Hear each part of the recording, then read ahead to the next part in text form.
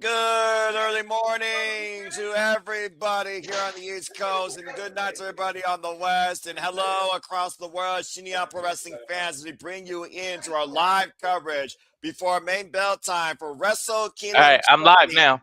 In Tokyo Dome! Yeah. Wrestle Kingdom! Let's break it Ah, down! there's the setup. Mine changed. I can see the ring. Welcome to the Tokyo Dome, Walter and Ash. Take a look inside. Over 50,000 expected there live. 50,000 people. The first time the Tokyo Dome will be at over 30,000. Somebody's making their way. Somebody's making their way already. Since Wrestle Kingdom 14, the biggest Wrestle Kingdom in Wrestle Kingdom history. People showed up for Tanahashi's last match, didn't they? Yeah, and Tanahashi, one last emotional tweet, 26 years, 30 championships, 2,988 matches, 11 Tokyo Dome single main events, one last round. I plan to give it my all tonight as we start out with Young Lion tag team action. And again, thank you all for tuning in. Please like, subscribe, comment, tell friends, subscribe to Bad for Wrestling, subscribe to Rage of Wrestling. And if you want to dictate the conversation, super chat, simple as that. With that being said, Walter, Ash, Yota, are you ready for Wrestle Kingdom 20 as we get some Young Lion tag team action here underway? Ready as we can ever be. I love the Japanese announcing, so I'm about to get quiet to hear it. I'm about to say, they're more loud than me. But, of course, I'll listen to Walker Stewart and Chris Chando have done a phenomenal job, of course, getting us up here with the NWW World English podcast. As right now, we got a couple of Young Lions here. Of course, the Young Lions, folks, they represent the future of New Japan Pro Wrestling, disciplined for the NWW Dodo system, the same system that have disciplined, of course, so many of the all-time greats, including Hiroshi Tanahashi. I go back to when Hiroshi Tanahashi was the U30 champion. Shout out to Milano Collection AT on the Japanese commentary, by the way. And I think about him and Shinsuke Nakamura, that fighting spirit talk with Antonio Inoki. By the way, did you know Antonio Inoki's retirement ceremony had 90,000 in the Tokyo Dome? Wow. And of course, these four young men and nothing but black tights. Oh, shit. The bell rung. Bell rings. We're underway here for this special tag team exhibition. One fall, 10-minute time limit. As we look towards the future. My brother is sitting watching New Japan Wrestling. That's funny. Hey, this is how you teach this is the best way to teach a kid what the hell New Japan's about. Discipline, fundamentals. Be on the lookout for waist locks, takedowns, and Boston crabs.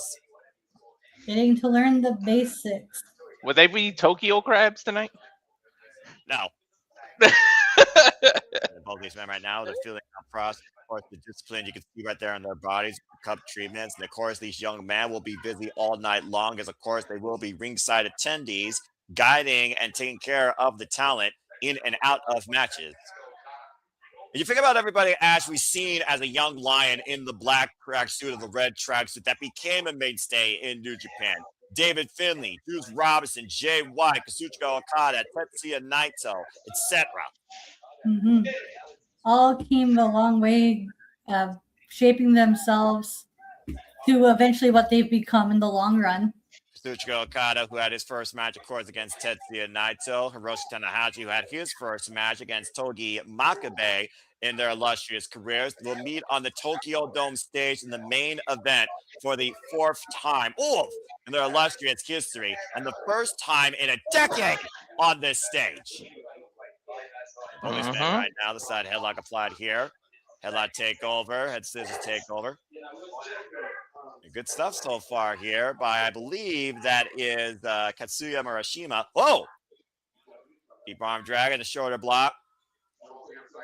These young men, of course, like we talked about, looking to be fired up to one day be on the main card, much like most of the new generation is tonight, including but not limited to Shota Umino, Uya Umura, and of course, Yota Tsuji, Hiroshi Tanahashi's young lion, if you all can believe that.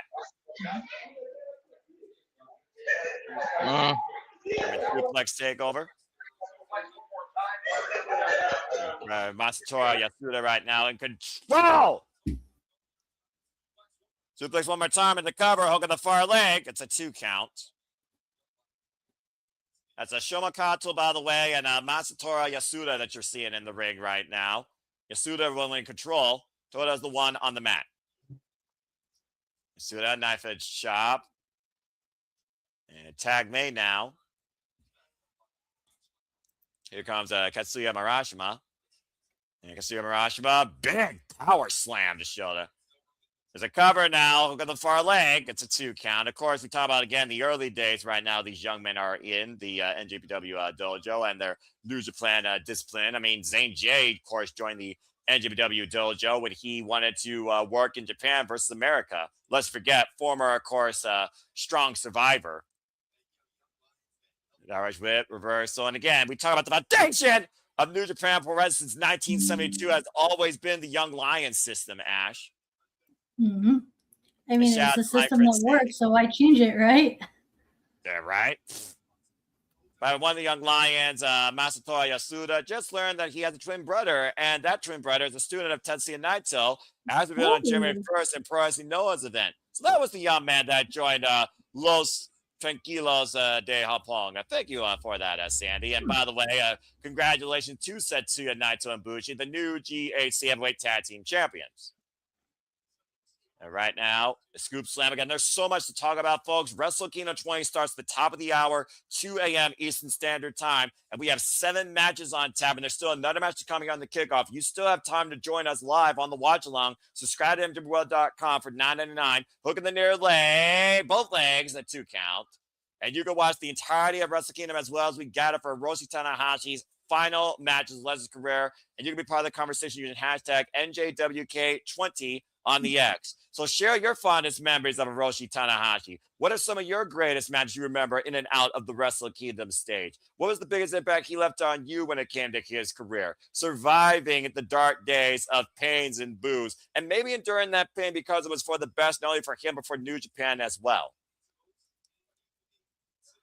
I'm sure we're going to be talking about Hiroshi Tanahashi all night long, right, Ash? Yeah.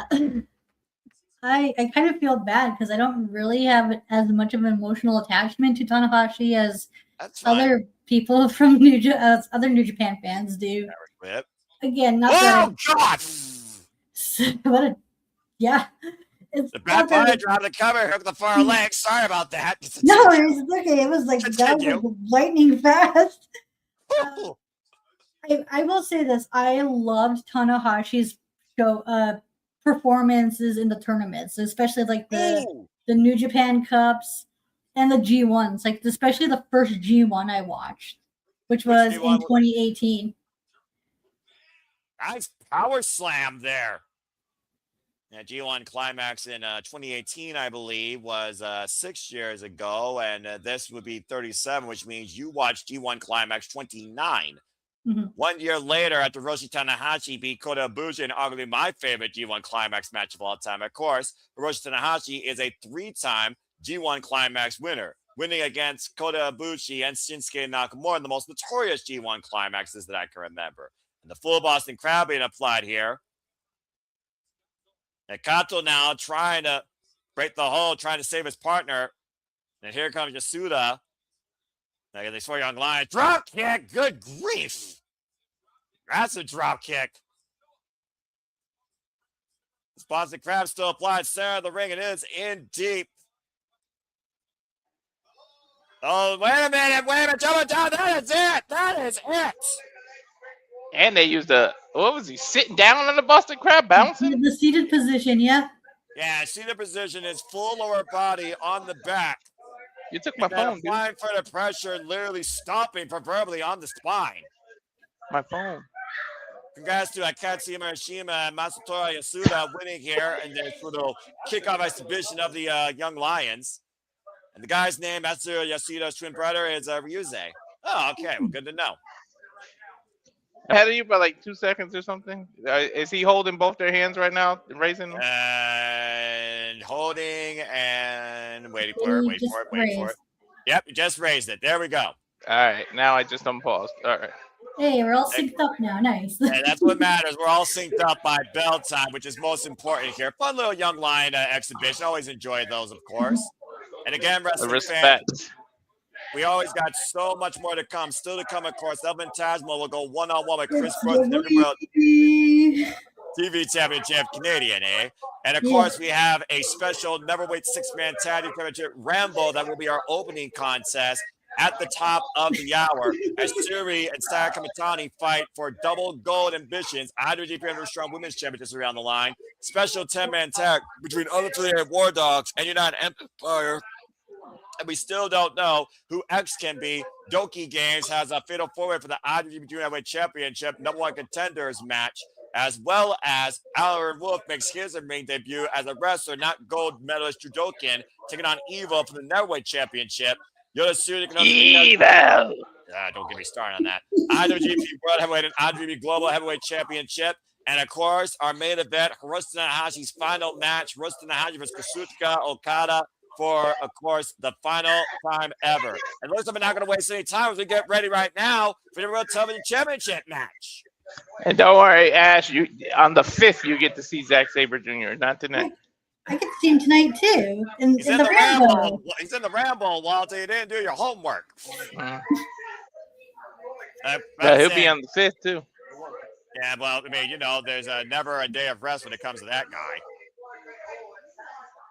As we talked about, of course, December 22nd, Ash in Corrigan Hall, Chris Brooks was the guy that gave ELP an unwelcome gift, wiping him out with that praying mantis bomb and challenging him now for the WWE World TV Championship. Boy, he a tall, lanky mofo, isn't he? Yeah, but I would say, Death by Roll Up, of course, the name of his faction, straight out of DDT Pro. Chris Brooks, of course, not the first time he's met El Phantasmo.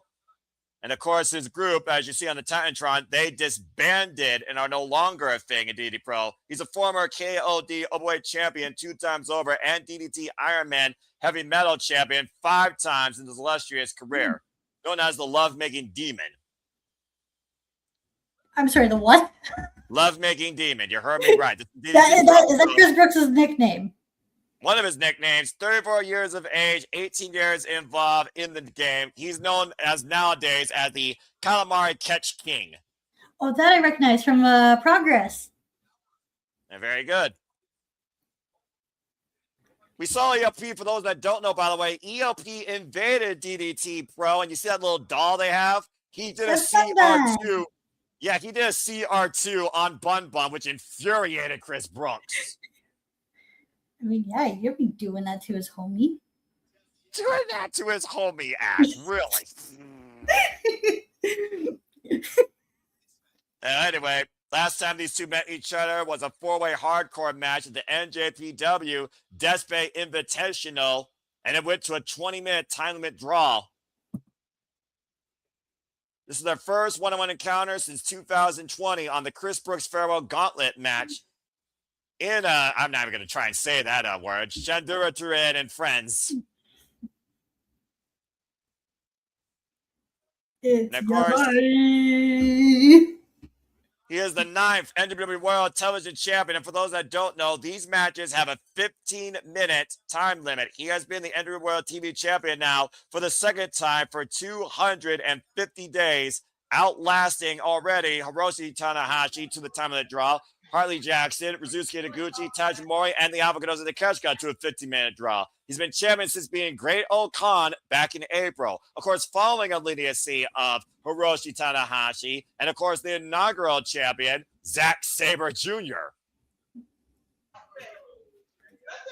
Of course, Jado, of course, with that bomb by blood towards Guerrillas of Destiny. Of course, ELP and Hikuleo are former Guerrillas of Destiny, NWW Strong and IWGP Heavyweight Tag Team Champions.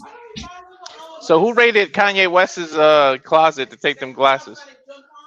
Well, you'd be surprised how quick those glasses sell out, actually.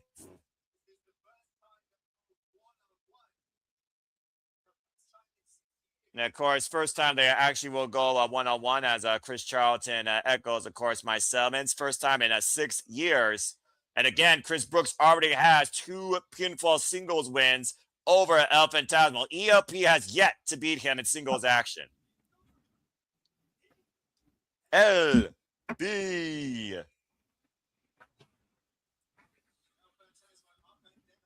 Phantasmo right now, sporting the pink and black in case you've noticed, Ash. Bret the Hitman Hart colors. Yep. Shout out to his Canadian roots. And shout out to Ballistic Boys on commentary as well. Of course, they are official Fiend bringers of Wrestle Kingdom. About to say, we know all about the Ballistic Boys. You find WWE as long as I have. Brooks looks a little like Shane Helms. He's got that similar demeanor, but I don't know if he's as mad or insane. But again, he is DDT Pro, so expect a lot of unorthodox offense here. All right. Is this going to be switch style or some crazy stuff? First time they met each other was back in Rep Pro in 2018, by the way. Wow, when they were both No cruiserweights. wrong. Yeah. As the bell sounds, we are underway here in a Kondo attire to kick things off. Of course, ELP is also, like I said, a former WWE Strong Openweight Tag Team Champion, 2 times over Hikuleo, IWGP Tag Team Champion, and multiple-time IWGP Junior Heavyweight Tag Team Champion with Taiji as part of Bullet Club. I, of course, know ELP when he was a Rebel cover. 2 count off the escape of the bow and arrow. Very close. ELP almost lost the title there in that moment. First championship match kicking things off here tonight. The first championship match of, I believe, 4 championship matches to come during the Wrestle Kingdom main card that starts at 2 a.m. Standard Time. Combat being applied right now by the headbanger. Of course, now in the people's hearts versus in the people's junk, like his ELP Bullet Club antics. Chris Brooks, of course, both these men, agile high flyers. ELP, former Red Pro undisputed British Cruiserweight champion, came into New Japan with that title.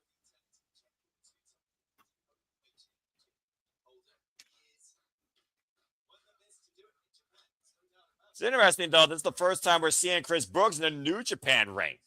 Right. Do you think we'll see more of him in the upcoming months? Well, I would definitely, and not rule it out if he wins the NWA World Television title tonight. Nice shoulder block there against ELP. So they mocking the headbanger. The drop down. And scouting ELP there. Knife edge chop. Good response there. Irish reversal. Both these men are their own type of technician in the ring if you watch closely at their style.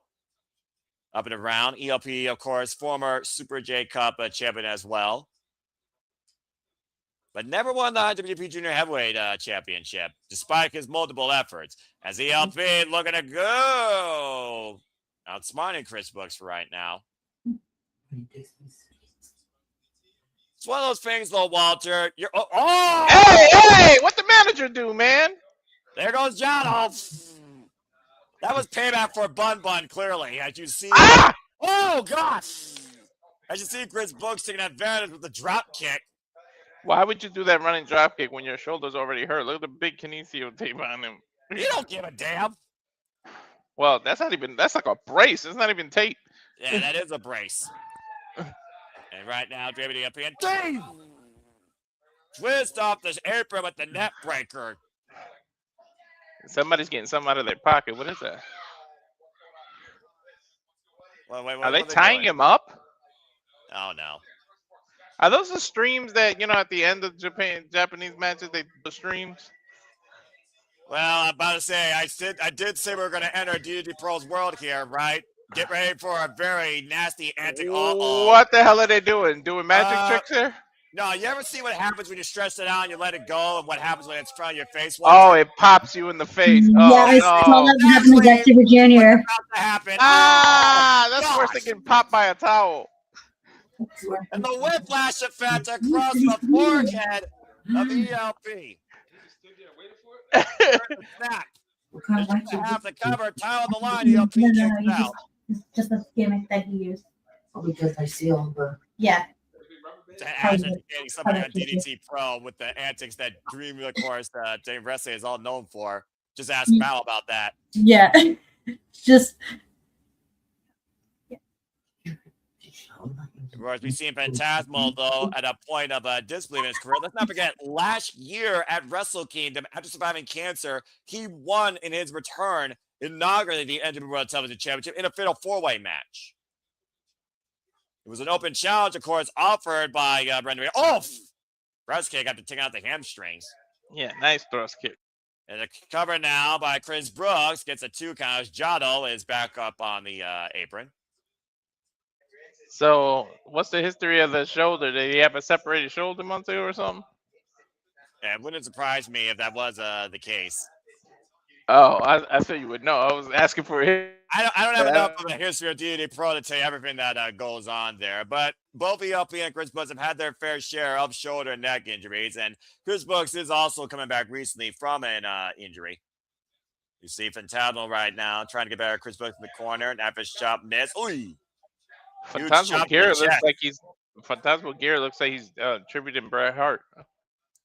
Well, he talked about the black and pink before, of course, in his entrance. A senton on a standing ELP, lowering the spine. Here's the cover, breakfast of our leg, and a 2 count. Ash wouldn't know because she's never seen a Bret Hart match. All right, let's not put Ash in the spot for that here, okay? She's going to get you later for that, probably. I saw that cheeky smile. Probably thinking you're a cheeky bastard. And that oh, my God. Did you hear that? Ah! Expect a lot more of that tonight as the Tokyo Dome still fills up as, again, 50,000 are going to be on hand tonight. Spinning Solvat connects to the ELP's midsection. My mom's even giving me shit for not watching a Bret Hart match. You were there. I don't remember. Oh my God. I'm so sorry. Spraying up the second rope with the crossbody. ELP. I done started. I got Mama Ash on her. The springboard moonsault. ELP, the cover, lateral press, high lateral. Gets the 2 count on Chris Brooks. Brian Pillman and all of them, you were still around. Bro, if that was a separate show, I got to give Brooks credit for even wrestling in this. Like early. I don't remember much of the 90s, Mom. I mean, Chris Brooks has not taken much time off this year. It's been more of an exaggerated shoulder there versus an actual, like, needed surgery. Or it might be one of those surgeries that he might just be lingering. No, Phantasmal. This dude is half across the ring. What are you doing? And ELP might be looking to spring up the second row with the big springboard elbow. Move, if ever, that elbow. Canadian That's classic, exactly of what course. Hart used to do on second turnbuckle. And I say, ELP got a little bit of air guitar training from Hiroshi Tanahashi during their last World match. Looking for the sudden death super kick. Oh! Aki just got rocked with that sudden death super kick. Sayonara, Aki. The Jono right now trying to neutralize Chris Brooks' entourage. Look for sudden death inside the ring. Octopus stretch. Yo, that's a good form on him. Holy shit, with that tall, lanky frame of his. God damn. He almost had the whole octopus stress on there. Right? And a Noki special by Taihan. ELP with the counter, though, up the shoulder. Shut up, Mom! And him around with the net breaker. Cover 2. No. And again, where did the impact land after he did that? Right in that shoulder. You know what my mom just said to me right now? What did she say? What? She said she wishes I could find a man like Chris Brooks. Oh. I mean, he's a bit of a renegade, to be fair. Oh, girl. Hilarious. Chris Brooks right now, once again, immediately back up to the top rope, front face lock, ELP. Uh-oh, double under, up, butterfly superplex. That was well timed and perfectly executed. Evan Towell sent flying into the other friggin' Providence. Oh my God. Brennan drop kick in the corner. ELP tumbles. Chris Brooks high stack on the cover. Kick out by ELP. No. President pull his tight. Here's our new television champion. Remember, guys, Chris Brooks is up against the clock as he's up against his opponent. This match is a 15-minute time limit. Yeah, and you can't win the title if the time runs out. Chris Brooks right now looking to take this high risk. Oh! And that's the thing, man. Anybody who has a champion, they never really have to beat you. You have to beat them. Big Hurricane Rana and ELP springs up to the high risk district. Now for the time, I'm looking to fly. Oh! That hurt. Thunder kiss denied. Inside leg hook. Did Crayon. Oh! Out. Yo, I thought he got him. Mm-hmm. Yeah, but I'd say Chris Brooks' long height, much to Ash's mom's point, almost came in handy there, trapping ELP for a near fall inside that cradle. What is he, 6'2", 6'3"? That's so too. But this is the. Yeah, I think he's 6'2" to your point. And right now, looking for the praying mantis bomb. ELP already knows what that feels like. Ooh, he's 6'4". Rising knee strike. It's a Guri. ELP answers back with a super kick. ELP And he is bounced off feet, the by rope. way. They added impact. It's over. Half deep hook on both legs and kick out by ELP again. He turned him inside out with that. About to say you called for the earlier hoisting him up. Oof! Six bomb! Cover! Two, we got a new champion! Oh! How the hell did he kick out of that? 45,000 plus right now, apparently, on hand at this point. Just saw Chris Brooks nearly seize the Under World Television Championship. And that's Brooks' finisher, and he kicked out. Mm-hmm. I can only come that down to heart and familiarity. Remember, Chris Brooks hit ELP with that on December 22nd. Just go for it again. Don't waste time. Well, he might be dead weight at this point, Walter. True. Evan Tasmo might literally be out here. Good to see Safed also in the chat. Appreciate you again. He might have just kicked out on pure instinct, to be honest. Well, you talk about the innate sixth sense of a pro wrestler. Once again, looking for it. The ELP skips on the backslide. Oh, backslide. I hate the backslide. My brother used to hit me with that backslide all the time. Again, though, he's staying on it, though. Hooking both arms, looking for CR2. Chris Brooks trying to counter the backslide. The press, too. ELP bridges up. Maintains control. You remember doing that in Clayton Avenue? That backslide hurting me? CR2! Canadian Revolution cover! Oh, shit! And ELP, no! How much time's left, Noah? I have no idea. I don't even think the announcers do. Well, usually they'll give you a 3-minute warning, but right now we're not at that point. But ELP might as well be figuring this is his last chance. Got to meet the deadline here. Thunder Kiss 86 rolls off. He's going to do that elbow again? ELP once again looking to give everybody what they want. Thunder Kiss 86 deep hook far leg. ELP retains. I'm pleasantly surprised by that. Nicely done. I have to learn to write in Japanese. Those letters look cool. Well, ELP is starting up strong, representing NWWorld.com. Still NWW World Television Champion, overcoming Chris Brooks for the first time in his career in singles action. Dude, he know he's been in a fight. Did you see that look he gave after he won? He was like, he can't believe it. No, that look was, if he would have kicked out, I would have known where the hell to do next. Right? I mean, that was pretty close to the time limit, by the way, for being perfectly honest. Sheesh, right down to the wire. That almost looks like the Triple B.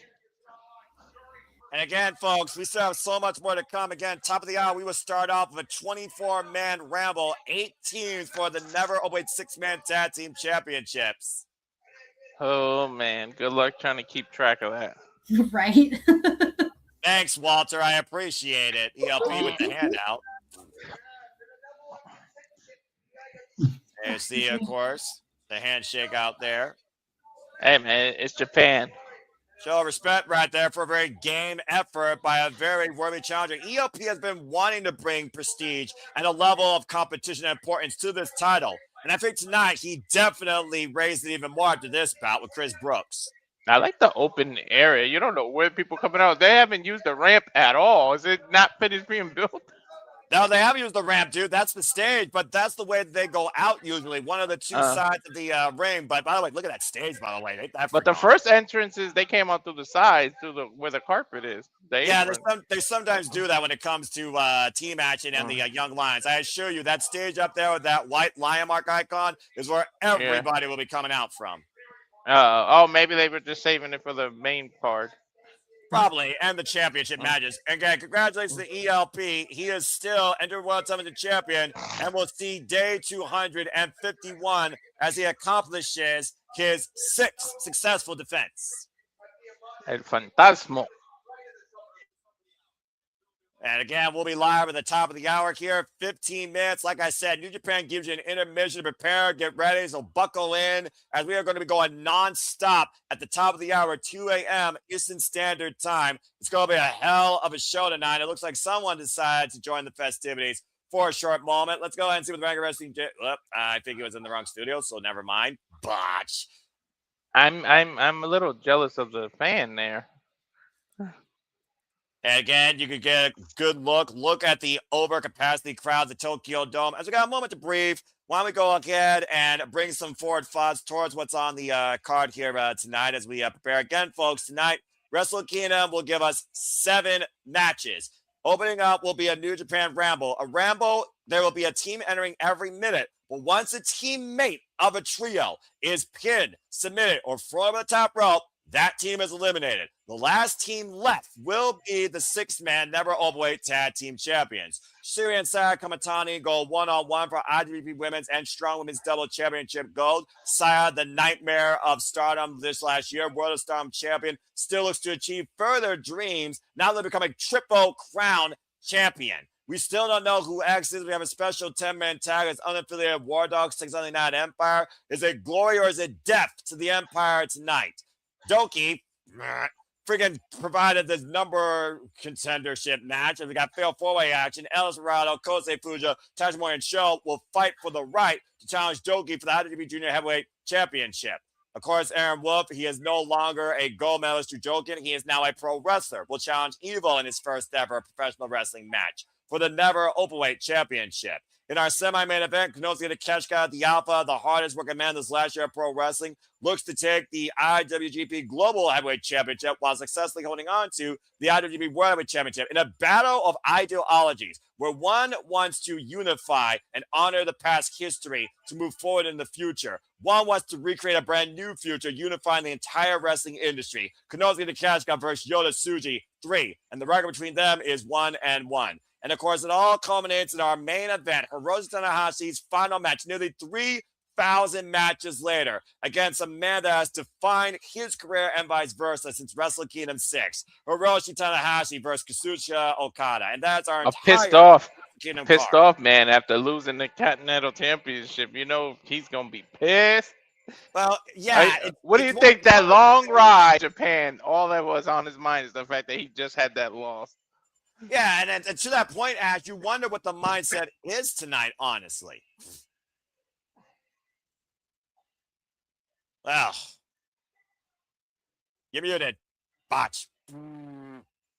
Yeah, so what's it that mistakenly took melatonin? Yeah, yes, that's what you said. What an idiot. Oh, brother. All right, well, go to bed, you goober. Well, I told him he can watch at his own pace. I gave him my account so he can watch too. Oh, well, look at you. Aren't you nice? I don't know about you guys, but this sounds like a banger wrestling theme if somebody used this theme that they played while the weight is on.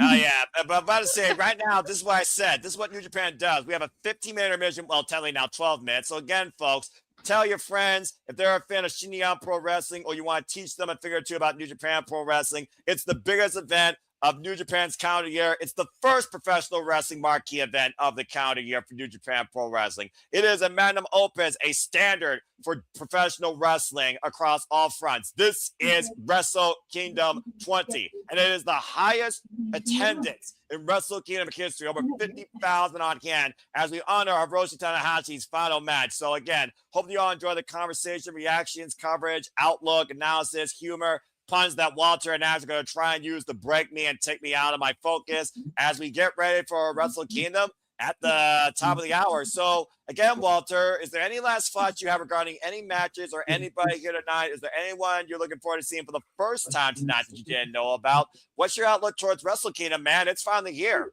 It's finally here. It's exciting. I don't know. I don't got much Japanese puns, so I don't know how I'm going to pull this off, but right. I don't even know if I should. I'm about to say, I mean, unless you're as much of a dick like Doki or Dick Togo, who will likely show up in one of these two matches, I think we don't need to worry about that. Big Bag Evil Wolf. I mean, you can combine their names. There you go. The Evil Wolf, bloody hell. You know, it's really interesting looking at this Wrestle Kingdom in hindsight now that I think about it. Saya Kamatani's worked as hard as Hiroshi Tanahashi did when it came to bringing up prestige to Japan Pro Wrestling, as she's done to Stardom and Joshi Wrestling, bringing, of course, Stardom and women's wrestling to prime time in hopes of bringing Stardom to their own Tokyo Dome event, now challenging for the IWGP Women's Championship and looking towards maybe this triple crown and with this triple contract for Bushiroad if she wins both these titles tonight. You figure out Aaron Wolf endorsed by Hiroshi Tanahashi, a man with no prior wrestling experience but disciplined in the dojo by the ace himself. The two have trained together. Former first, might I add, Japanese gold medalist judokan to go from, of course, his previous discipline, now to professional wrestling. And, of course, Yota Tsuji, he was Tanahashi's young lion, and he wants to lead the future New Japan Pro Wrestling while taking the IWGP Global Championship global. So there's a lot of interconnections here, and it all ends with the Ace's final match in his career. Just some interesting hindsight for you, in my opinion. And going to be interesting to see Okada's Meister screwing both Takeshita and Fletcher last weekend, and then de-unify the two AEW titles last weekend. That is a very good point, since, of course, Kazuchika Okada is now only the AEW International Champion, as John Moxley is the brand new Continental Champion. And Safet basically was talking about something with this translation. So, arigato. About the women's match, Mirai won earlier today, defeating Hiroshi Endo for the International Princess Championship. Stars could be aligned for the God's Eye leader to be double champion. Well, it's one of those things where I look at this match, I think about Suri's match to find strength and renewed confidence. She did beat Mayu Iwatani, the Stardom icon, for the IWGP Women's Championship, a feat that many people thought was impossible. But she lost it shortly after. After one defense against Alex Windsor in Pro Wrestling Eve, she lost to the Sun God, of course, talking about Saray. But she also needed surgery. She went off to get some surgery, went on a short American excursion, and at Camp Pro Wrestling won this title back. Now she looks to make further history within the NWA Strong Women's Championship, raising the prestige and the value and showing who the strongest is in all of Stardom and New Japan Pro Wrestling. Saya Kamatani, though, she's only lost 2 singles matches this last year. Of course, both of them were in the 5-star Grand Prix, including to Asume, the person she eventually beat for the NWA Strong Women's Championship. But she has been the World Stardom Champion now for over 1 full calendar year. And it's not just the fact she's been champion the whole year for her promotion. She is also the first ever female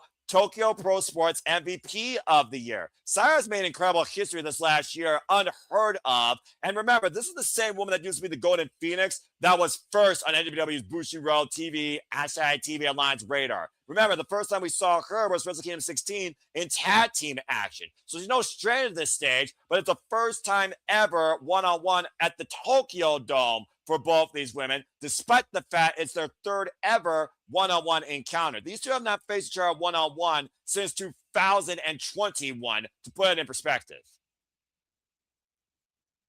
And again, folks, you have time right now to grab a drink and get ready for Wrestle Kingdom at the top of the hour. So I think I'm actually just going to relieve you all until then. So stay tuned.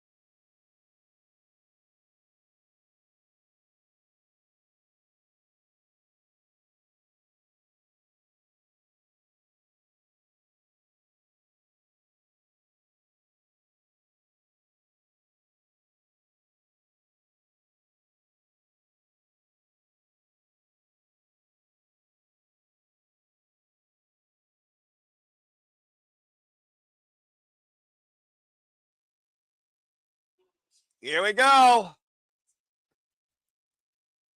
Of course, we got our cold opener that is, of course, talking about Wrestle Kingdom. And the reason that we're all here. They need a whole package just for him, man. I mean, considering the man has had 3,000 matches in an illustrious 26-year career in New Japan Pro Wrestling, shedding tears and telling us all that he loves us, it's justified.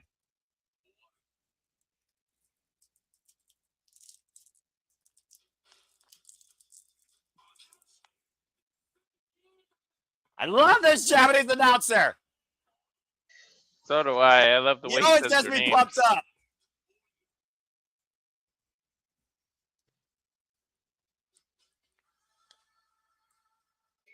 When he goes, Okada! Shout out to Ringstar, by the way, for providing this year's Wrestle Kingdom theme. A group that Hiroshi Tanahashi has been heavily supportive of. Ringstar, produced by Baseball Beer. It's the band, and there you can, of course, see the official rights.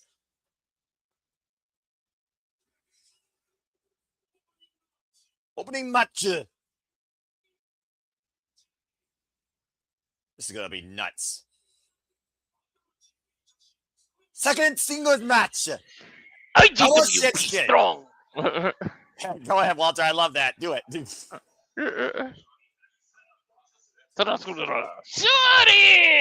He gets so excited when he says their names. It's hilarious. What I'm about to say. The Great Okan! Bullet Club door. Curse you, donkey!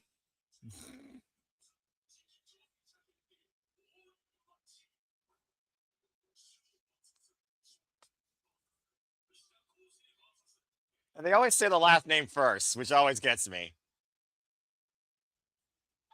Yeah, that's how they speak. I know. Yeah, Tetsuya Naito, Katsura Shibata, drop kick! Kazuchika, Okada, Kenny, oh my God, Omega. Incredible Immortal Classic and rivals of Hiroshi Tanahashi's past that shaped his career as much as he shaped theirs.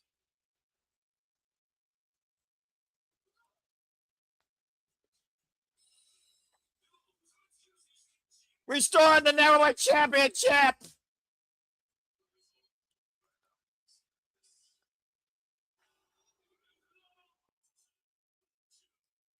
I would jump on my chair if that guy wins tonight. IWGP Suguru! Double Shinsuke! This is almost as much of a battle of morals and morality and ideologies as Kenny Omega and Hiroshi Tanahashi was. Let's not undermine the 2025 that Tsuji had. I mean, I called a few of his matches. You and I both. And it all comes down to this. Look how young the Okada, the blonde Okada. What started in Wrestle Kingdom 6 culminates in the man's career ending in 2026. Rainmaker versus the Sun. Hiroshi Tanahashi versus Okada Kazuchika.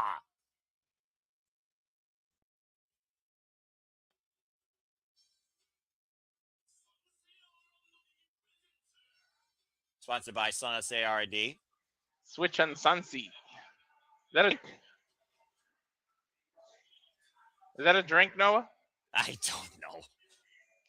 Remember last time I was doing the ads? I was cracking you up with that shit. With everything that was brought to you. Welcome officially, everybody, to Wrestle Kingdom!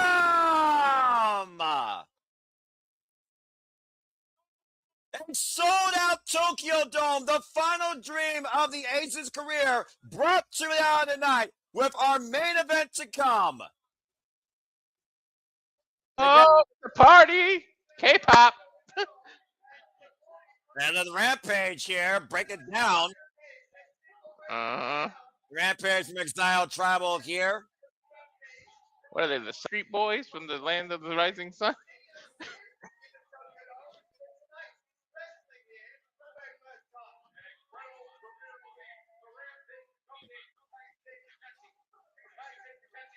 The Rampage, of course, accompanying Kosei Takeshi from DDT Pro, who is wrestling here in the New Japan Ramble, lest you forget.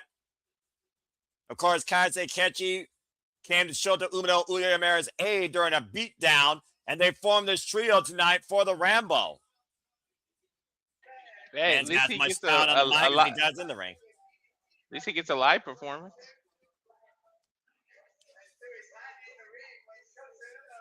Rampage Takahashi.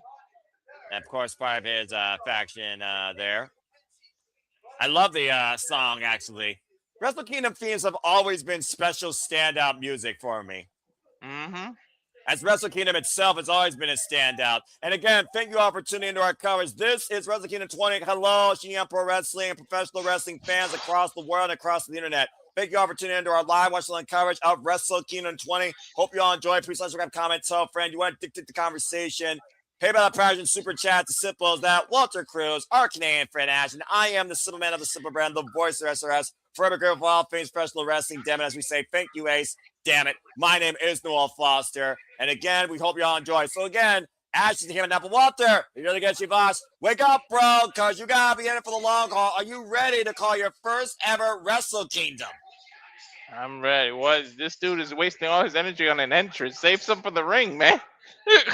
Hey, bring in the crowd, all the hype. And there you see the Roughneck Shota Umino and, of course, the Heat Storm Uemura, who, of course, formed this unique trio alliance during the road to Tokyo Dome. And, of course, Shota Umino and Uemura previously have been on this main stage and also were part of the World Tag League.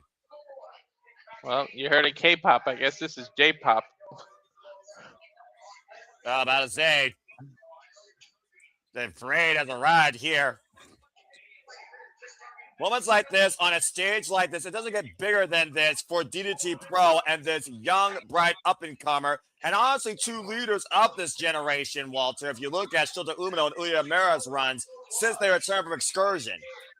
It's a long-ass entranceway. That's what the 15-minute intermission was. They was added to the ramp.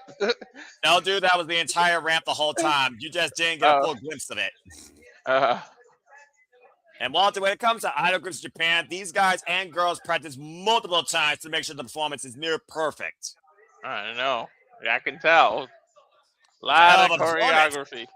Mm-hmm. Of course, Uemura and Shota Umino were both part of Hiroshi Tanahashi's final road of kinship in singles matches against the Ace. And both men got a victory over Hiroshi Tanahashi as well.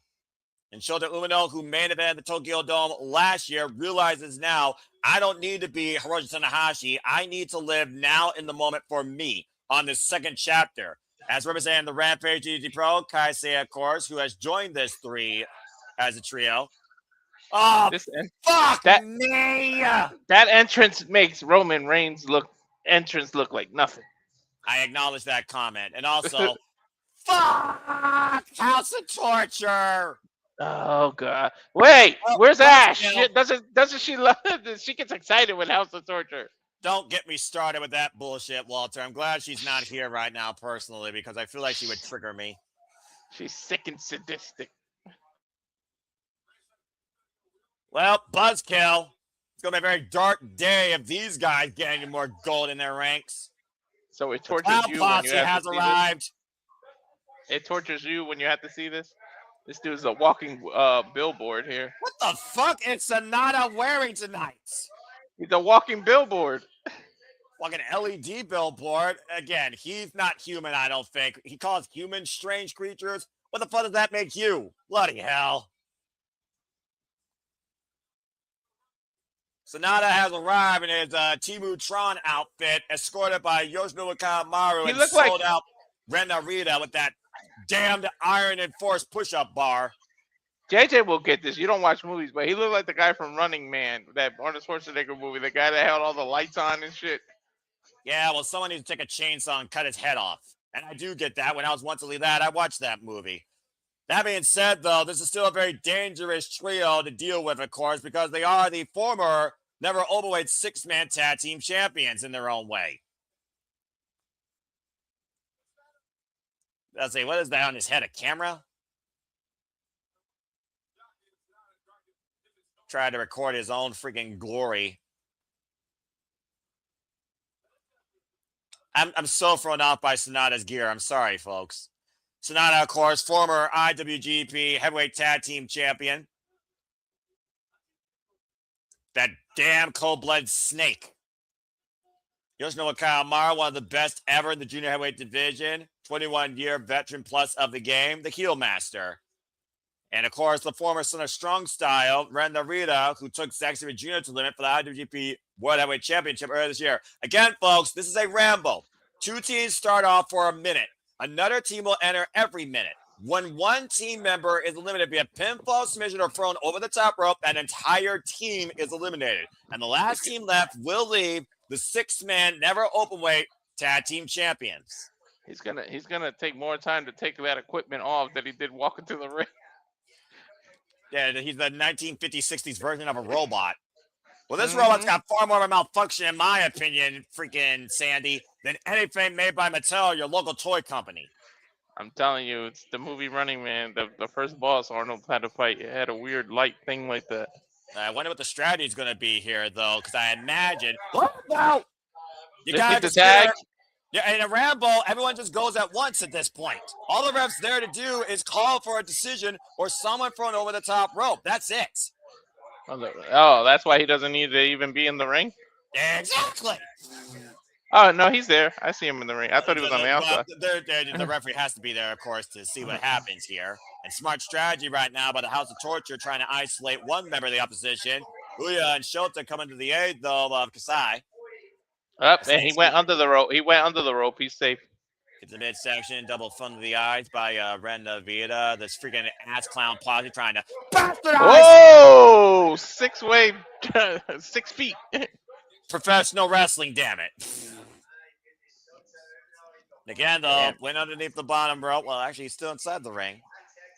Switch on Senshi. That must be a channel or some kind of cable company or something. You got to consider also, Walter, you want to eliminate a team as quick as possible, knowing another team's going to come in here momentarily. Speaking of, it looks like we are 3 seconds away from the next team entering the Rambo.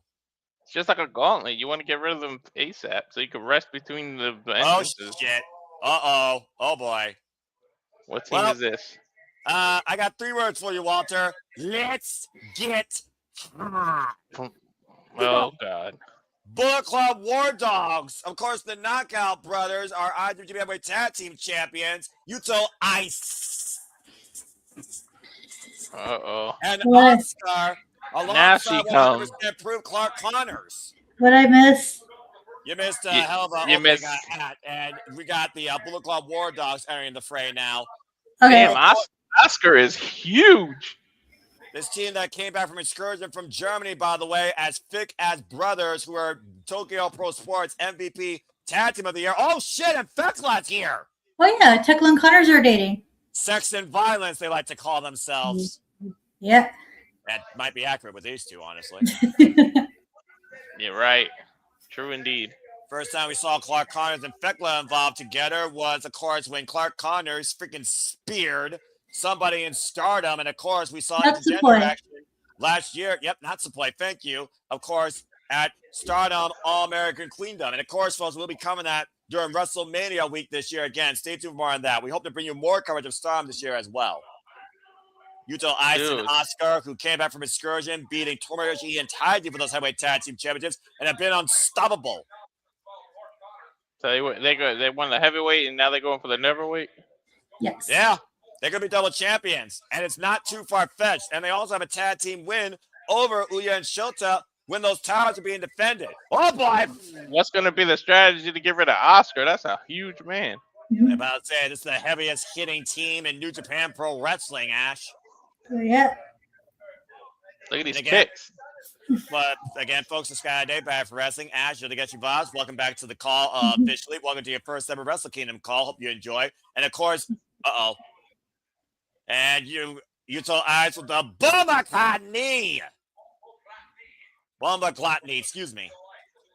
And right now, Yuto Ice, Iceland, Uyamura, Oscar. Oh, my God. Scoop slam to Shota Umino. He picked him up like nothing. Right? Wait. Just deadlift them. Well, remember what the Knockout Brothers said they were here to do? They were here to make the tag team division work hard again. Wilson! Is that a tire? Yes, That's it is Wilson! exciting. Yes. Oh, Clark it's a Connors wheel. Started, It's yeah. a wheel. Sorry, And Clark Clark- Connors brought a friend to the Rambo, and it's legal. he's you been thought using since Uh-oh. Yeah, there you go, Ash. You guys thought I was the pun person. The wheel just use wheels. yeah, No, he's Don't start with me, Walter. But He's yes, been- Ash, to been Walter's starting point. to use that in Best of the Super Juniors. Yep. And of course, Zack Sabre Jr., we here Oiwa are looking to lead the next generation of New Japan Pro Wrestling as tag team champions on the biggest show of the new year following Wrestle Kingdom. That is absolutely infuriated the Knockout Brothers as we here Oiwa and Zack Sabre Jr. won the World Tag League. It's gonna be too much and too many teams come out at once. There's too many people to keep a track of. That's the chaotic what happens in nature a of the Rambo. Rambo. That's what happens in a Ramble, Walter. There's a reason why it's called a war fight.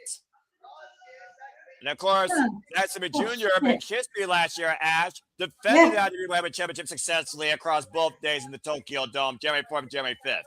You need us to splash some water on you, Ash? She's fine. Oh, here we go. And the Knockout Brothers who left Rihei Oiwa and Zack Sabre Jr. laid out during the Road to Tokyo Dome final night in Corrigan Hall. Bro, are absolutely pissed off that the challengers decided to challenge the champions not on the Tokyo Dome stage. Dude, Oscar towers over everybody. Yeah, that dude stands 6'7". Oh, and there's the wheel again. Hey. Climbing out Hartley Jackson. Again. So are those Toyo tires? About to say, Fekla right now paying dividends for the Bullet Club War Dogs. Of course, we got the unaffiliated with the Bullet Club War Dogs to come still in 10-man tag team action. Double stomp on the elbows and beautiful ice. Yeah, a spear from the corners. I hate when Zach does by that. the Wild Rhino. I hate when Zach does that elbow stomp, man. My elbow starts hurting. Yeah, that's why I took out Goto. And funny you mentioned that, by the way. Remember, Yudo Ice was taken out of his career due to a shoulder injury. Tiger Mask. Ooh, okay. Tiger Mask, Toge Makabe, and Rizusuke Taguchi. Of course, Taguchi and Toge Makabe are no strangers to these titles. And Tiger Mask, former IWGP Heavyweight Tag Team Champion. Go Tiger. And Tiger Mask also announced that he will be retiring next year. Well, I mean, Tiger Mask has been in New Japan for how many years now? Did he just like the 29th time? Yeah, about to say the 29th time to your point. And Tiger Mask is escorted by Rizusuke Taguchi and Togi Makabe, the Unchained Gorilla, and one half of the Mega Coaches. King of Strange Style. Japanese wrestlers really don't know when time to retire is. They go. This is accurate. This is also very accurate. You know, you're literally accurate. Last year we called what? That dude was like 70 wrestling.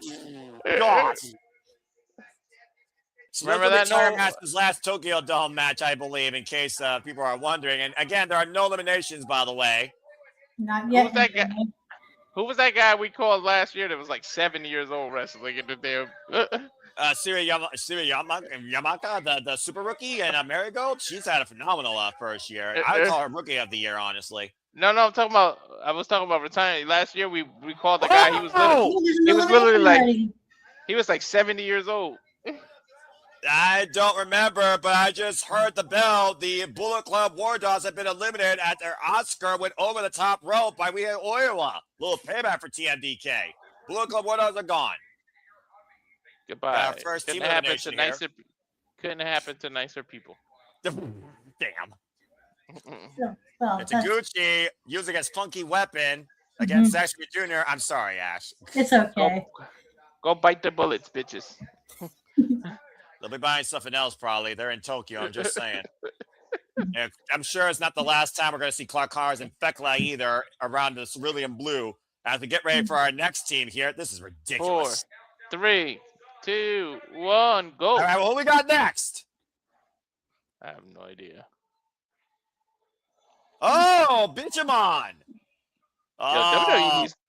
WWE needs to borrow like New Japan's whoever makes their music, because damn. Every single theme song is a banger. Well, again, anything's better than Def Rub on this business. That being said, Bishamon, Hiroki Goto, Yoshihashi, former notorious multiple-time six-man overweight tag team champions, alongside Bolton Oleg Bars, former never overweight champion, representing Hontai. And, of course, Hiroki Goto ushered in the Golden Revolution, beating Zack Sabre Jr. in Osaka for the IWGP Championship.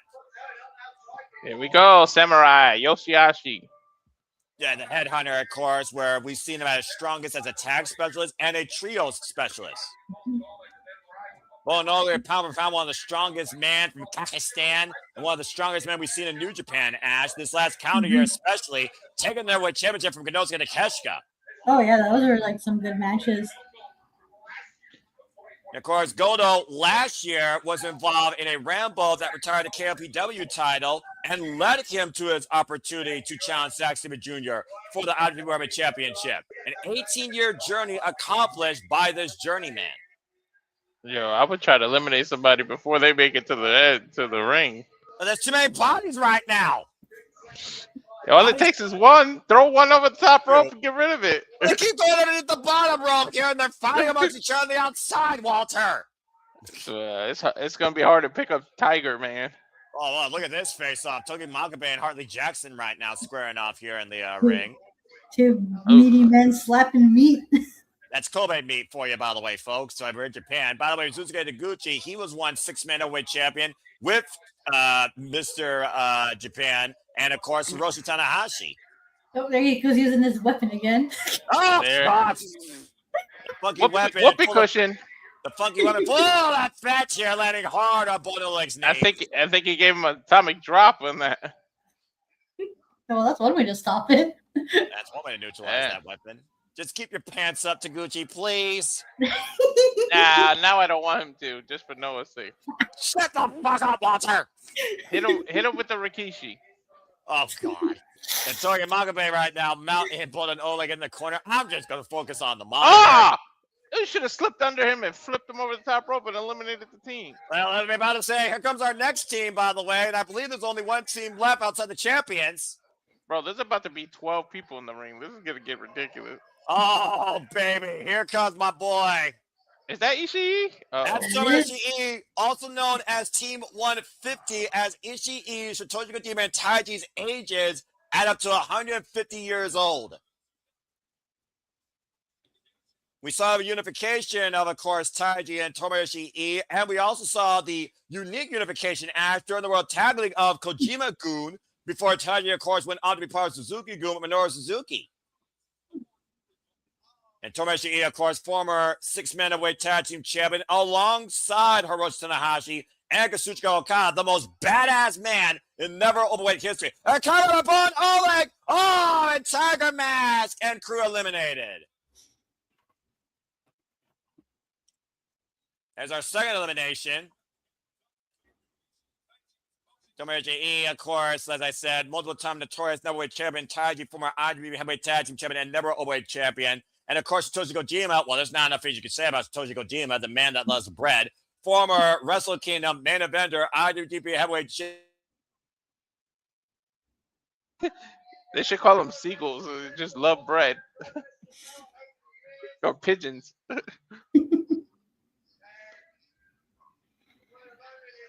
want them to win just for the bread celebration.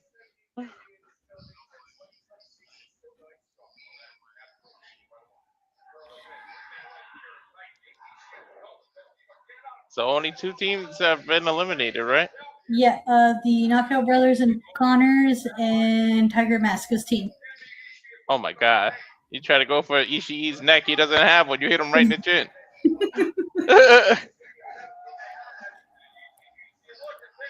Noah, you alright? You got quiet.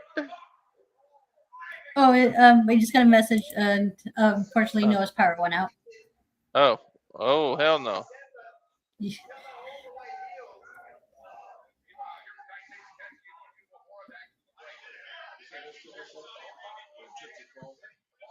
So Taichi's in the ring right now, and with the yeah, you're gonna have to call. I don't know all their names like that. All I know is Ishii.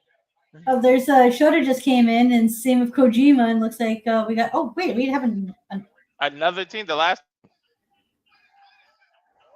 Oh yeah, that's right. The Yano's team, Yano, Wado, and crap, I forgot who the other person was. Well, the graphic is. I could at least share the graphic because he put it in the graphic thing. Hang on. Right, there he is. He put it in the New Japan crew. Oh, Yo, that's who the other one is. It's Yano, Yo, and Wado. Yang, Yo, and Waddle. The champions. Oh, interesting. The champions can't. Oh, yeah, that makes sense. Champions advantage coming in last.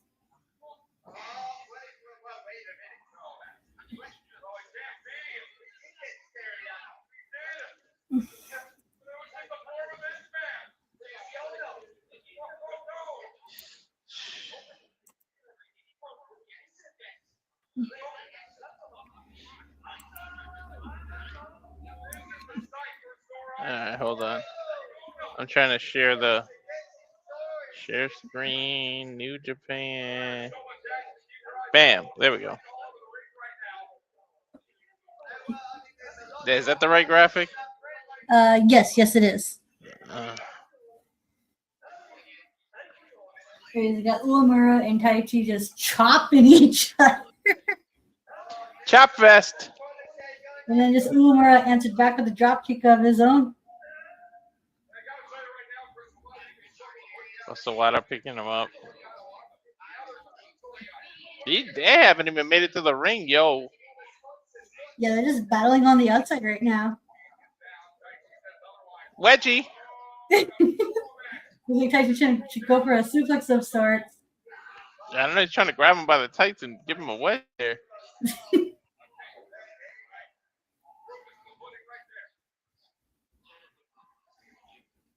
Grab him by the Wonder Bread.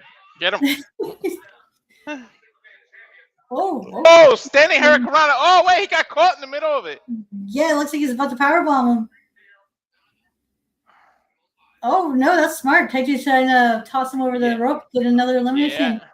Yeah, that'll eliminate the whole team. Both teams gone. Yeah, it was a double elimination.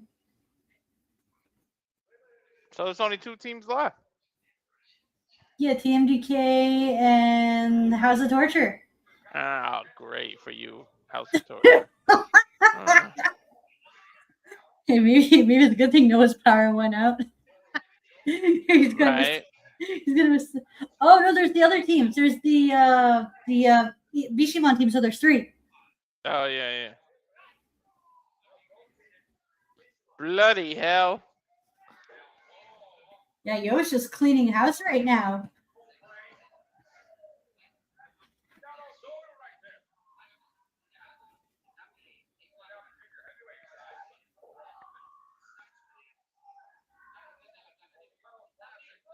Because the Kanemaru hosted up only for Sonata to make the save real fast.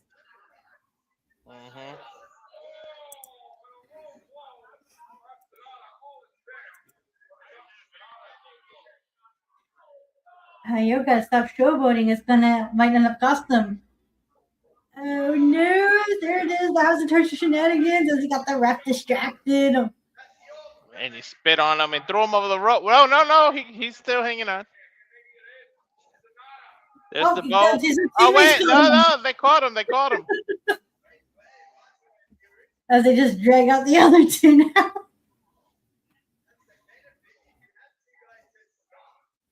That's the benefit. You could just have 2 guys catch you. Oh. Low. Right in the sushi roll. You're right. And just like that. Oh, never mind. I know. They caught him. Bring him back up. Diving over. Whoa. They pulled him out. Smart. They did get tossed now over the rope. It's 2 teams. There's 2 teams left, but House of Torture is one of them. Hey, it's my 2 teams. Either way, I win. Alright, here we go. Boom. This is like 2 bulls just freaking charging at each other. There's a chop. Oh wait, so now I'm losing track. Every time I think we're down to 2, there's another one that comes up.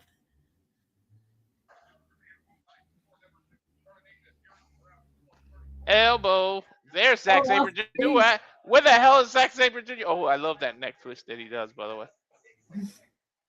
Oh, Where the hell has he been? Where, Uya or? Zach, he was on the outside of the ring. Oh, elimination! Oh! Okay. I thought TMDK was about to do it. Right? Yeah, they did it like triple teaming them. Working as a cohesive unit, isolating Oleg. Zach's Oleg taking it fighting easy. back, and then now there's like the other Bishiman coming in to even up the odds. Nice Nice shoulder shoulder tackle. tackle there, showing off the strength and power of Oleg. The House of Torture did a blackout in Toledo, Ohio. Oh man, they're just working on Zach in the corner. Yeah, picking him up. Death Valley Driver, what are they doing? Oh, he's Yoshi. Yeah. Now they're picking him up. No, like just gonna flatten him like a pancake. Oh yeah, for the save. Oh, slipper! Showtime just did it to Zach. Oh, but they bumped into him and break it up. That was good. It was using Jackson's momentum against them.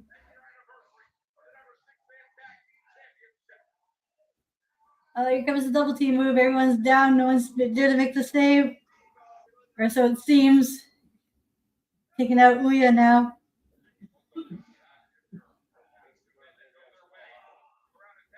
Double clothesline.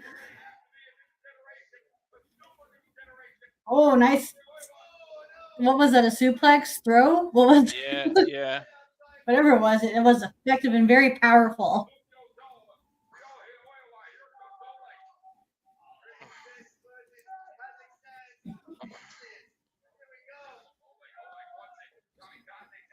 Weird without Noah. Clutch. Oh! Wow. Bridge cut. Oh, he hurt his own neck with that bridge cover. Oh, Jesus. Wait! Oh, he got it? I thought he kicked out. No, Zach got him. And the blue one. Let's fucking go! Why is he holding his neck? Did he hurt his neck during the bridge? He must have. He must have fucking dropped him real hard. Holy shit. He's rubbing the hell out of his neck. He hasn't moved. Look, he hasn't moved, yo. Oh Jesus! Oh my God, Zach, you better not have taken yourself out, my boy. God. Where's the eye? Don't they usually in Japan bring the bag of ice? Right? Hey. Jesus, Zach. Hey. Go figure. On the first time we cover this, and Ash is on with us, Zach wins the title. Oh yeah, that's right, their titles! Hey, make some noise for the boys! For the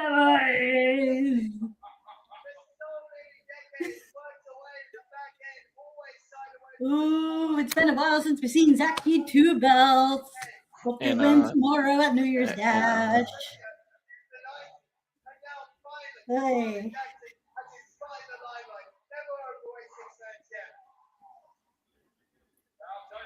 Why did House of Torture get eliminated? That's what I'm trying to figure out.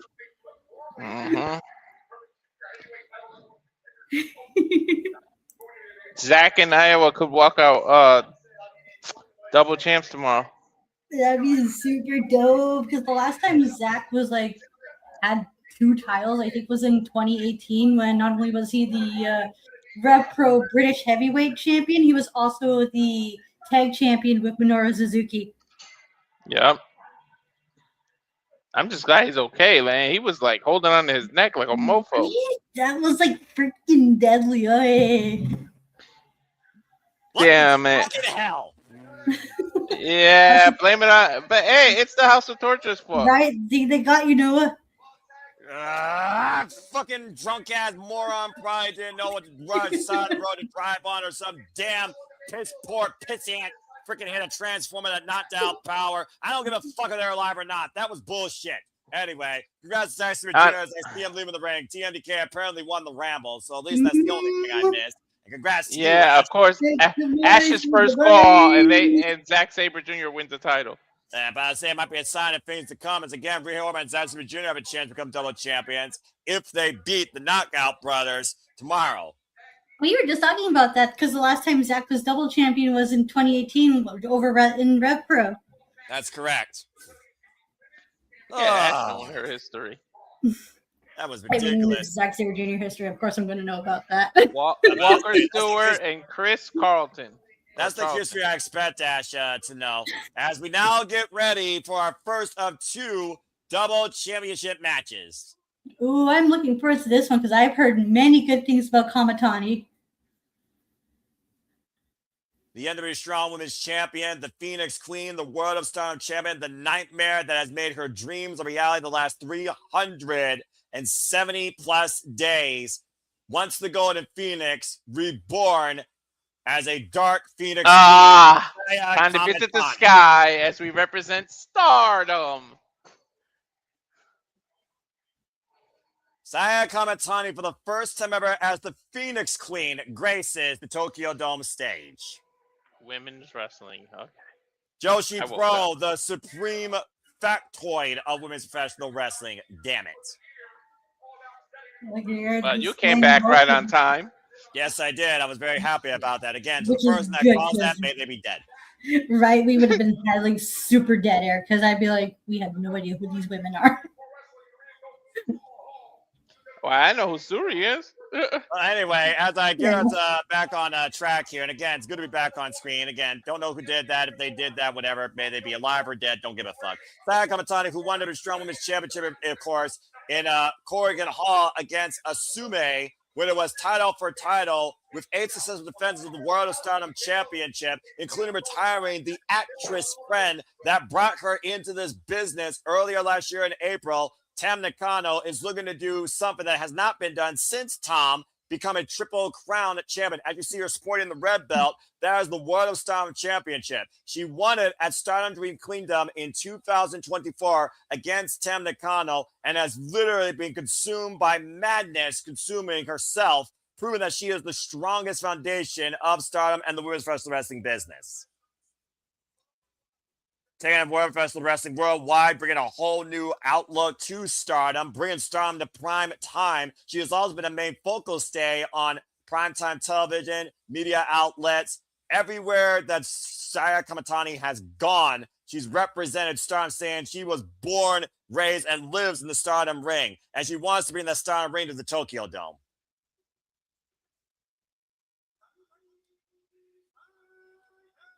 And of course, Kamatani's side, that you see her sporting the Strong Women's Championship, by the way, for last, of course, earned by Asume.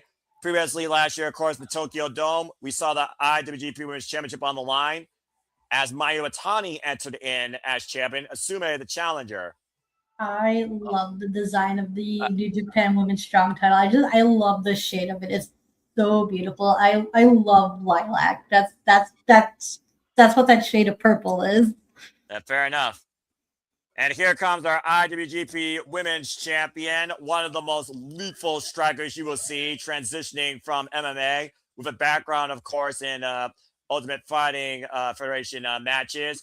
And again, she's had a rough last year, but she beat Sarai at Ryogoku Sumo Hall at King of Pro Wrestling to earn this title back. Now a 2-time IWGP Women's Champion. Say hello to Shuri. Is it only one title's on the line, right? Last year. Yep, both titles are on the line here. Oh, title for title? Okay. Which means that Saya Kamatani wins. She will be a Triple Crown champion. God's Eye. Representing the God's Eye faction, again, just like New Japan Pro Wrestling, Stardom is also a heavy foundation of faction warfare. She is the 6th IWGP Women's World Champion.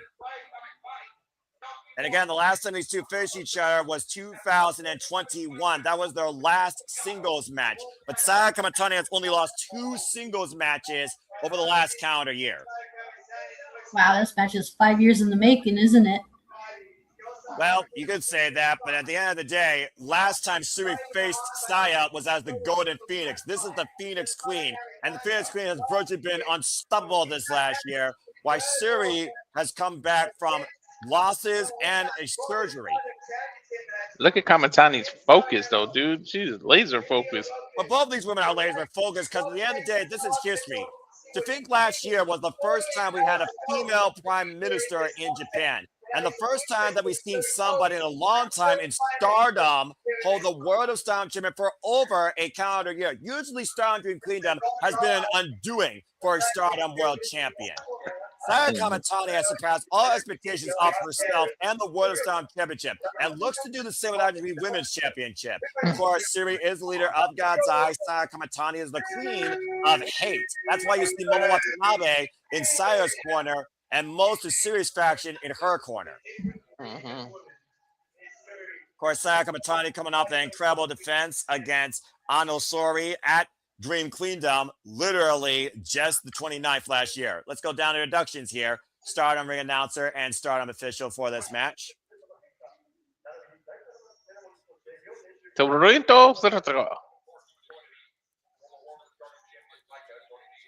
of Stardom champion. From what, by the way, that person next to Ballistics was the former World of Stardom champion Micah, by the way. Could they be kissing the titles goodbye? Look at that.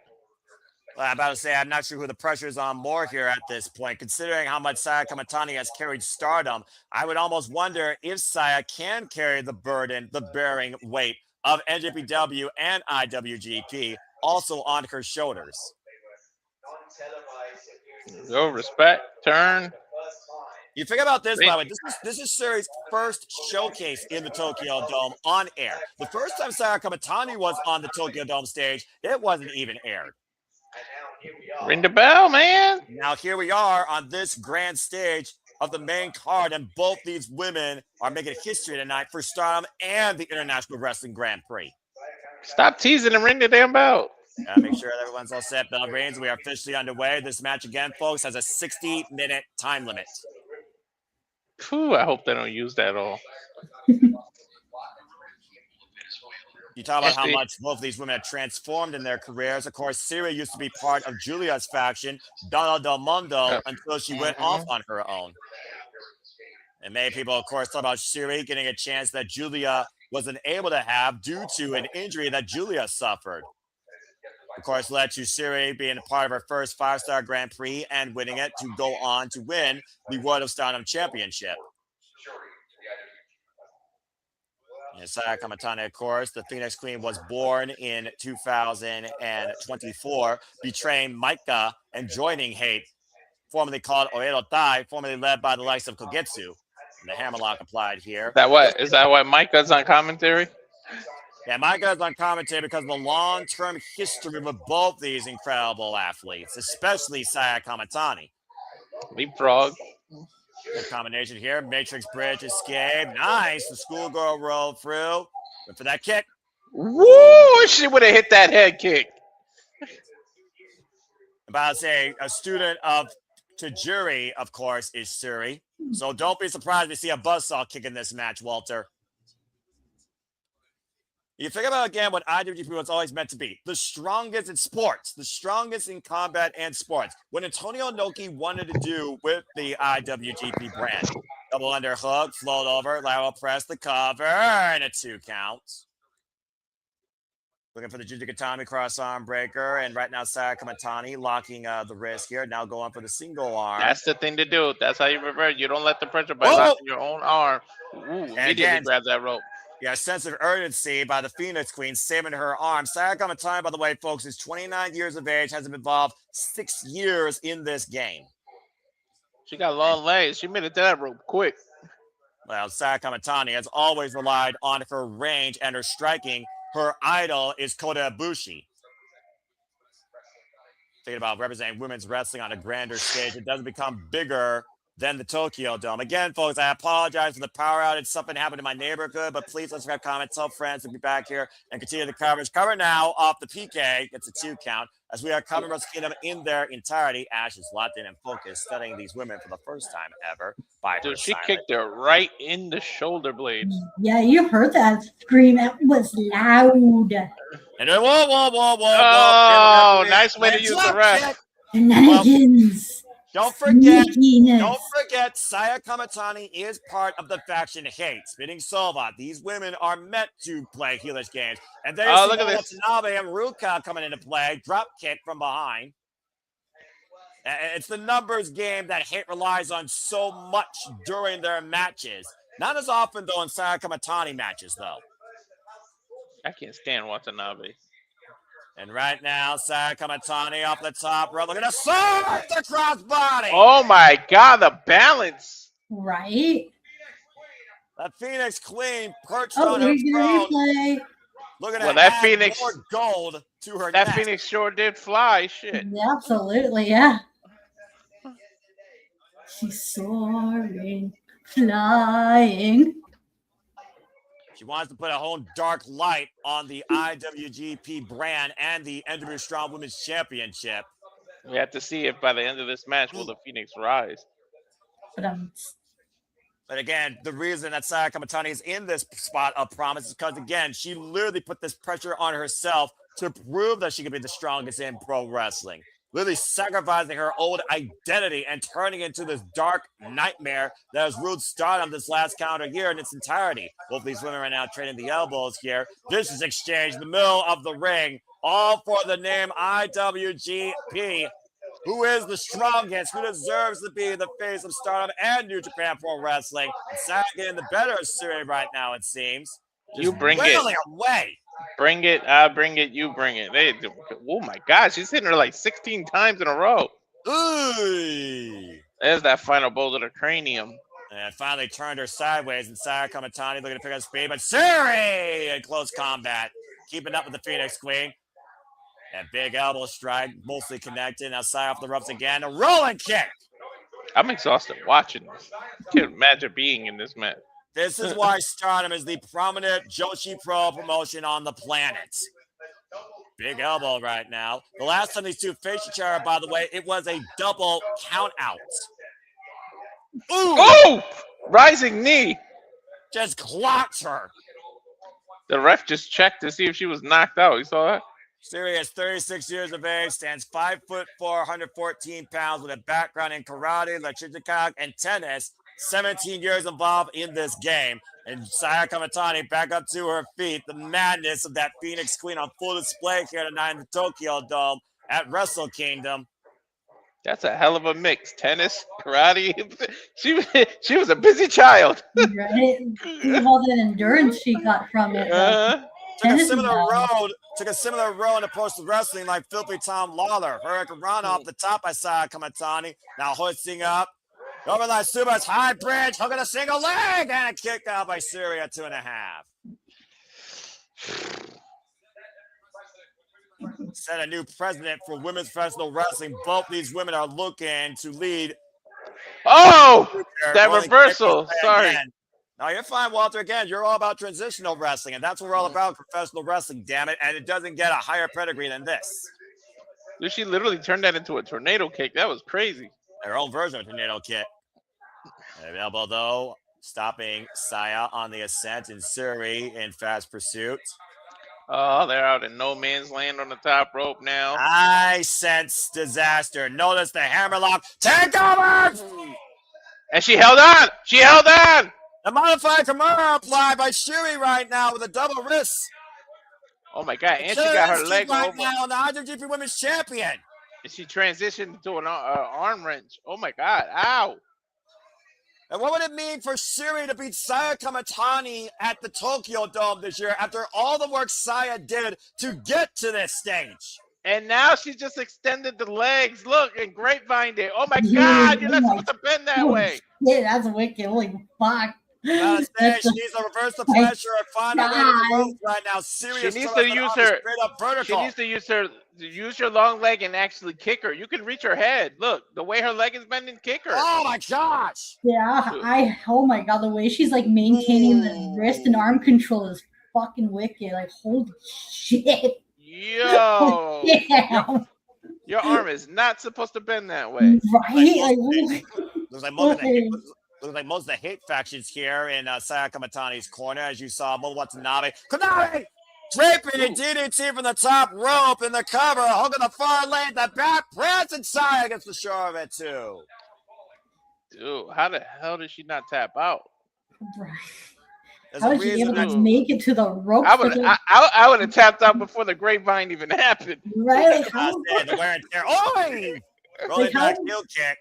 like how was she able to make it to the rope without having a socket pop out? She must That be goes double back to what jointed. I told you when it comes to the Brazilians and the punishment that the finger screen has endured versus given this last calendar year, overcoming Suzuki, Tem Nakano, Natsupoi, Bea Priestley, Asume, Momo Watanabe, and most recently Saraya Ano. Look at that Star Crusher, waistlock German suplex, lands on her She landed on her feet.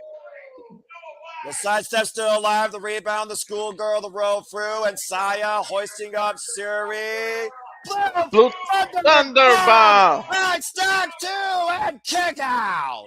Nice split-legged pin, too. Yo, her flexibility is crazy. Right. Women's And now the professional momentum wrestling. all in favor of the Phoenix Queen.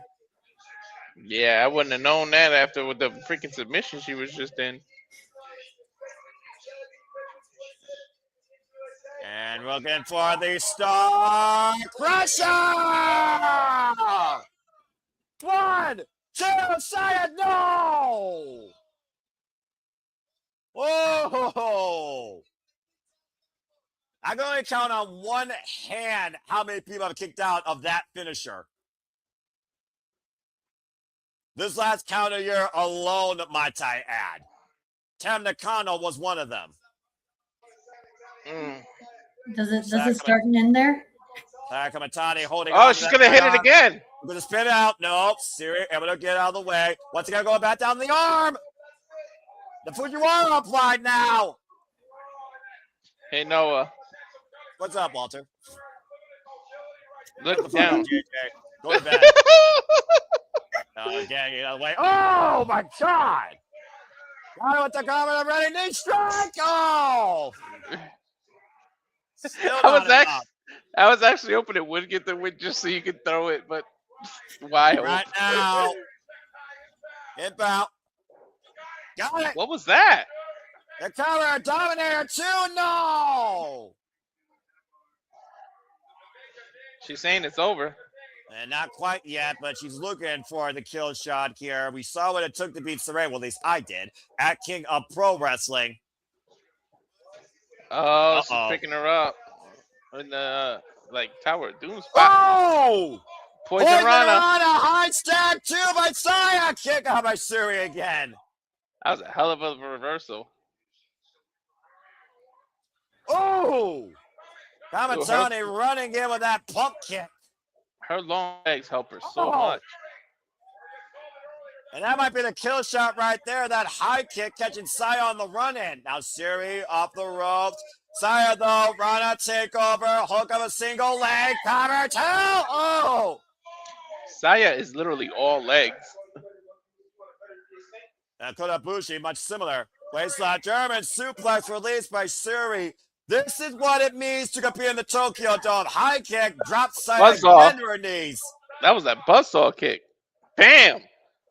Buzzsaw follow-up, shoots the half. Hook of the far lane. Back press to make history. Kick out at 2 by Saya again. Dude, Saya is resilient. These women are showing exactly what Stardom is all about tonight on New Japan's grandest stage. Oh! Buzzsaw kick again as Momo, Rina, Konami, Ryuka all watching from Hate's corner. They're going to pull her leg down. And Suri again up in the electric chair position. Trying to hook that. Ooh! This is won the Attitude Women's Championship. Cover 2, Suri shot it.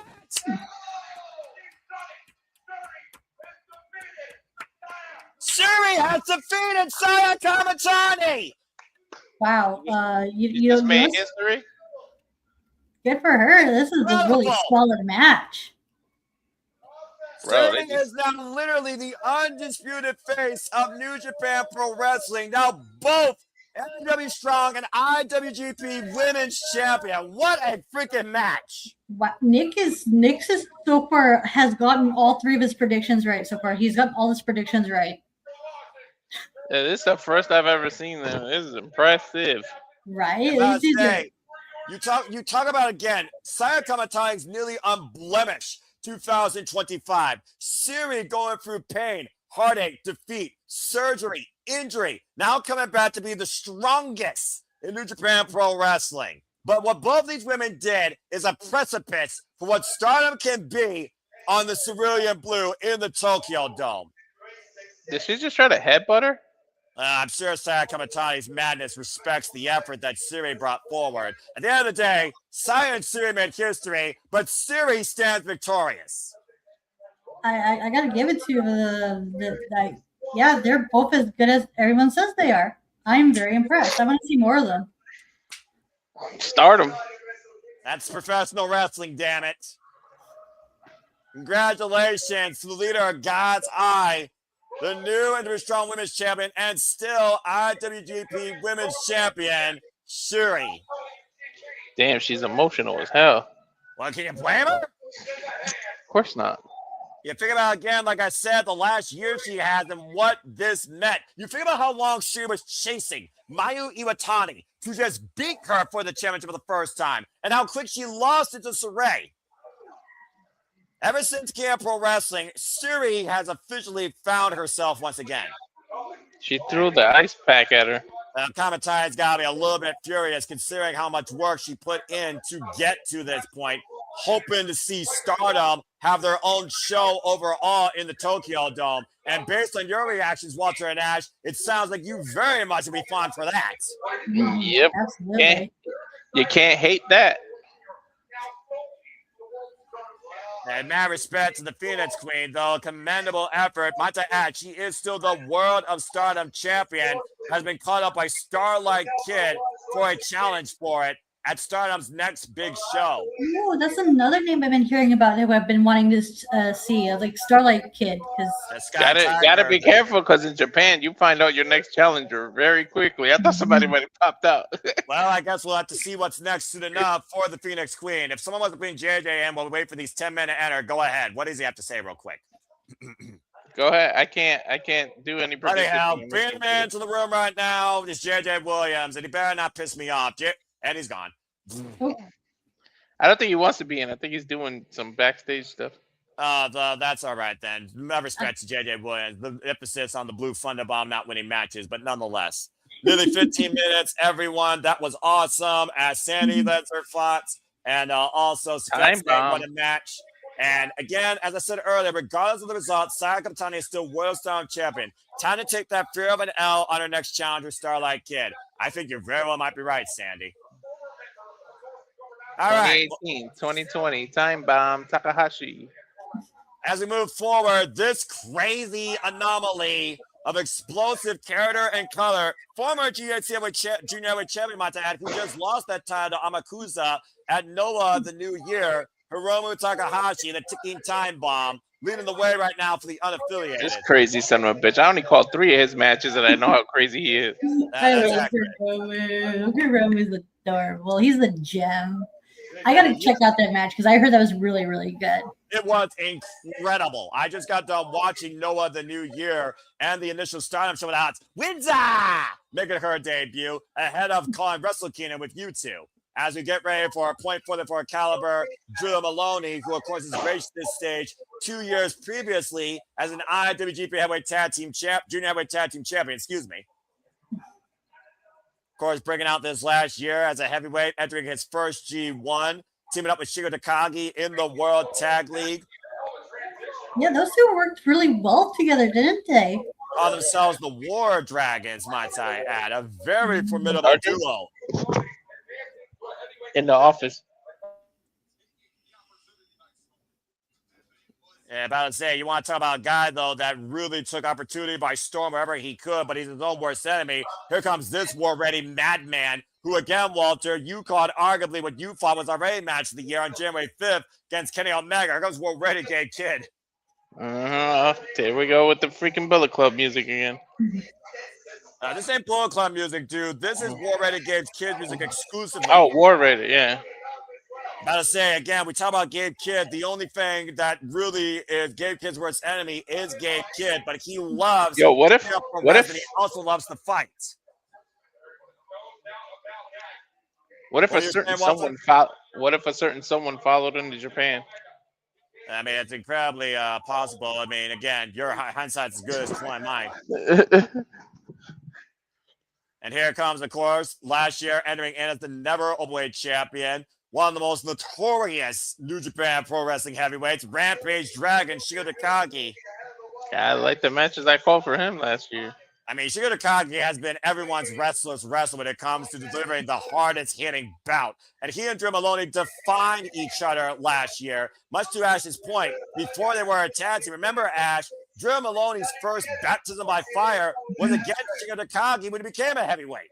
Right, and they had like a solid series of matches, especially like they had a one-on-one match in the New Japan Cup last year, yeah? That's right. That was David Finlay. For Savage Generations, and the guy that brought the Global Heavyweight Championship to life, destroying the legacy of the IWGP United States Unique Kind Championship of Will Ospreay and Jon Moxley, bringing the title of his own 2 years ago. And of course, I remember calling his affiliation. The Savage King ready to go to war tonight and leave everybody in the dust. What a setup, though, for this 5-man setup. Good grief. Bro, if Darby Allin followed Gabe Kidd all the way to Japan, that's gonna be some crazy shit. Well, again, he's crazy enough to do it. I mean, again, we talked about before, though, who is X? Is it someone that is part of any of these 5 men's past? Is it someone part of Andrade El Idolo's past? And again, David Finlay says he's going to give United Empire a chance. So either live at the end of this war or die in it. This is United Empire's last stand. It's got to be do or die for them. Darby Allin probably is X tonight. And of course, it was literally Kyle Newman who fired the first bullet trying to break Gato's neck. It was back, though, in King of Pro Wrestling, though, that David Finlay led his War Dogs to this unique mutual alliance with the unaffiliated. Sometimes when you're in war against somebody over countless number of times and you realize they might be as strong as you, if not stronger at times, you build a mutual respect for that. And I think that really tells a lot when it comes to David Finlay's unique alliance with these men. David Finlay had a crazy 2025. I remember them calling his matches at the beginning. I mean, about to say, we talk about these matches: Drew Maloney, Shingo Takagi, Yota Tsuji, David Finlay, Gabe Kidd versus the World, despite the fact he was taken out of the G1 Climax due to injury. There you go. Get to find out who X is, right? Drew Maloney doing the Daga look, and of course, Daga recently turned babyface, of course. And Sandy, my points. Hiromu Takahashi, 3 days after having a match of the night at No Other New Year 2026, during a 10-man tag team action. Tikindamba never rest, Sandy. Great Okan, come on. Gotta say, a little bit too soon there, bro. Great Okan's on the other side. I know. I'm waiting for him to come up. You just want to see the Dominator come out because you like the Dominator. Mm-hmm. Of course, Shingo Takagi, like I said, entered Wrestle Kingdom 16 as IWGP World Champion, unable to carry the weight, though, after losing it to Kazuchika Okada, who entered with a bad back. I don't know. David Finlay, of course, the only Bullet Club leader in history to not beat Hiroshi Tanahashi after losing to the A's in his only ever one-on-one match against him in the G1 Climax last year. Of course, Kyle Newman talks about how the United Empire doesn't have a captain, doesn't have a leader, but damn it, I will lead it back to promise. And Prince of Pace, of course, looking to stick the blade deep in David Finlay's throat after trying to take out Gato. There's been a new brash attitude develop out of Kyle Newman this last calendar year. Not talking about the moments or the dream matches, but more so talking about how he's the guy that will lead United Empire back to promise. And there's Great Khan's Titantron as Walter was waiting for him for whatever reason. I don't know. Part of me don't like him because he forced what's the name to cut his hair. Oh, it's Shota Umino. Well, I mean, Shota Umino, to be fair, that led to Shota Umino's second chapter. He's been far off better because of it. Yeah, true. He became a whole different person. Former champion of the British, the Dominator, former NWA World and King of Pro Wrestling champion, Great Khan, all hail, has not had the greatest 2025, losing multiple times, including to Hiroshi Tanahashi in one final singles chance. Should be an X, not a question mark. Of course, Great Khan and Kyle Newman led the attack first against the War Dogs and the unaffiliated. For a man that has 21 different disciplines, he doesn't know how to bring them all together, it feels like, to find his place or to stay on top in New Japan Pro Wrestling. True. And standing with some names here, Jake Lee, Tetsuya Naito, despite him being a Noah, Carl Fredericks, or even Francisco Akira. What do you think about those names, Ash? That's possible because it's been a while since we've seen those two names, especially because they've been out on injury for quite some time, haven't they? Well, you want to talk about who's been out on injury for a long time? How about the man that nearly died the last time he stood behind Empire, the face of Fury Hinare? And here comes El Dorado El Idolo.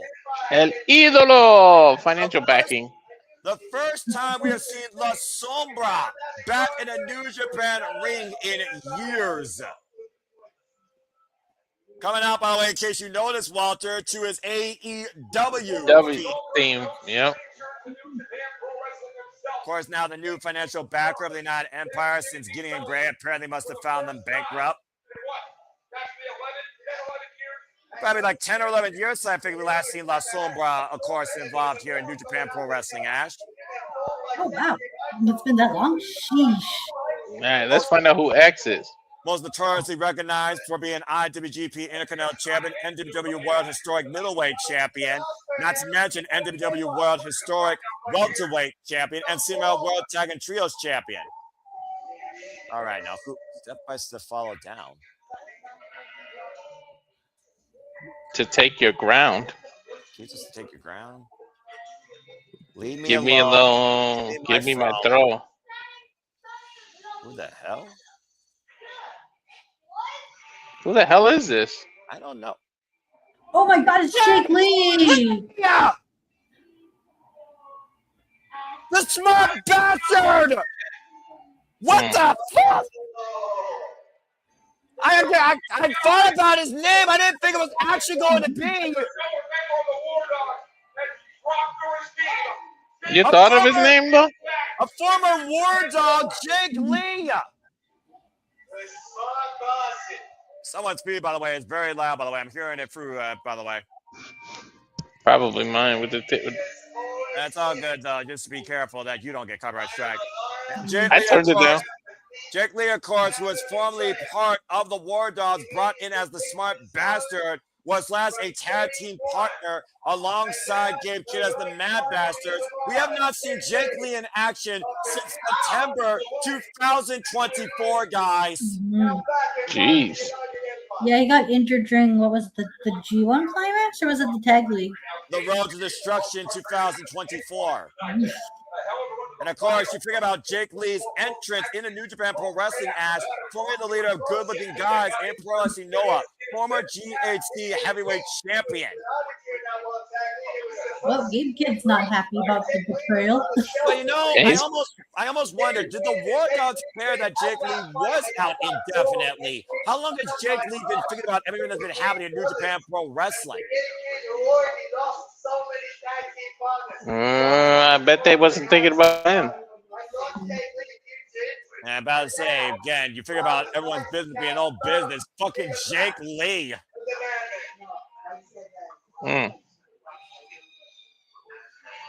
That's a different look in those eyes, by the way, too. Jake Lee right now seeing a whole different shade of War Dogs in front of him. He going slow as hell. Well, you only can imagine what's going through this bastard's mind, or if it's even called that anymore. Like, what Jake Lee are we dealing with here? Who's this Jake Lee? It might be somebody totally different. I gotta tell you right now, I threw the name out there this morning. I did not think I was going to be right. You did? Yeah, I was thinking about that because Jake Lee was formerly a war dog, but he's been basically left to, I think, obscurity at this point. And apparently brought back by Andrade El Idolo for the United Empire in what could be the War Dog's last stand. So again, folks, X is Jake Lee, former Triple Crown champion, All Asian Tag Team champion, and of course, GSC Heavyweight champion. What the hell was that? Someone just had a dog screech? Seriously, someone get your house under control. Of course, disciplined by Keiji Muto. 14 years. A dog screech. I don't know. Was someone screech? I heard some in the background. Anyway, so now we know the 10-man tag. Again, the only thing we know about this 10-man tag, it's a 10-man tag team match. But it's the War Dogs. So you know hell's going to break loose here. So at the end of the day, is Jake Lee really going to be the X Factor? Is he a double agent? Doesn't look like it to me. But he might be the United Empire's secret weapon. If you've seen Jake Lee before in action, you know how methodical this man can be. Andrade. That's your good show. I still can't believe that Jake. Oh, well, fuck, man. Here we go. They didn't let the introduction start. Finish. Well, you think about, again, how mad and how infuriated Gabe Kidd and David Finlay have to be, especially with the return of Jake Lee against them. Again, one fall, folks. Okay.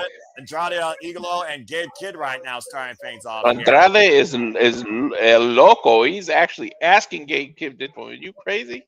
I mean, you do not used to watch La Sombra and New Japan Pro Wrestling. I'm just saying. The knife edge chop. And we do also got to figure about this. United Empire, in a way, as they still are more united front.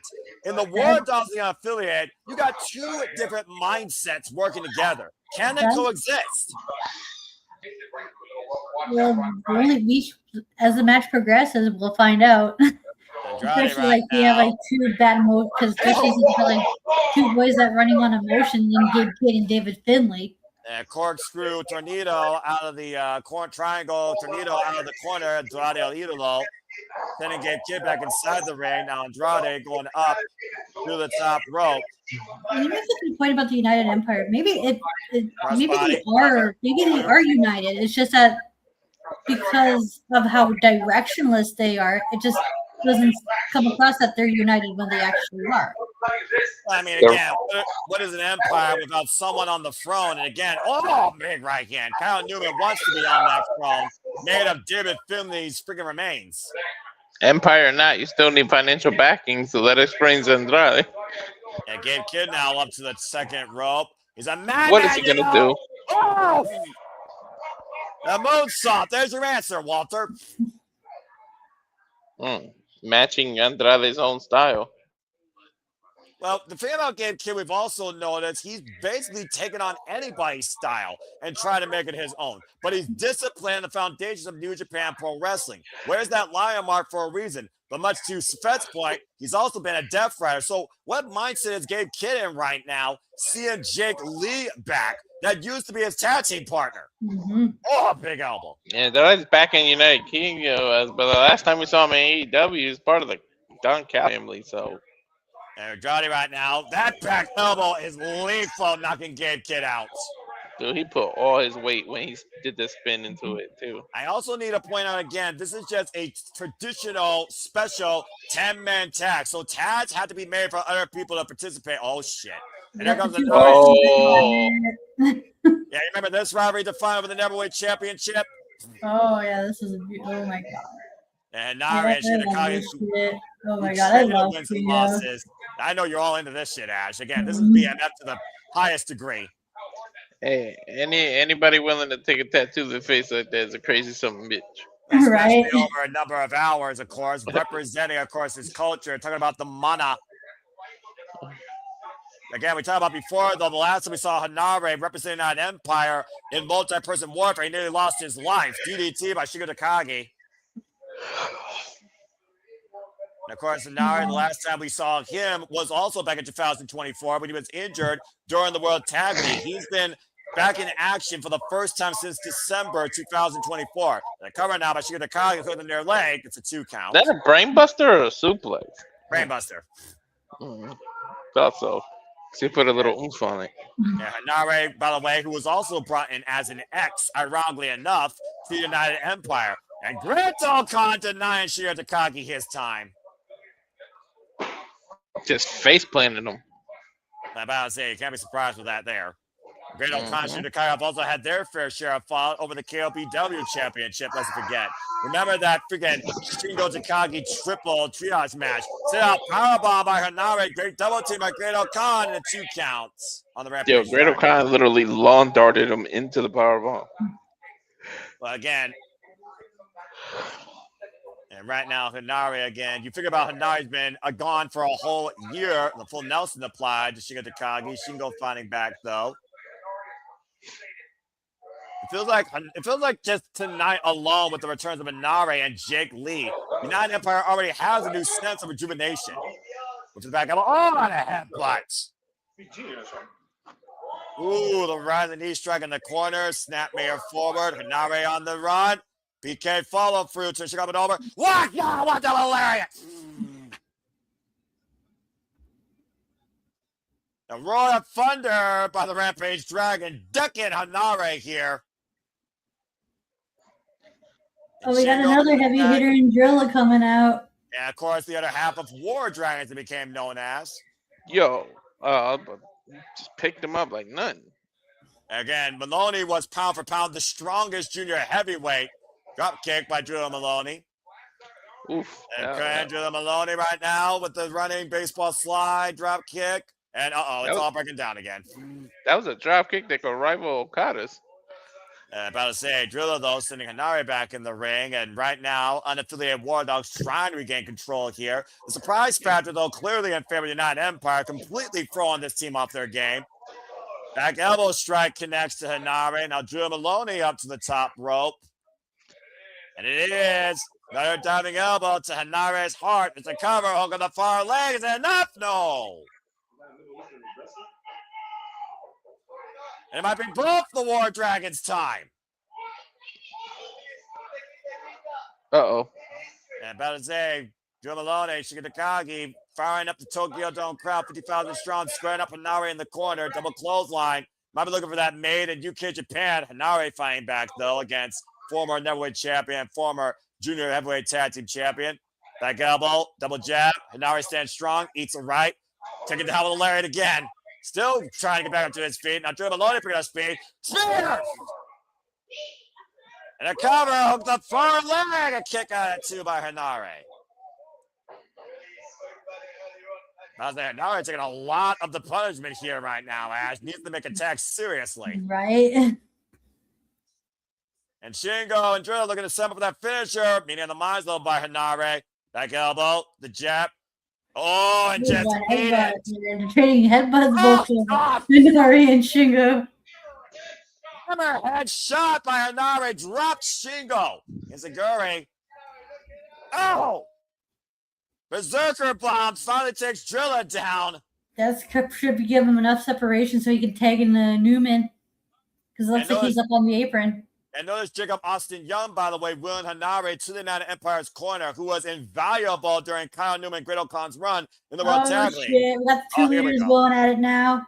I mean, is Kyle Newman at this point the leader, or is he just a mastermind of this whole onslaught to wipe out the War Dogs? Well, he's the leader in his mind, so. Yeah, that's fair enough. I mean, this guy was endorsed by Will Ospreay. The Pits of Paceman now picking up speed, and right now, literally being ring!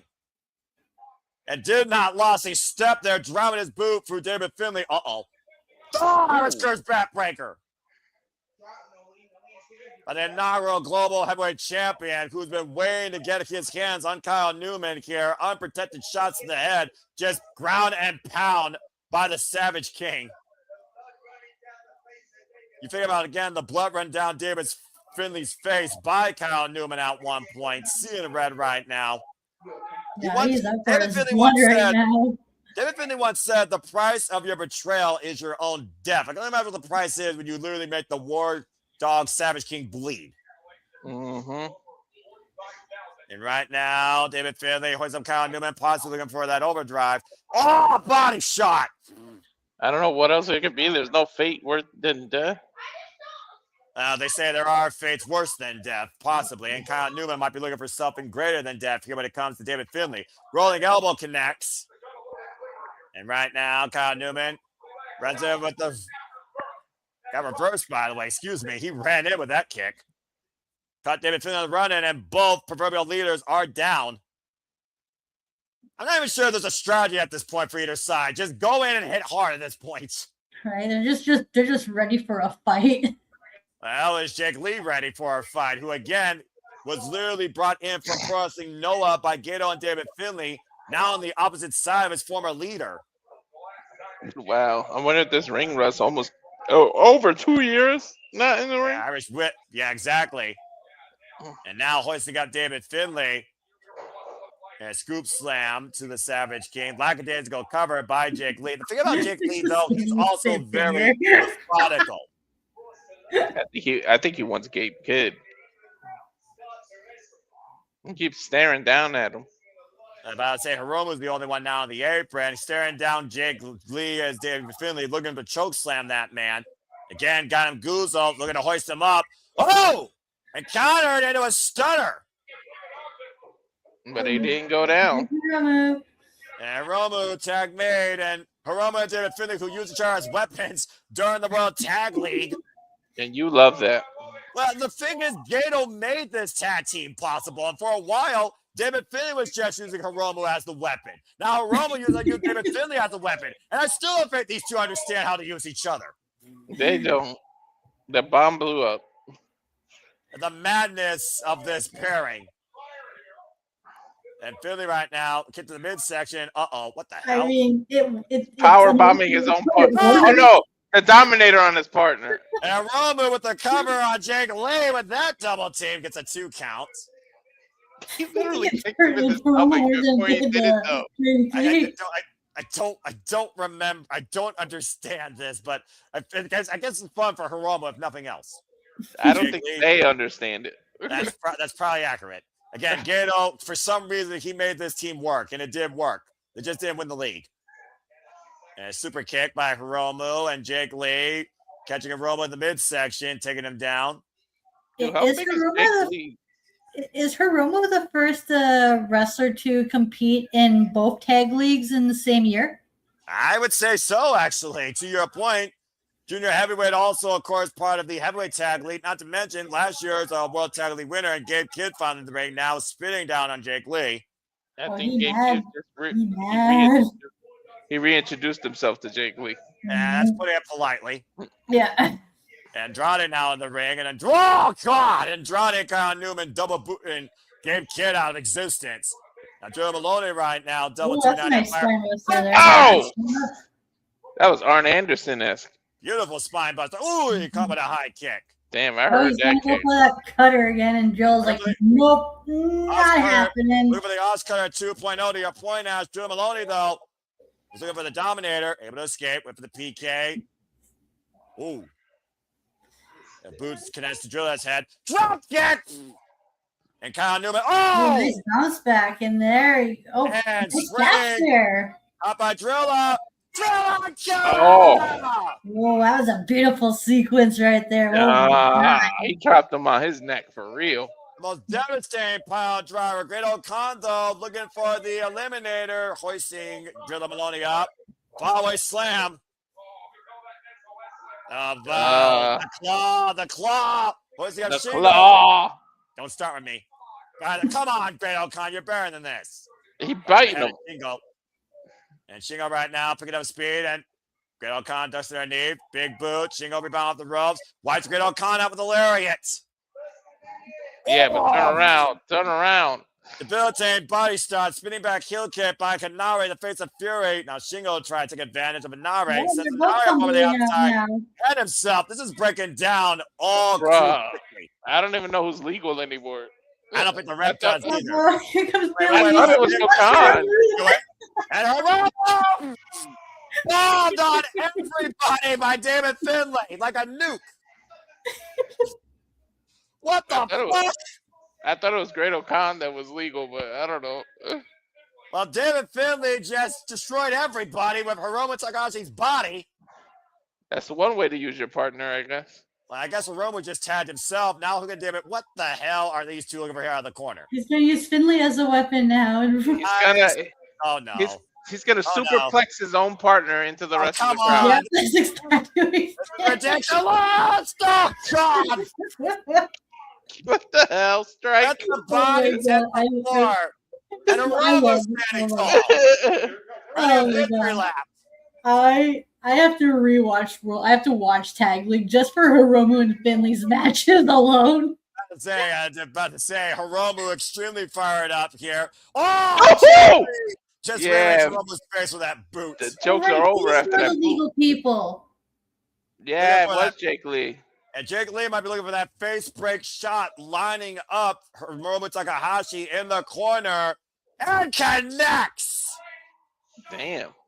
That's a lava kick. Jake Lee with the lackadaisical cover. United Empire with the win.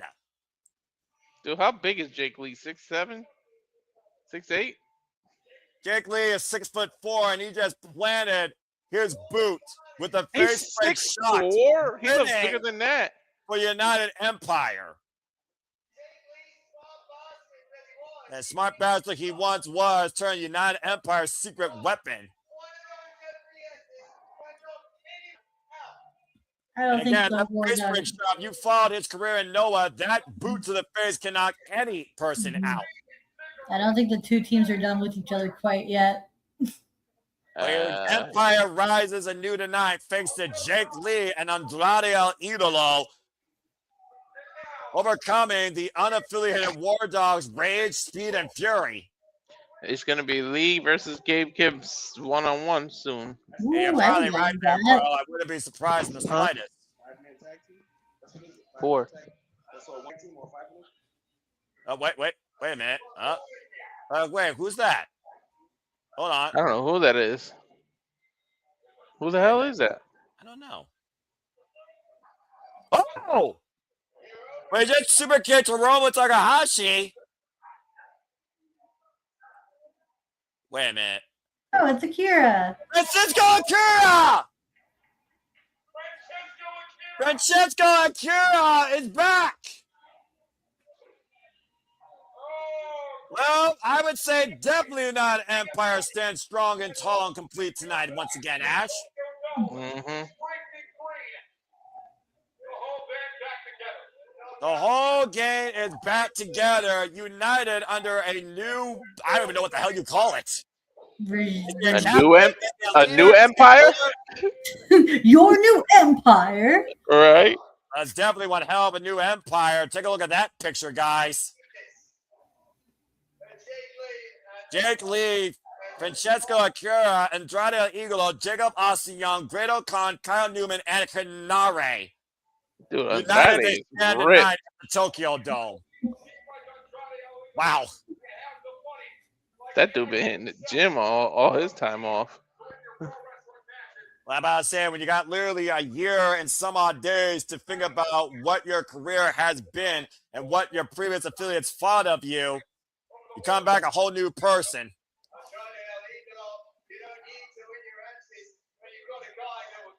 I'm about to say, Andrade, hell of an investment, by the way, and Jake Lee. Mm-hmm. I say a return on investment would be positive. Well, one thing's for sure, the sun has certainly risen on this new empire who's looking to take over 2026. Well, that's one way to make a profit, am I right? No kidding. Yeah, that's a one way to start the 2020, and they're still kickable. About to say, La Sombra at the helm, backing up Kyle Newman's vision for the United Empire. This could become the most dangerous faction this year in New Japan Pro Wrestling. About time they become a force to be reckoned with, and like, because last year they were like very directionless, and now it looks like they actually have a purpose now. Well, considering they literally were killed off, let's forget, or died in 2024 in that freaking dog pound steel cage match at the hands of the War Dogs. 2 years later, they're back and they look stronger than ever. Mm-hmm.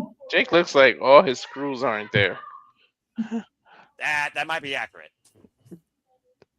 As we get ready for our next match here, time for Fatal 4-Way action. But it looks like we got the rank of JJ Williams in the room first, so he's back on screen now. Let's see if he actually speaks.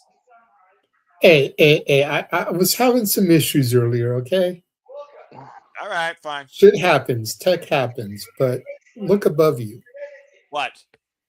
Oh, that's beautiful. Thank you, everybody, for tuning in. Bloody hell. 186 as of right now, people watching. And it's 3:30 in the East Coast.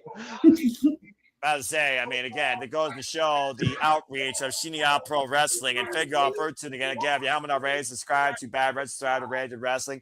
You all made this possible as the passion continue to pursue and persist. We cover all the biggest shows and special across all professional wrestling and hope to cover even more Japanese professional wrestling this year, particularly. Thank you, JJ, for that little note. And JJ, you're fine. I'm going to message you always, bro, because you and I will never see eye to eye on everything. Speaking of seeing eye to eye, can someone explain to me why Doki refused to defend the IWGP Junior Heavyweight Championship in the Tokyo Dome? Why this Once guy the has Blue Thunder Bomb customized starts and made winning this matches title- on a consistent basis, then we'll be good.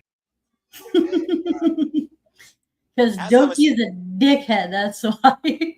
Dick has too kind of a term for this guy that has made this title a joke that Hiromu Takahashi and El Desperado have brought pretty damn close to the semi-main event stage, bringing this game of tomfoolery now and preventing us from seeing the IWGP Junior Heavyweight Championship defended. Not to mention, this bastard freaking won the IWGP Junior Heavyweight Tag Team League and also beat Robbie X and Taiji Boy, but that damn missed. The fact that this guy is the face of the junior heavyweight division is a dark omen for the future if this continues. Oh, But I hell, hate to say it. Dokiism. I hate to Long say it. live Dokiism. Shut up, Ash. I hate to say the fact, though, that Doki, since joining this House of Misfits, has had arguably one of the best years as a junior heavyweight. Freaking triple crown, as much as I fucking hate to say it.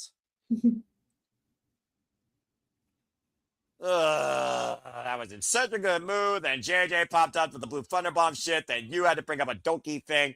Not even Gino Gambino's endorsing Doki. Are you saying you're in a Doki panic right now? As Doki speaks in Japanese. And if I could ran in Japanese, I would right now. So help me God. Anyway, again, My brother said, "Who the hell names herself Dookie as a wrestler?" It's Doki.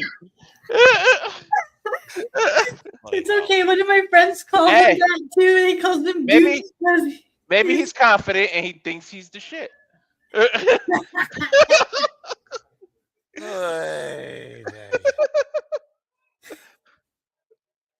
As we get ready now, and Doki is finally off my screen for the time being, here comes a man looking to continue to make history as the youngest ever Best of Super Juniors winner, your Japanese young punk, Ash, TMDK's own Kosei Fujita. Fujita. And of course, Kosei Fujita previously challenged El Desperado earlier this past year for the IWGP Junior Heavyweight Championship. The future. The Japanese young punk. There's no doubt in anybody's mind to Ash's point that he is the future, as he also was Hiroshi Tanahashi's final match prior to tonight. And he slapped the shit out of him after the match. Well, again, that's that Japanese young punk attitude instilled in him by Zack Sabre Jr. and young, brash confidence and arrogance. Shiny ass mouthpiece. And the one thing that he failed to do last year, like I said, was capture the IWGP Junior Heavyweight Championship.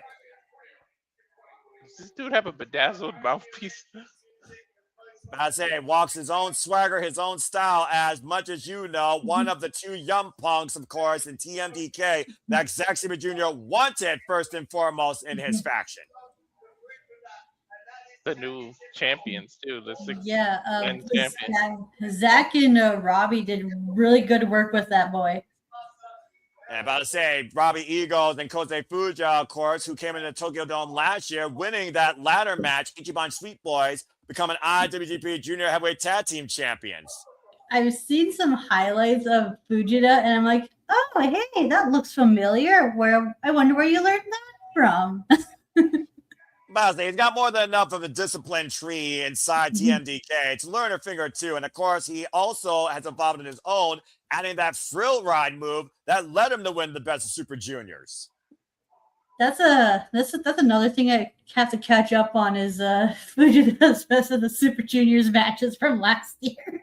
We might want to catch up on Taiji first, as he said this division was reborn and will be reborn again when he becomes IWGP Junior Heavyweight Champion. Maybe not the strongest defense record, but this man, he's a money player. And he's literally made sure that this title was in the big money spots, including at Wrestle Kingdom 17 when he came in as champion and lost in a fatal four-way.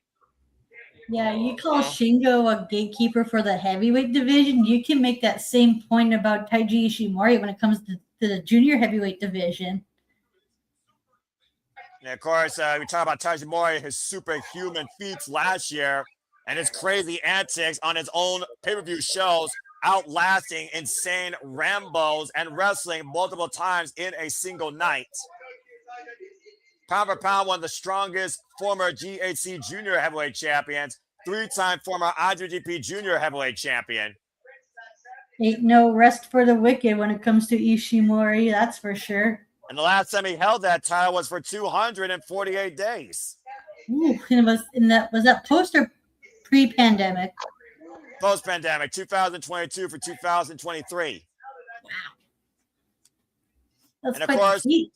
And of course, he and Robbie X were in the finals of the Best Super Juniors Tag League against Sho and Doki. And of course, due to that Black Mirror and that Black Miss, Robbie X and Taiji lost. And Taiji will not stand for that. I can't believe House of Torture went undefeated in the Best of the Super Juniors last year. That is hilarious. Biggest bastardization I've ever seen for the junior heavyweight division in the history of New Japan Pro Wrestling. Jujin Thunder Liger's got to be spitting at this. And now Desperado, who wanted to prove how strong he could be under any discipline, how strong the junior heavyweight division can be. Of course, we know he won the IWGP Junior Heavyweight Championship due to unforeseen injury to Doki and reigned most of the year last year. Defended that title in death matches even, adding a whole new hardcore level to the Junior Heavyweight Championship. El Desperado. A man that literally held up the Junior Heavyweight division for almost the whole calendar year last year, lest we forget. And of course, Desperado, it's very simple. He wants to get back to the top. It doesn't get simpler than that. You can make the argument that El Desperado is the current ace of the division. And you would think that Doki would be a fighting champion, back to the fact that El Desperado was the man that literally trained and encouraged him. Let's not forget, the first time Doki won the Junior Heavyweight Championship was off El Desperado during the Soul Tour. It was an unforeseen injury, though, at Wrestle Kingdom that took Doki out of action, and El Desperado picked up the pieces and led the Junior Heavyweight division. There can only be one ace, and he's retiring it. And of course, Kosei Fujita, who fought El Desperado in an incredible match after winning the Best Super Juniors tournament back in June, came up short in a Corrigan Hall Classic. All right, here we go. Again, folks, fatal four-way first pinfall submission inside the ring will be the new American Contender to Doki's Junior Heavyweight Championship. There are no disqualifications. Anything goes. It's one of those things that El Desperado was not always one for the bright lights or for the main stage, but it just became his calling. He basically became that spot. You're on just one final stage. Now, unfortunately, this boss might have a cheat code to victory. The next enemy. Mission complete. To think this man was once pound for pound the strongest junior heavyweight and the most respected, and now he's reduced to this virus of the junior heavyweight division.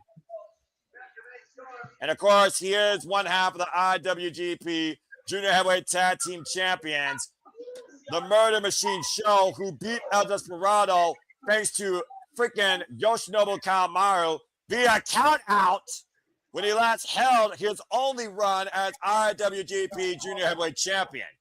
Of course, El Desperado beat Show back for that title inside a steel cage. For show. Again, Super Junior Tag League winner for 2025 alongside Doki.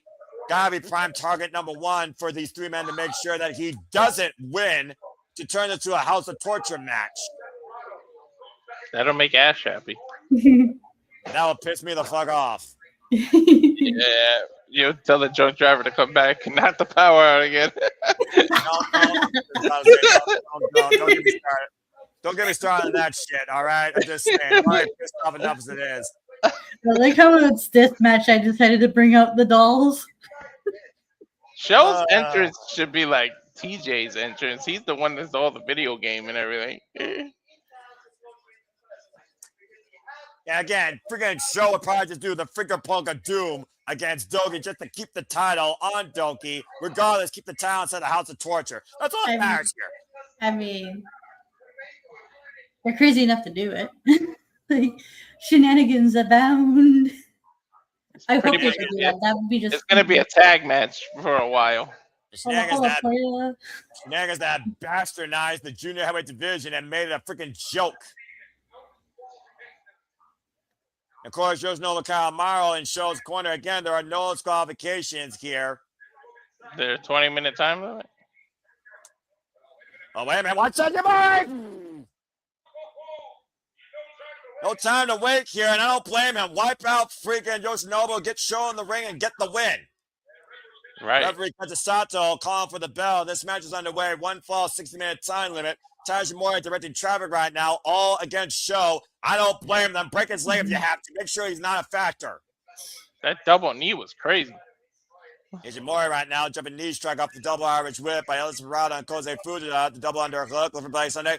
Big right hand by El Desperado. And El Desperado looking for a Pizze Loco.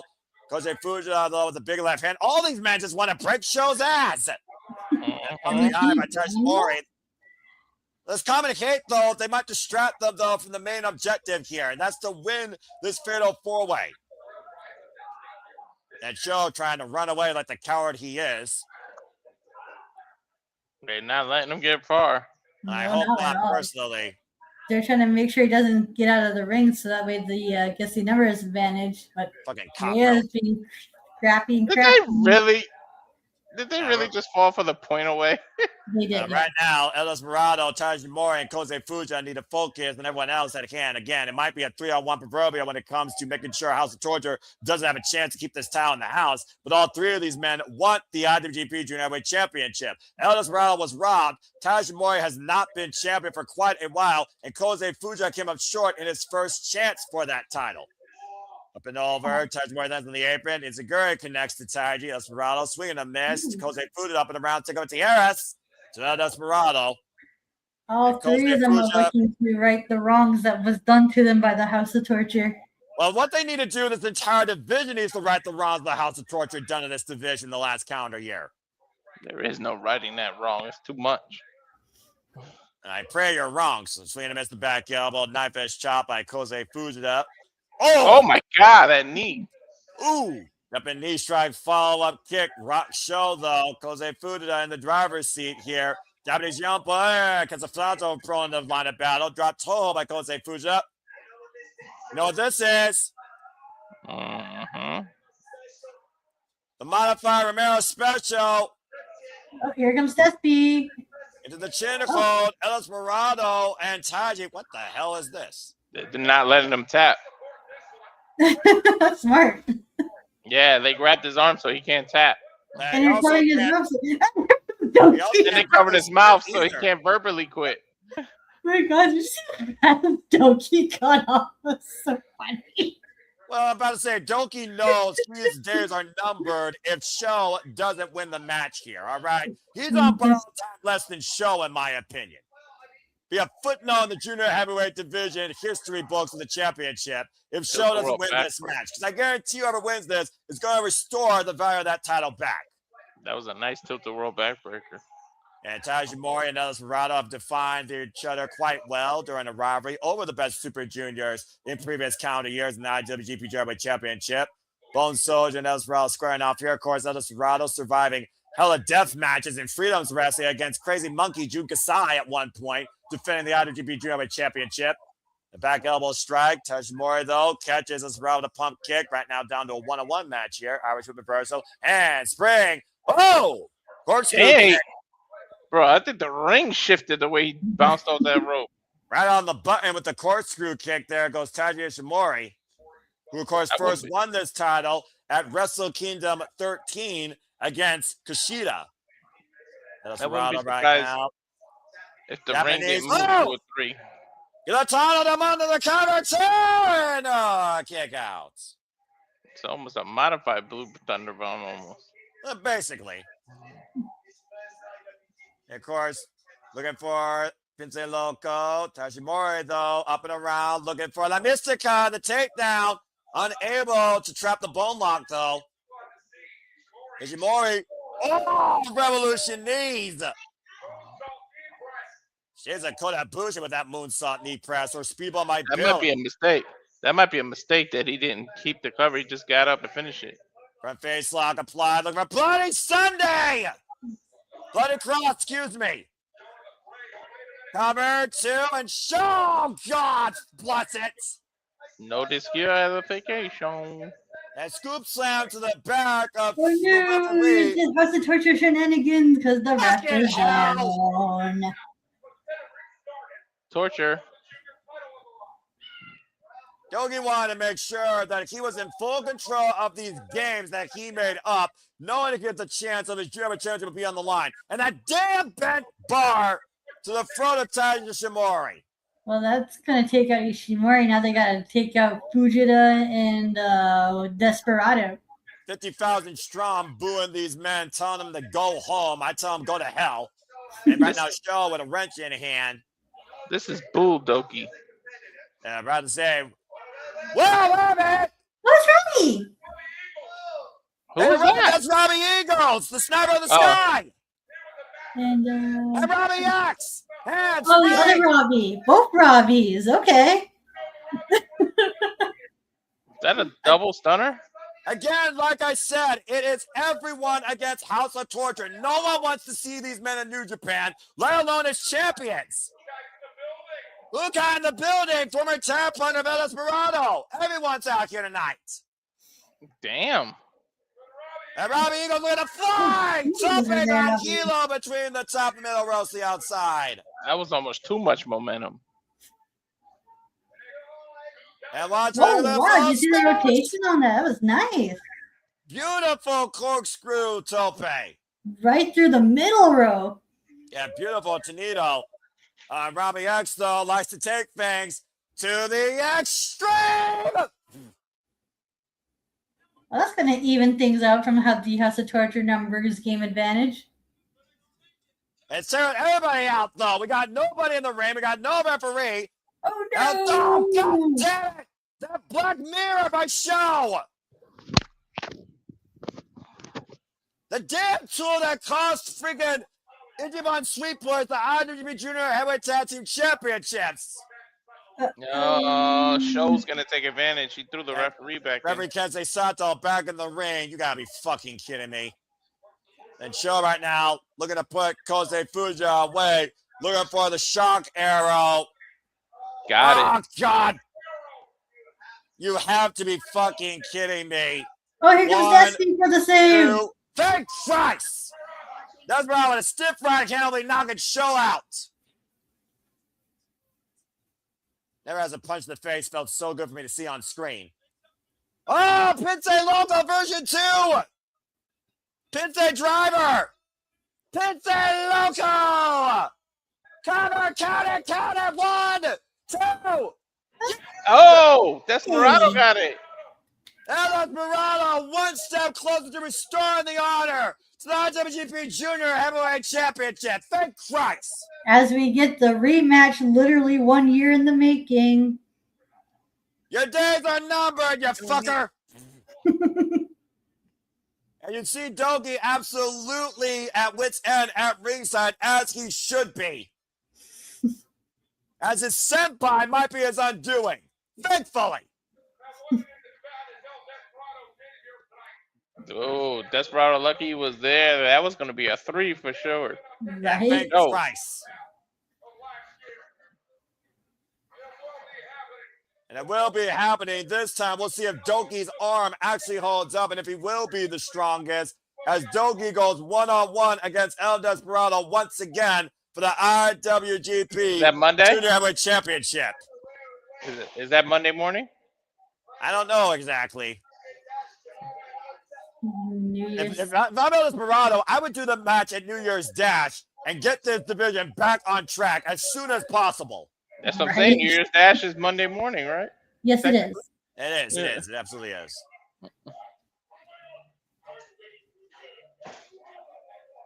Little jaw jacking there between El Desperado and Doki. Threw the ice pack at him. I'll say from out on the streets with the trash that he is. Flush him down the toilet. Yeah. That's too kind of a punishment. We're mature adults.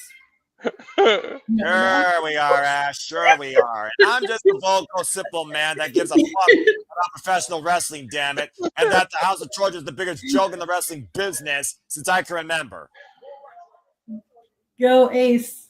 Desperado. I say the Ace of the Junior Heavyweight Division, to Ash's point.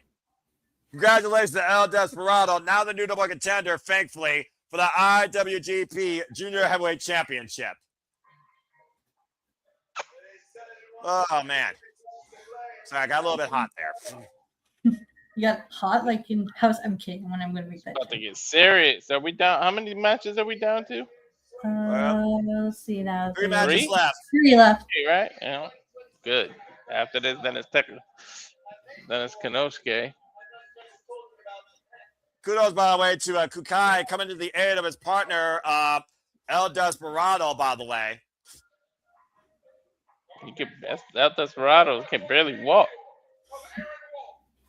Well, coming up next, folks, the debut of Aaron Wolf and the bout for the Never Openweight Championship. How do you get a title shot as your debut? When you literally call it the pride of a weak-ass shit. Wait, what the hell?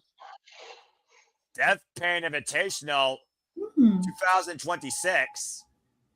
What? Oh, it's going to be in Vegas. Oh, shit. Oh, my God. Get ready for the most violent, lethal deathmatch show on the strip. That's the week of WrestleMania. You better get your ass to Vegas, Noah. Why don't we go ahead and look at New Japan Pro Wrestling's Big Mac schedule before you get me anywhere out of the city, shall we? And I don't know we're going to cover any of this, folks, but let's go ahead and take a look at what's ahead in New Japan this year, all right?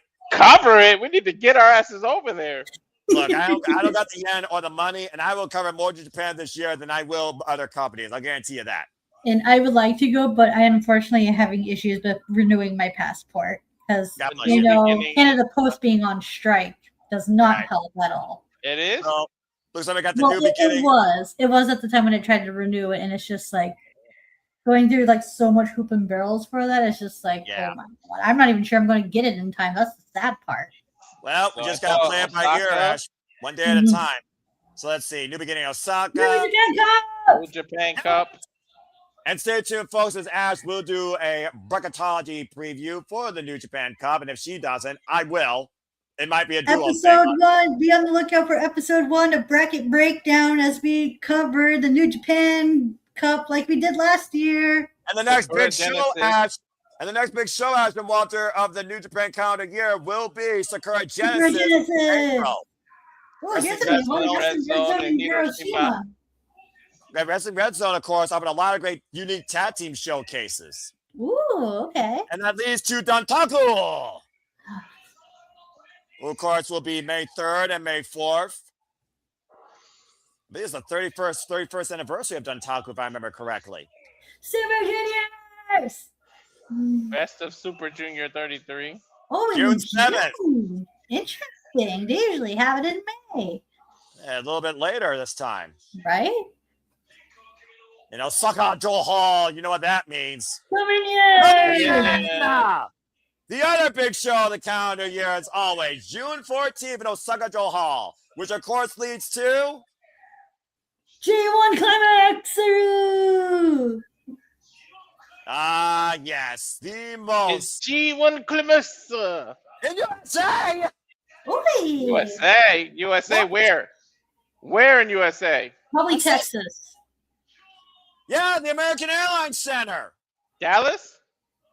The Now Arena. No, the Now Arena. Where's that? Chicago. Oh, July 11th. Whoa. Chicago is not that from you or me, no. Yeah, it really is. oh, And the Chicago. finals Okay. will be in August on the 15th and 16th. Of course, last year we, of course, saw our winner of the G1 Climax in Konosuke Takeshita.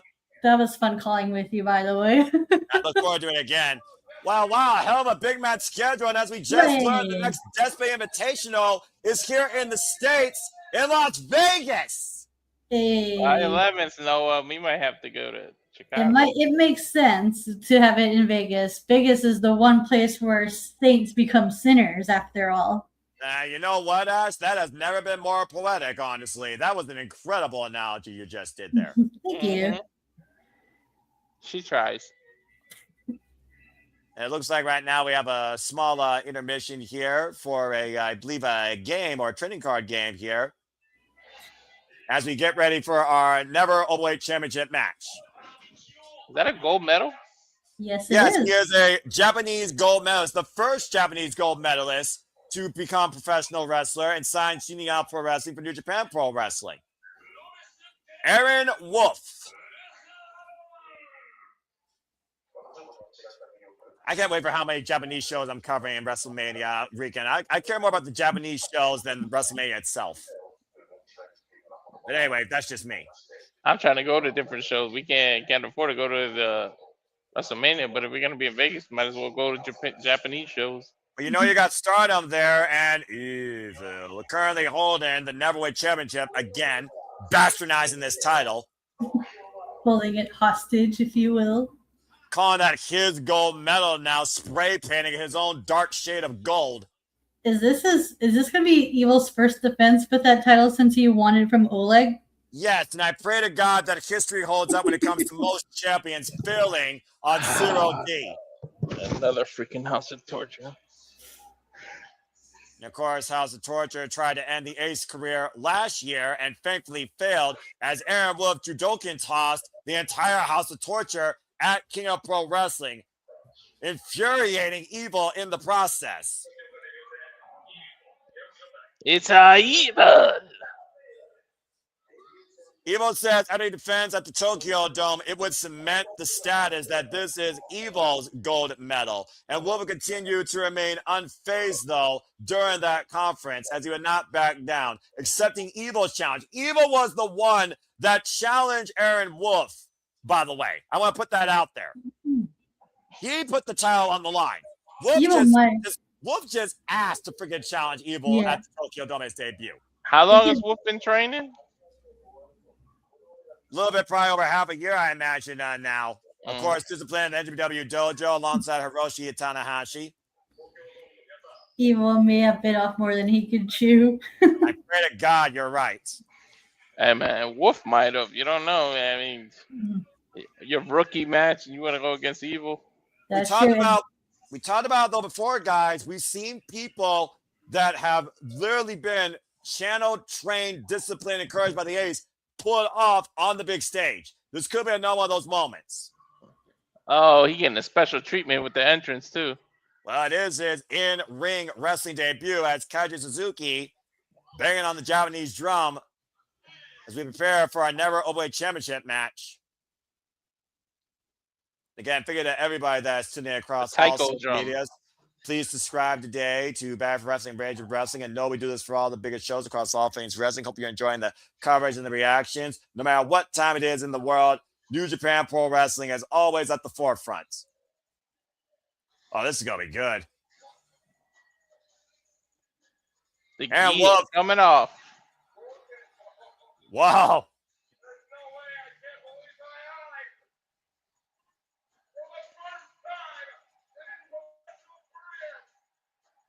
For the first time in his professional career at 29 years of age, Aaron Wolf graces the cerulean blue. He won a gold medal at the 2017 World Championships in Budapest, and he also won a gold medal at the 2020 Summer Olympics. Nice. And what, karate? Judo. Judo. Oh, that's why he does the judo toss. Duh. But I say, Aaron Wolf for the first time making the steps forward on New Japan Pro Wrestling's grandest stage, Wrestle Kingdom, in a sold-out Tokyo Dome, the biggest Tokyo Dome crowd this century, might I add, at Wrestle Kingdom. Paying his respects to it. Literally bowing to the ring. Former multiple-time mixed team champion and former LJF Grand Slam champion. This dude's got to have butterflies the size of Tokyo in his stomach right now.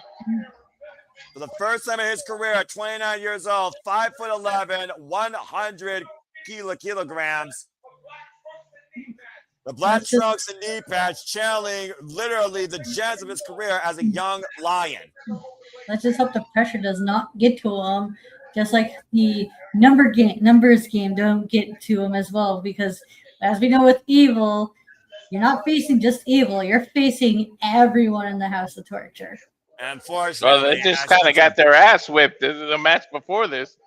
Yeah, but now they have another chance to take away a moment from the audience here as the leader of the House of Torture is about to enter the gates into Wrestle Kingdom. He's not Mr. He's not Doctor. He's just evil. And in fact, he might literally call this his gold medal if he wins tonight. As he comes up from the Cody Vader. Hey, evil's from hell.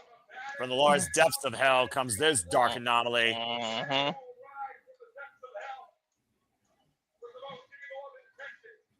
With the most evil of intentions, as always, as only he can, being performed by KGO3 on his way to the ring.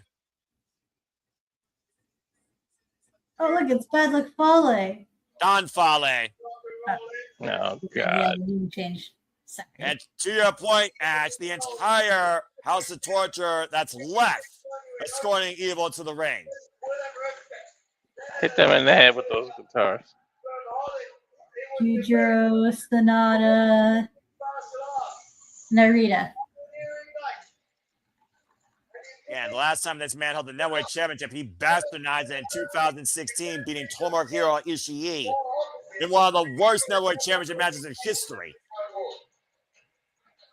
Is he telling him to stay back? Oh, I thought he was telling him to stay back. Evil will never tell his freaking clown asses to stay back. You fucking kidding me, Walter? Of course not. The day that Evil actually fights with integrity is when the referee forces it to happen and he actually has to try to actually pull a victory.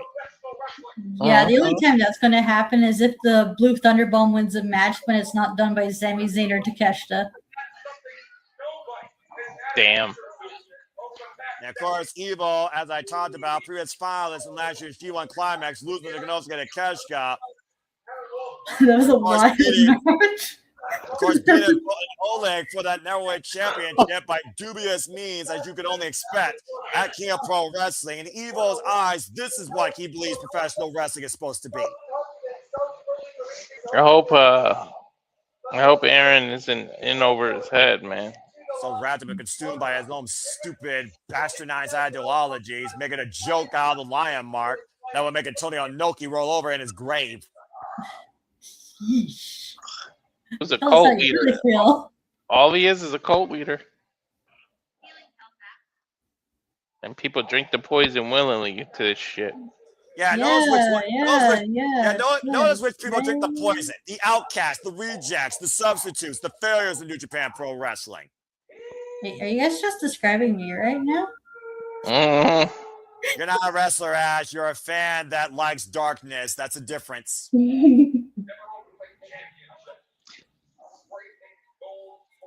Spray paint, gold spray paint, by the way, if you notice in the Never Openweight Championship, where usually that red mark on the V is.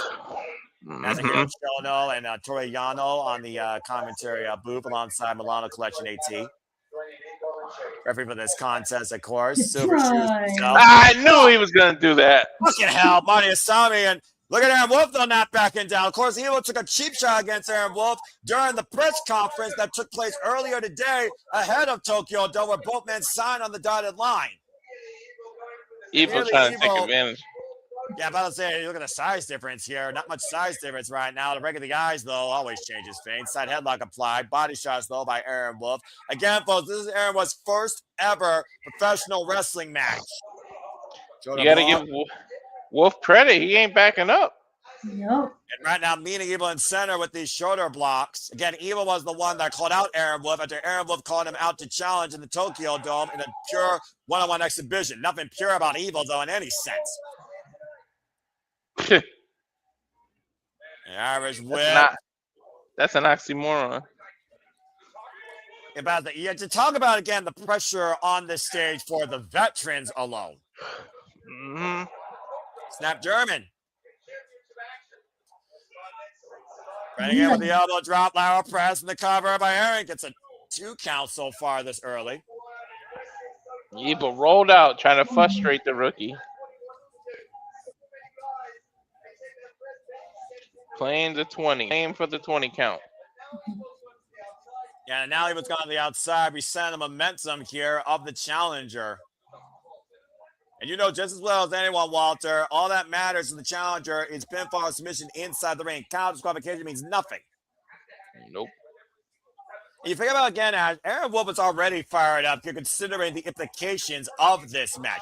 How do you think he feels now knowing what happened to him during that press conference, though? And Evo is clearly inside Aaron Wolf's head. Yeah. Punch strike connects. Oh, no. Here we go.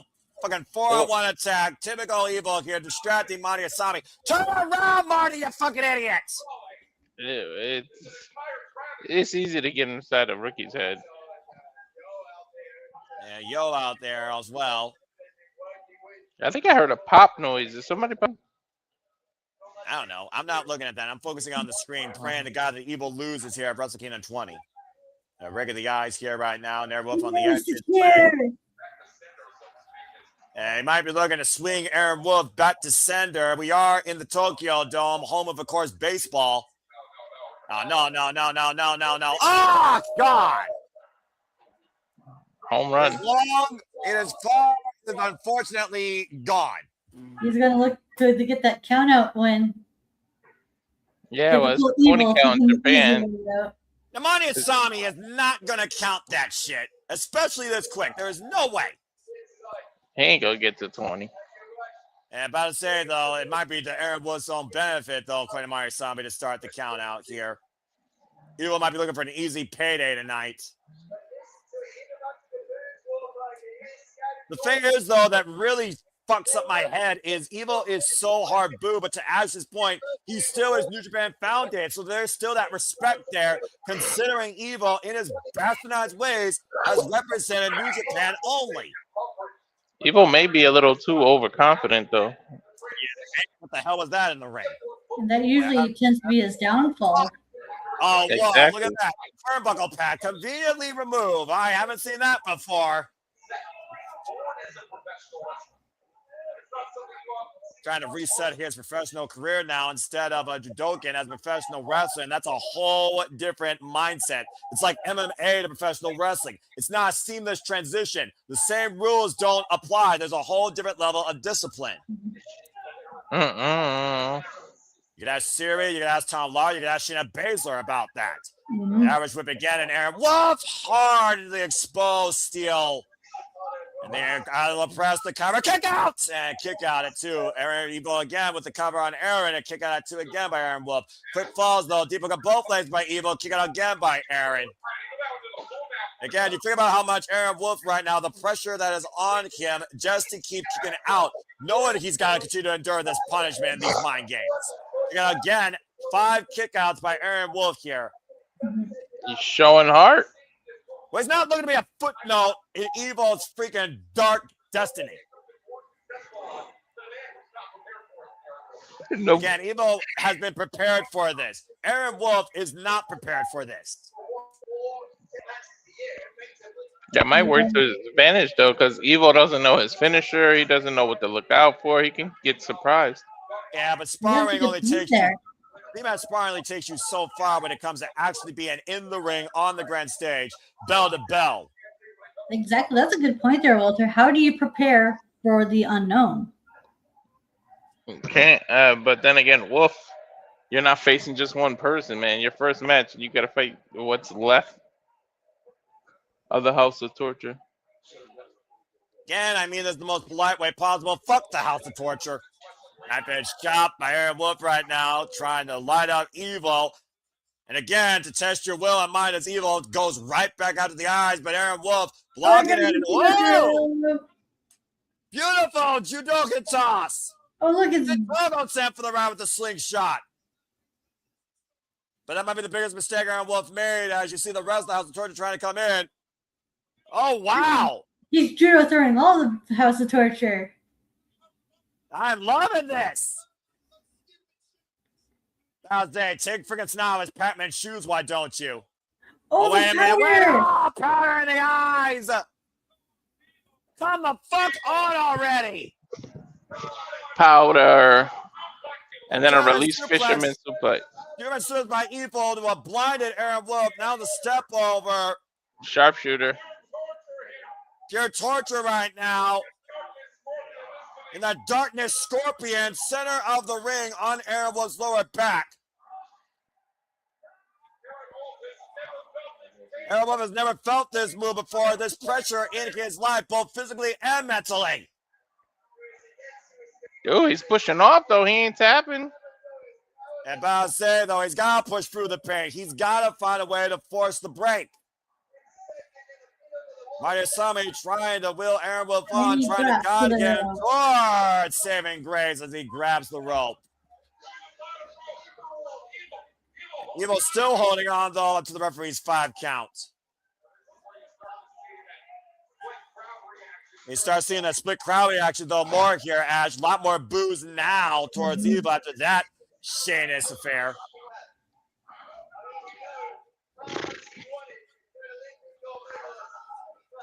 Right now, Evil just eyeing Aaron Wolf, who's in a world of pain and blinded. The only person he didn't judo toss was freaking Don Farley, who didn't get inside the ring. Give Evil's it right. time. They're Evil's still pissed. early in the match. Evil's pissed that he got to the ropes. Is he pissed or is he just in his own glory right now, knowing he's in full control? I don't know. Combination of the two, knowing Evil. Whoa! Big lariat. Aaron Wolf, though, doesn't leave his feet. He's getting overconfident. And look at the eyes. The eyes tell the story. Oh, here he comes fighting back now. Come on, Aaron. Get it done, man. Well, they say the eyes are the windows to the soul, so. Oh, gosh. Evil, big 3-point combination, though. And he's got wrist control. I'm about to say, waiting for Aaron Wolf to get back to his feet, and Evil looking for one last big lariat. Holy hell, Connor! Junior Chef! Oh, damn it. Power slam. The hell of a takeover into the power slam.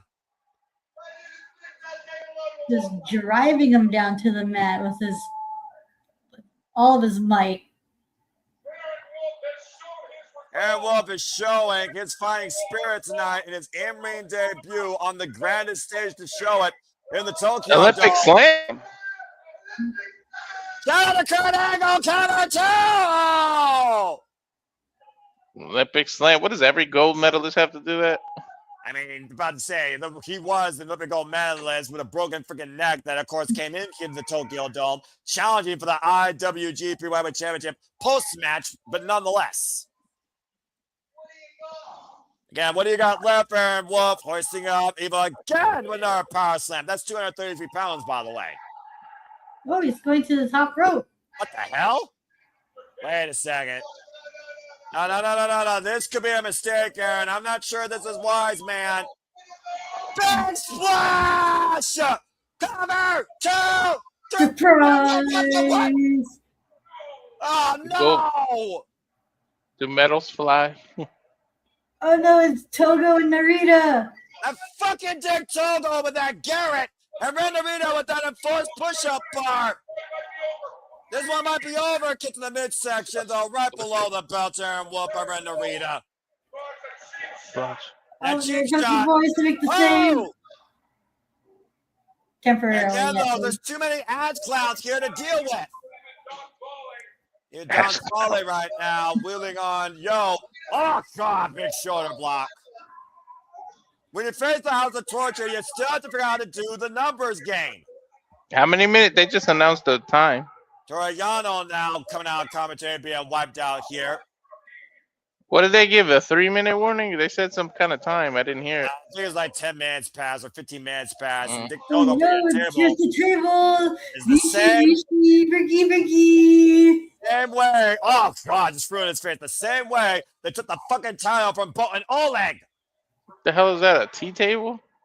Oh, that's a Japanese table. And Kenny Omega will tell you those things are hard as fucking rocks. Mm-hmm. Did they even break? Yeah. Oh, they'll break on a man's body. I guarantee you that. We saw them do this to Bolton Oleg to put Bolton Oleg on the shelf for a moment. Oh, no. Oh, no, there's volley going up to the wall. Dangerous spot, set on the table. Dick Togo and Evil directing traffic, and Don Fale looking for the splash. Oh my God, the deal actually broke.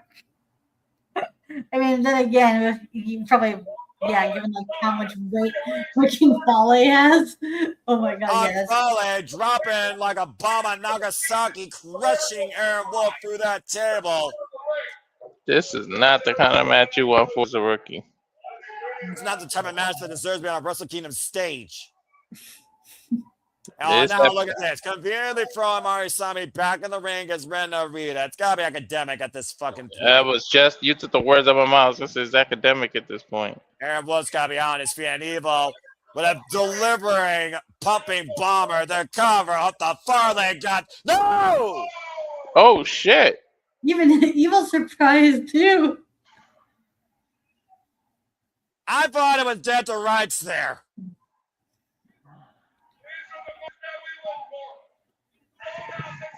Evil saying it's over. The Tokyo Dome. You only get one good chance at a first impression. It doesn't get bigger or more grander than this. It's success. Now look at the Katami cross heartbreaker. Evil though the roll up and a boot wash across the eyes, but Aaron will be able to take him over again.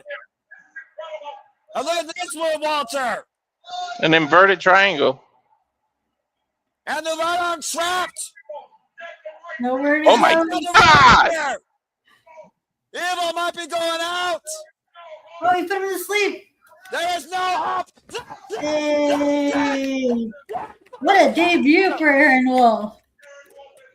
Yo, that's a fucking crazy submission. Right? That looks so cool. Reverse triangle hold with the arm captured. Aaron Wolf, former gold medalist Jokin, wins the Never Openweight Championship in his pro wrestling debut in the Tokyo Dome at Wrestle Kingdom. Can't get any better than that for a rookie's debut. Down goes Evil. Good prevails. He is hurting from that table. He could not been put through more hell than tonight to have this incredible first feat in his first match ever. More deserving than just the words say. 50,000 people freaking jumped out of their seats after that moment for this former gold medalist Judokan. Again, first ever match. And he won gold at Wrestle Kingdom. Oh shit, I almost forgot the gold was on the line. An incredible moment for Aaron Wolf. And a horrible night for House of Torture, much to my delight. A whole different form of a gold medal around Aaron Wolf's waist versus neck. Damn, you can't ask for a better debut than that. Black Trunks gold belt, it doesn't get better than that. Congratulations to the new Never Openweight champion, Aaron Wolf. And Evil fails at 0 defenses. House of Torture having a bad night. But I'm having an incredible one. And now we got the Record Wrestling JJ Williams here on screen to make another announcement, I think. So he can go ahead and do that. Oh, shit. And there you see it, folks. We will be calling the Desperado Invitational in the Las Vegas and also the G1 Climax opening day from the Now Arena. So stay tuned for more on that as we bring you more New Japan coverage this year. And thank you for that official announcement, JJ Williams. The $1 million question is are you going to do the entire G1 Climax? It depends on my One work of schedule. your resolutions was more tournaments. Damn fucking right it was. And that's the tournament of the year, so the 5-star Grand Prix. It really depends on my schedule, but usually work has me on different schedules during the summer, much to my annoyance, but prayers of my passions. I hope I can, but I will not promise anything I can't. I am so fucking happy for Aaron Wolf and the fact that Evil no longer is never Openweight champion. Congratulations on your in-ring wrestling debut and your win at Wrestle Kingdom 20. Not everybody can say they won a championship on their debut. Right? Coming up next, though, folks, it's time for the first half of our semi-main event, a battle of ideologies, a battle for unity versus a battle to align history. Konosuke Takeshita, Yota Tsuji, IWGP World Heavyweight and IWGP Global Heavyweight Championship. Winner takes all. Hey. Oof. This match is gonna be something. Something! They're gonna wake up for that match. I'm about to say, Walter, you look like you passed out there, bruv. You all right, man? You holding up? How are you feeling about your first Wrestle Kingdom so far, by the way, Walter and Ash? Feeling great. I'm just waiting for this one right here. Oh, you better buckle up for this thrill ride. Again, congratulations to Aaron Wolf. As, of course, we try and clean up the debris from the ringside area. Let's not forget, after the evil, stupid bullshit wrecked the ring. So we're going to have a little moment to breathe here. So, again, before things continue, thank you to the over 200 of you that are tuning in across all forms of social media. Hope you're all enjoying the watch-ons, reactions, and coverage. Please let us have a comment and tell a friend. Again, subscribe to Rage Your Wrestling. Subscribe to Bad for Wrestling. Ash, of course, you know that you already have announced you will be doing a review for Wrestle Kingdom 20. And stay tuned, folks. We might highlight a little bit of Wrestle Kingdom 20 on the Shenanigans Sunday Brunch Special, 3 p.m. Eastern Standard Time, that I will be hosting. So stay tuned for more on that. If you're enjoying our coverage of New Japan, would you like to see us cover Sakura Genesis or Dominion or the G1 Climax? We'd love to know your thoughts. Let Ash know particularly. She is our CM Pro Wrestling dedicated channel, and I would love all of that analysis to go for her channel particularly. So again, become part of Barry's Army today. Subscribe today to Barry for Wrestling for our CM Pro Wrestling outlook and coverage and more. Depending on how this goes, I might do a double feature. Review Wrestle Kingdom and New Year's Dash back to back. Well, considering your boys TMDK have a chance to become double champion, speaking of which, time to see who will be the double champion. Is the end of the world as we know it, or is it the end of the world that we know it as? Yota Tsuji says that he wants to restore the IWGP Heavyweight Championship, the version 4 Heavyweight Championship. You know, the most beautiful championship belt in all of Japanese and probably pro wrestling history. I missed that title. That title's so pretty as opposed 1987 to 2021, that title was the standard bearer of the king of sports, New Japan Pro Wrestling. And Yota Tsuji wants to align new history with that old legacy while still holding the IWGP Global Heavyweight Championship at 32 years old. Mr. Carmen Sandiego. And of course, the IWGP World Heavyweight Championship in existence since 2021, a unification by Kota Ibushi of the Intercontinental and the Heavyweight Championships. You talk about the lineage of this belt: Goto, Zack Sabre Jr., John Moxley, Kota Ibushi, Will Ospreay, Shingo Takagi, Kazuchika Okada. All of those men, in a way, could not bear the weight of that title. But the Alpha has put himself to the test to prove he can not only bear that weight, he can make wrestling more interesting and evolve with it. The Alpha can also get the cash cut from Dramatic Dream Team, AEW, and New Japan, contracted by that way, triple contracted, who won the G1 Climax and beat Zack Sabre Jr. for that title with a successful defense against Hiroshi Goto. If he hits that raging fire, it's over. Both these men are 1-1 against each other, and of course, their matches were both during G1 climaxes. In Konosuke Takeshita's mind, he says, why would you go back to the past? Why would you bring something back that's old? You should be creating something new. Tsuji believes he is creating something new, but he's honoring the past with it, and that will bring a stronger New Japan Pro Wrestling. Like Konosuke wants to be the strongest in the entire professional wrestling business. Hey, it's your chance to prove it. Just evolve. Well, tonight, it's do or die for one of these two. This is the proving ground. Channel your inner Inoki. Let your ideology live or fail tonight at Wrestle Kingdom 20. It's time for Yota Tsuji and Konosuke Takeshita. Our semi-main events. Here we go.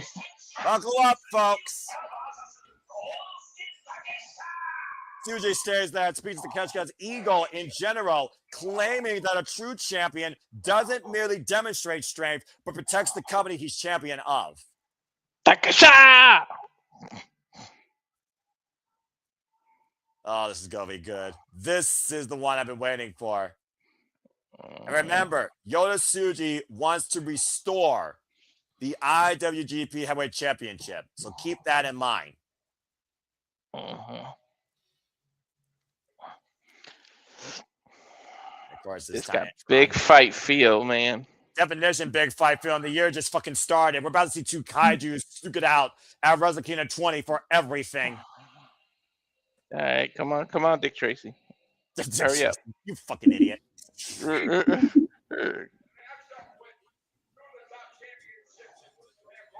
And again, Ash, we do got to consider, regardless, when you think about holding two of the top championships in New Japan Pro Wrestling, is it better to solely be only for New Japan, or is it better to be for the world to demonstrate both of those titles?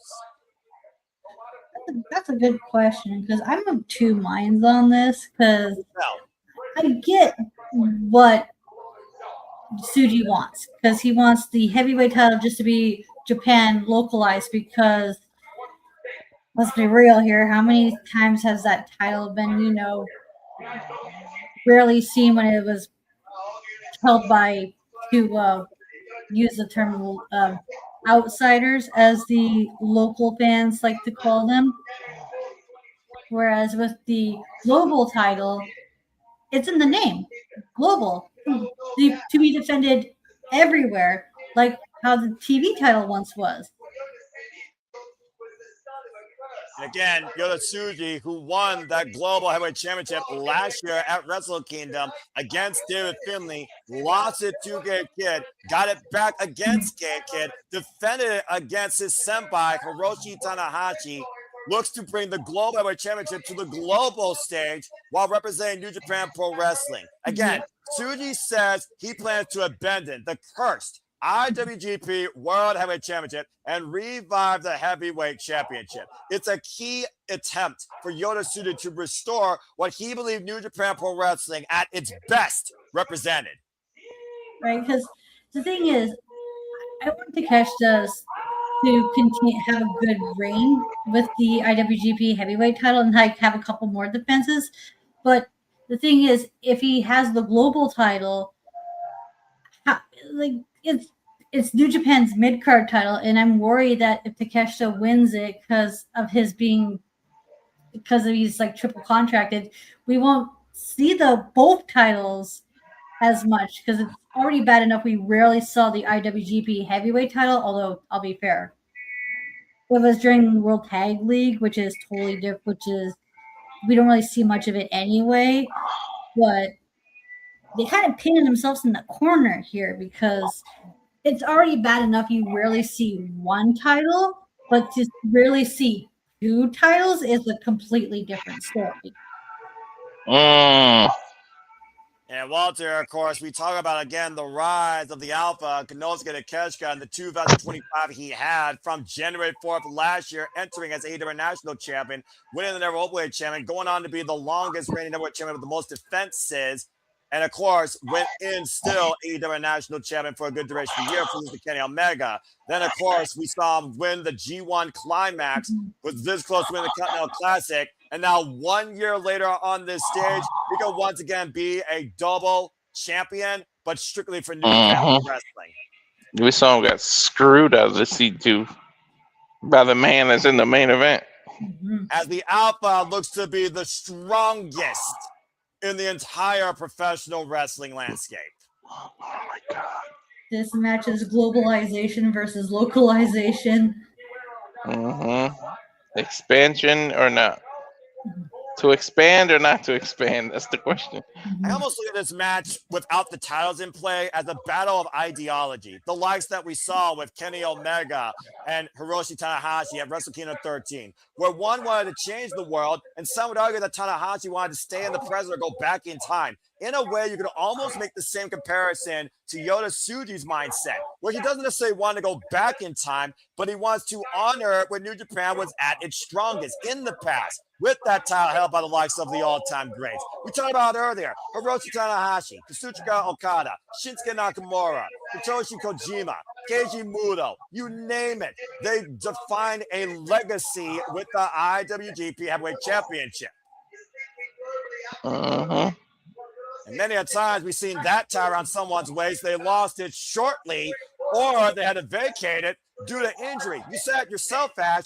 You called two of the strongest people to hold that title. Besides Hiroki Goto and Zack Sabre Jr., you put the Alpha in that conversation, and he's only had it since October. We've seen outsiders at title before, and it didn't do much for New Japan. John Moxley had it. Kurt Angle had it. Brock Lesnar had it. About to say, Brock Lesnar, we don't talk about that much. AJ Styles, to a degree, he also had it as well for a short period of time. Yeah, but at least AJ. Yeah, but he was in Japan. Yeah. Exactly.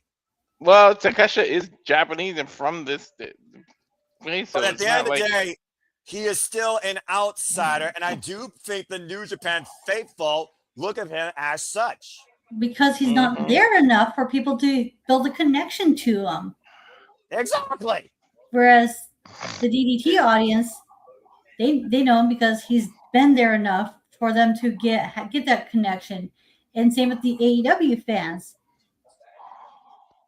I understand, like, when with the Kestra situation, that he's a contracted AEW first, so they get top priority. Of course, Konosuke says, I will carry the pressure of the global and the IWGP Championship, and I will showcase them as needed to make professional wrestling interesting, a must-see for everybody. So says from the Alpha. This is a big fight for real. This is future versus future right here, and a whole different timeline depending on who wins this. The future of two companies, if you think about it. But more importantly, the future of New Japan Pro Wrestling. Balance! Again, No rush. I just want to say this, though, for the record. Yes, Konosuke has not been a predominant figure, but he has been involved in some capacity on most of the big tours. Yota Tsuji, of course, though, a mainstay on every tour, because he is a mainstay in New Japan. It could be do or die for Yota Tsuji, because you think of how many opportunities he's already had, and he's unfortunately fallen short all times. Again, this is the third ever singles encounter. They met each other twice in the G1 Climax last year in Block B and Block B Payoff in 2024. Combined in ring time for these two men in their previous two matches was a little bit under 40 minutes. I don't think the stakes was as high as now, though. Side headlock right now, and again, I mean, the balance of a company is in the balance right now. The future of a company. Yeah. About to say, Konosuke Takeshita, who might I add to y'all's point, was signed to a 1-year New Japan contract last year. Whether or not that gets renewed in defeat or victory also remains to be seen. Yota Tsuji welcoming Konosuke to take the shot. And Konosuke, and we know there's a mutual respect also with these two men when it comes to what they want professional wrestling to be. It's just a matter of scope. And Yota Tsuji has a different scope in mind for New Japan Pro Wrestling solely. And we know Takeshita is no stranger to being double champ.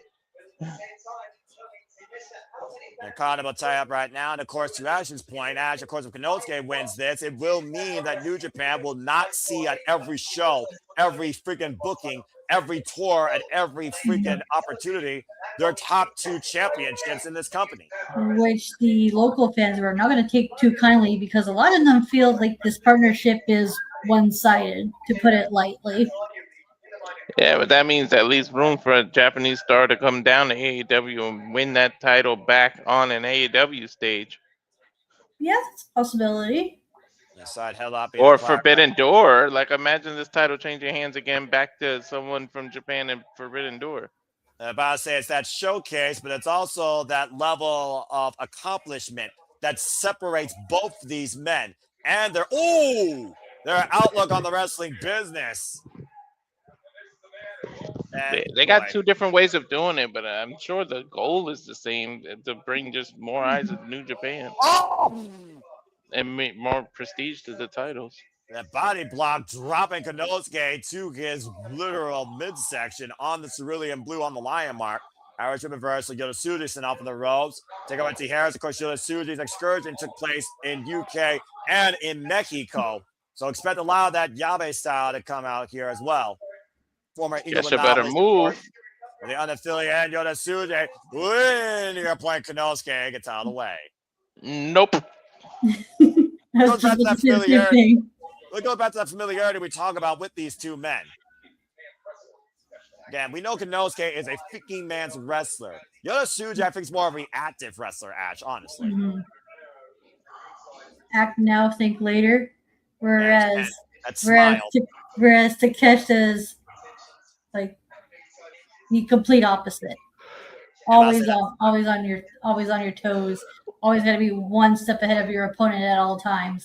Kind of a tie-up side headlock applied here. The thing about Yota Tsuji as well, since Excursion, he has literally taken every opportunity he's wanted in spades with the utmost confidence, taken to the big match situations like it was a walk in the park. Even in his first going out, there was no signs of fear, of the nerves, nothing. Remember, he came in and challenged Sonata for the IWGP World Championship, spearing that man out of his boots.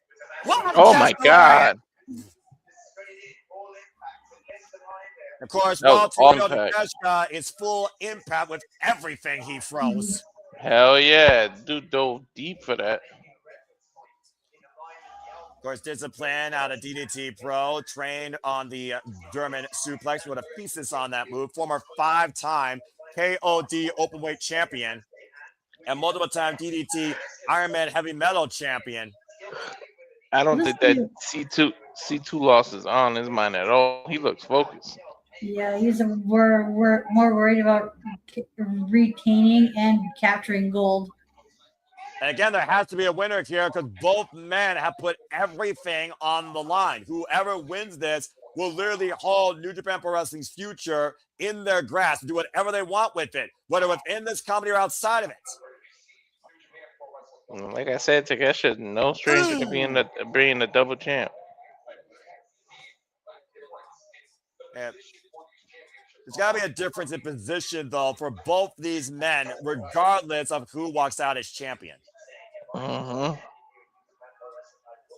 right now, you see Konosuke Takeshita getting the better of Yota Tsuji, taking Yota Tsuji down the mat. Konosuke Takeshita, by the way, folks, outside the Continental Classic loss, he only lost 3 singles matches last year. Ooh! In AEW.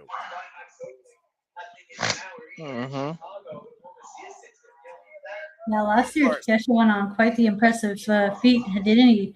Not just for like the never openweight title, but also when he was, the Nash International Champion? International, you got it. Okay. I get that and the Continental title mixed up so much.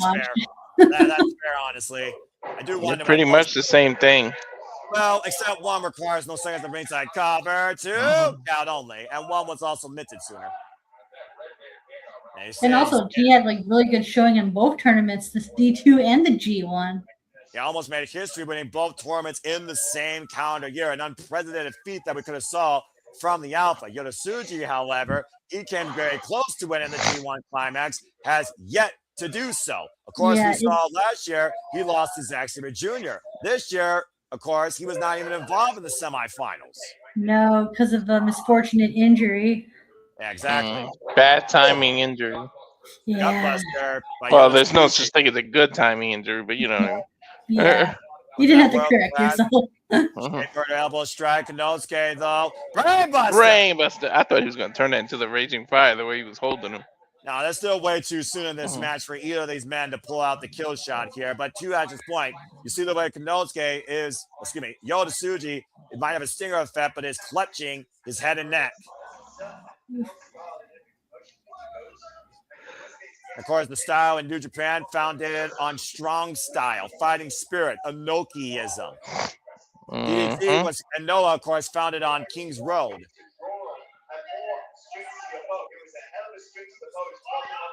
And again, you see right now, Yota Tsuji, that's not good.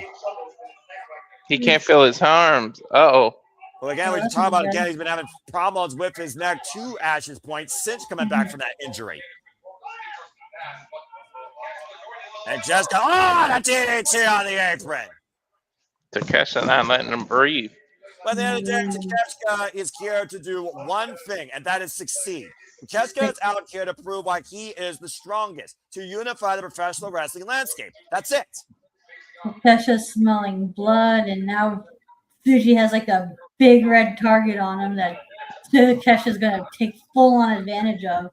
It's impressive to see Takeshita not showing no signs of wear or tear, despite the fact he just competed for the Continental Classic. Oh, God. Right. He is laser focused. Just thank God Dan Callis didn't have to go to Japan. Yeah, but you do have Rocky Romero, the right-hand man, and I wouldn't rule out the King of Sticky Style getting involved here if need be. Let's not forget, he's on Don Callis' payroll. I think he would be more involved than Okada's man. Yeah, again, you look at Konosuke right now, just sitting inside the ring, waiting for Yota Tsuji to come back inside. I don't think it'll be a count out because you can't lose a championship. Well, as much as Konosuke wants to win this is also a test for Yota Tsuji, and Konosuke has been a wrestler to test his opponent at their greatest. The last time Yota Tsuji and Konosuke faced each other, Yota Tsuji says, the next time we do this, let's do it with a championship in the Tokyo Dome. And now look at where we are 1 year later. No titles on the line. Everything to gain, everything to lose at the same time. You think about how Hiroshi Tanahashi was able to beat Keiji Muto at Wrestle Kingdom to find his spot on top in New Japan Pro Wrestling. To see New Japan go the direction he wanted into the future. You know, Takeshita right now up to the second rope, eyeing down Konosuke. Oh, God! Senton bomb, lateral press to cover by the Alpha. 2 count by Yota Tsuji.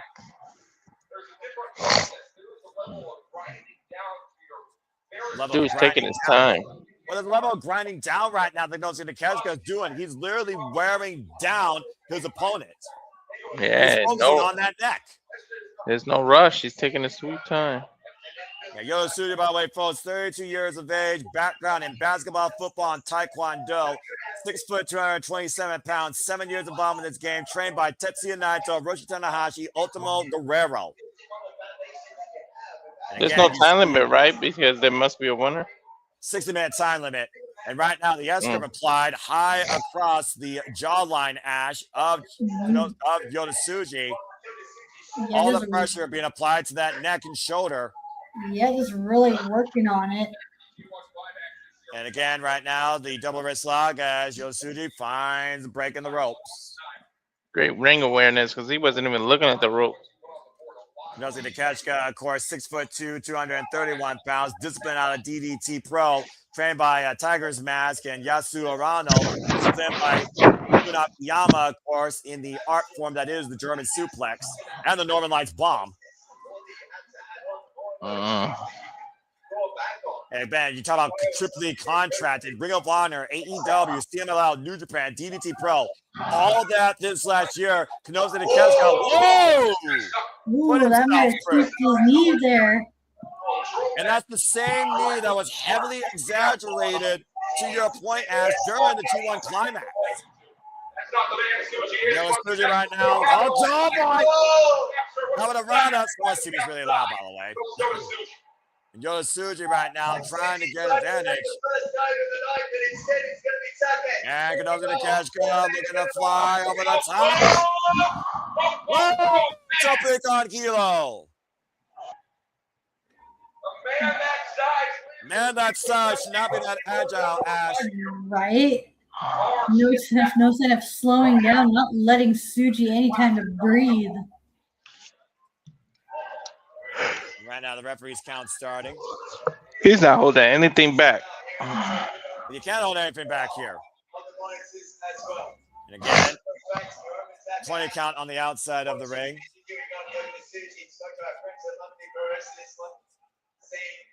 Think about how many matches Konosuke Takeshita's had this last calendar year versus Yota Tsuji outside New Japan Pro Wrestling. Mm-hmm.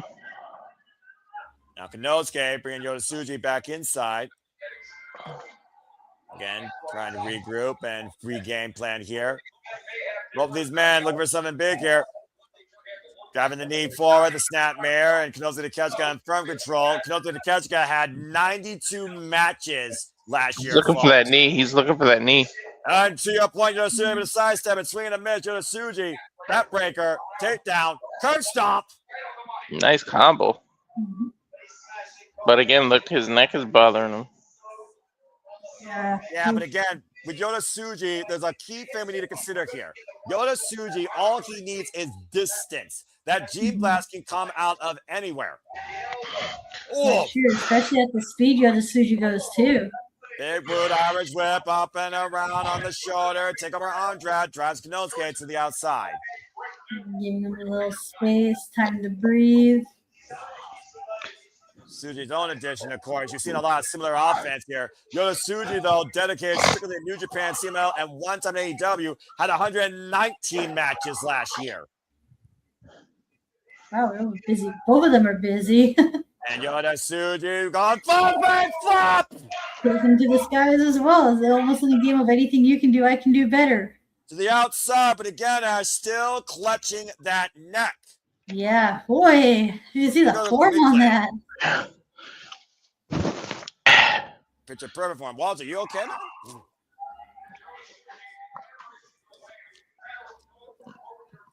Again, Yota Tsuji knows he's going broke here. The pressure's got to be more on Yota Tsuji here, considering Shota Umino took his shot thinking he was ready last year against Saxby Jr. Took 46 minutes to prove it and failed. If Yota Tsuji fails, though, New Japan will lose their top two championships. Double stomp to Konosuke's midsection, and the cover up the far leg, side press, and a 2 count.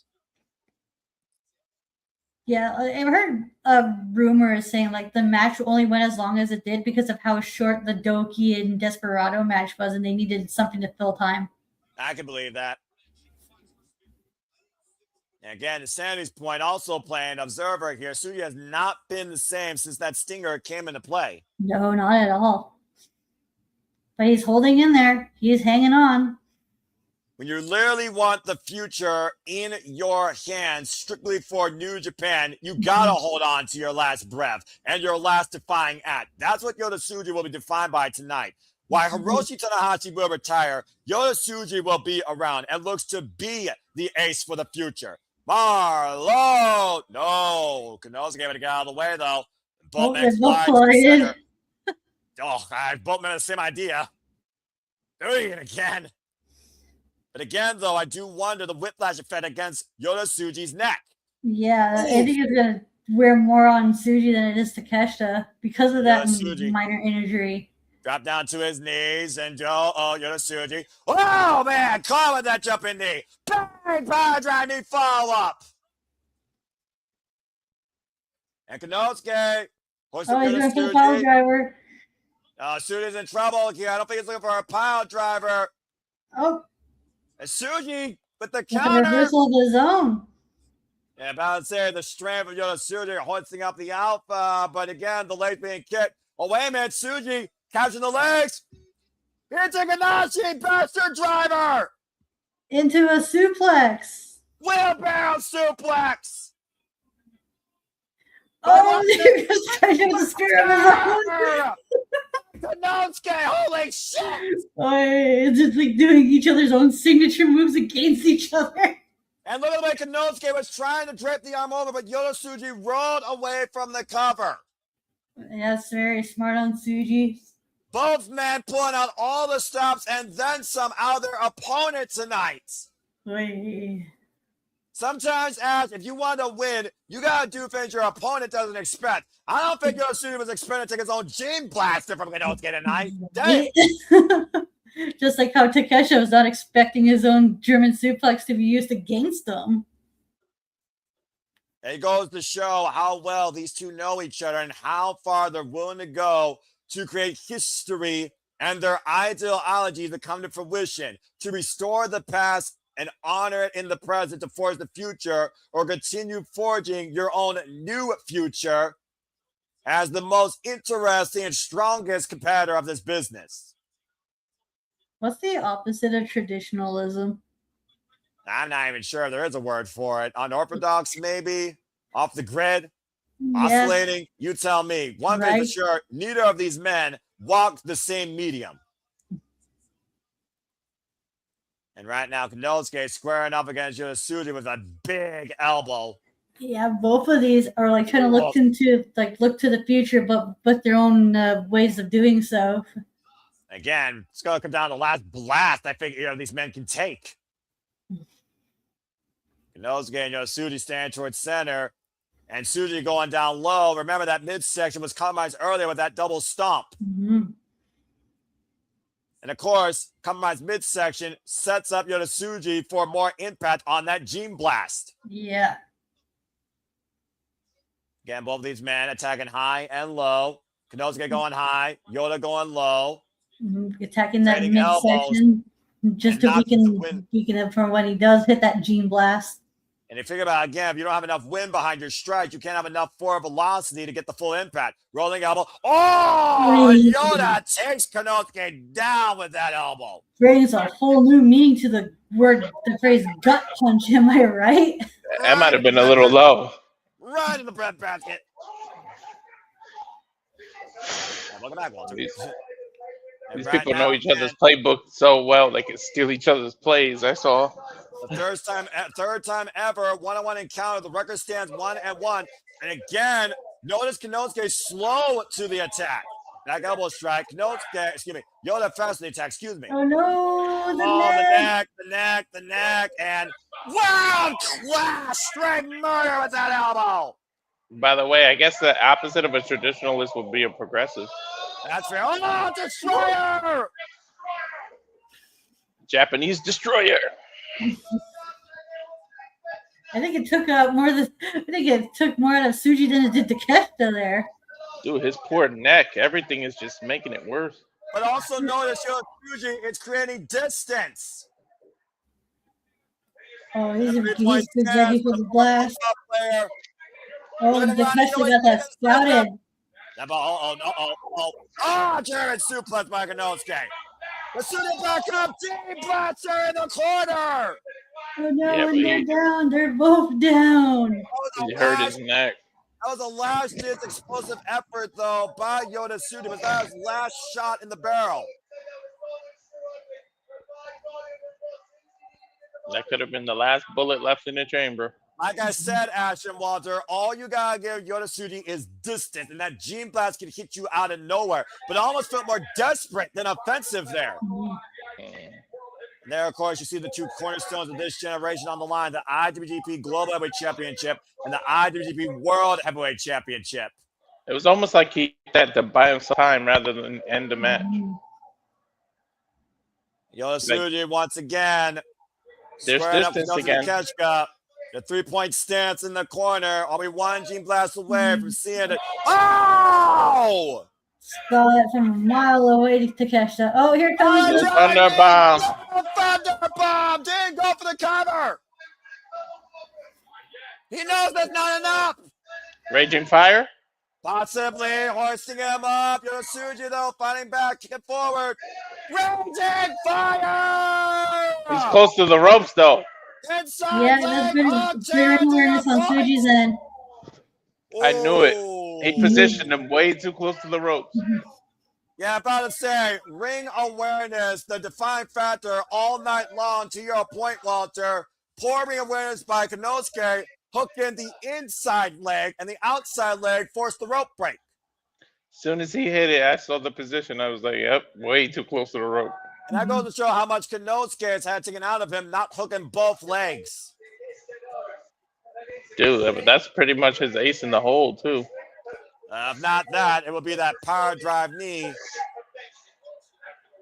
He hit that, too. Yeah, but he didn't drop the knee pad, Walter. That's, I think, going to be the difference maker. Bone-on-bone impact. And the elbow pad also still on 2 for that world-class straight murder elbow. And Yota Tsuji right now might be smiling, but might be literally out for the count, though, Ash. Bro, his neck. Sheesh. That poor guy's got work done on his neck the whole match. Jesus. Again, trying to push off Konosuke. Is Konosuke unstoppable? He might literally be a force that the wrestling business can't conquer. This is more than a stinger. Mm-hmm.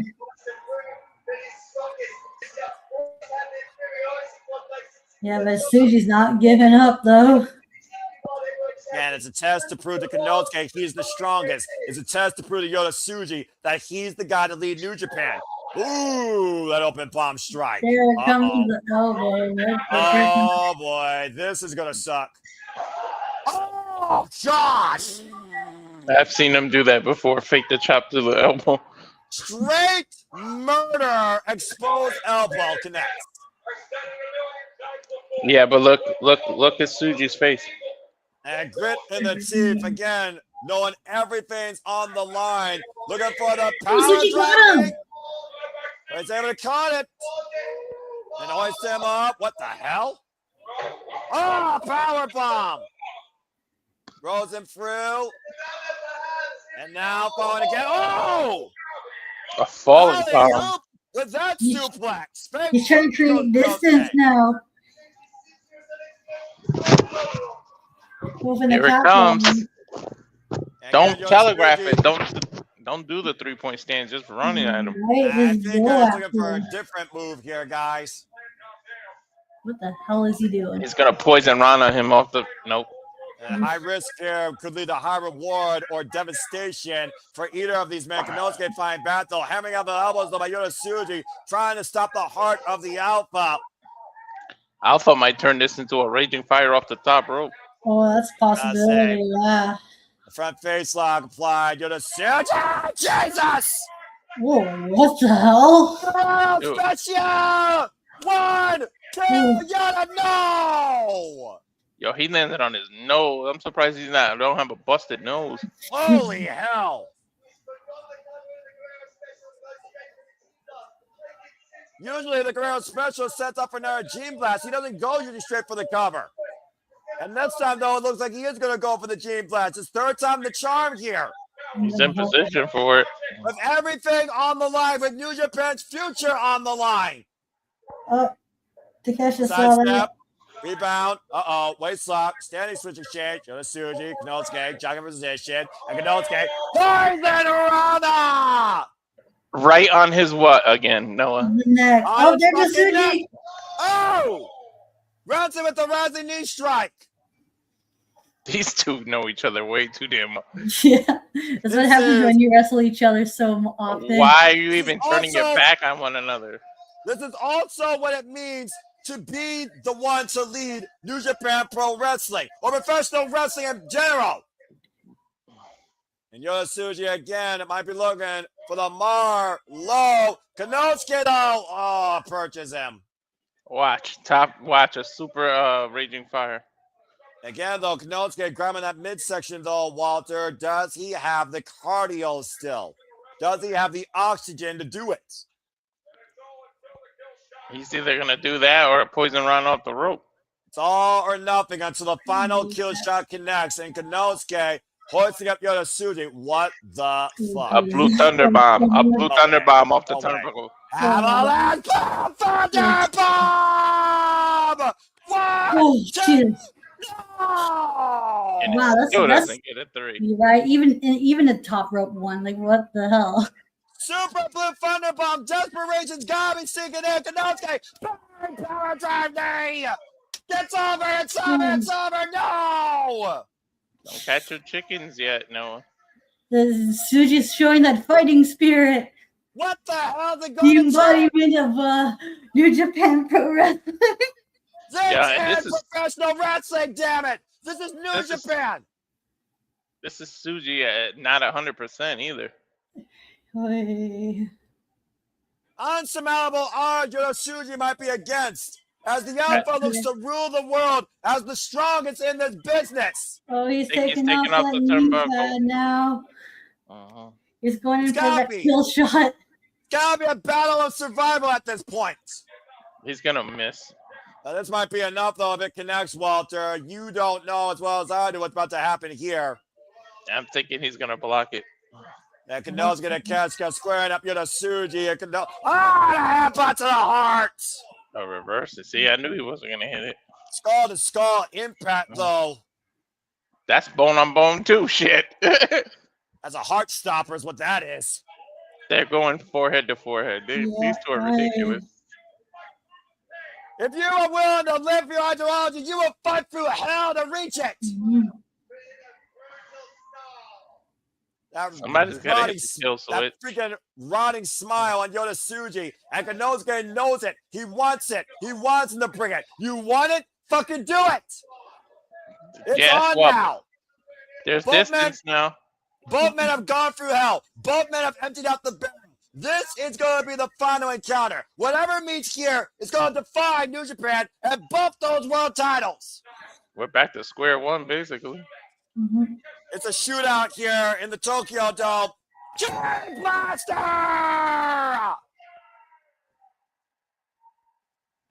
And He's going for the Tsuji, Boston Crab. the Boston Crab, the fundamental of New Japan Pro Wrestling, 6 and a deep.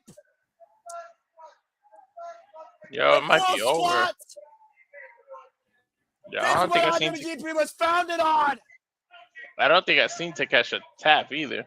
But look how strong Tsuji and Konosuke fighting through the pain, trying to avoid giving up. He's literally biting his own thumb so he doesn't tap. You see that? Tsuji sinking it as deep as possible on this hold.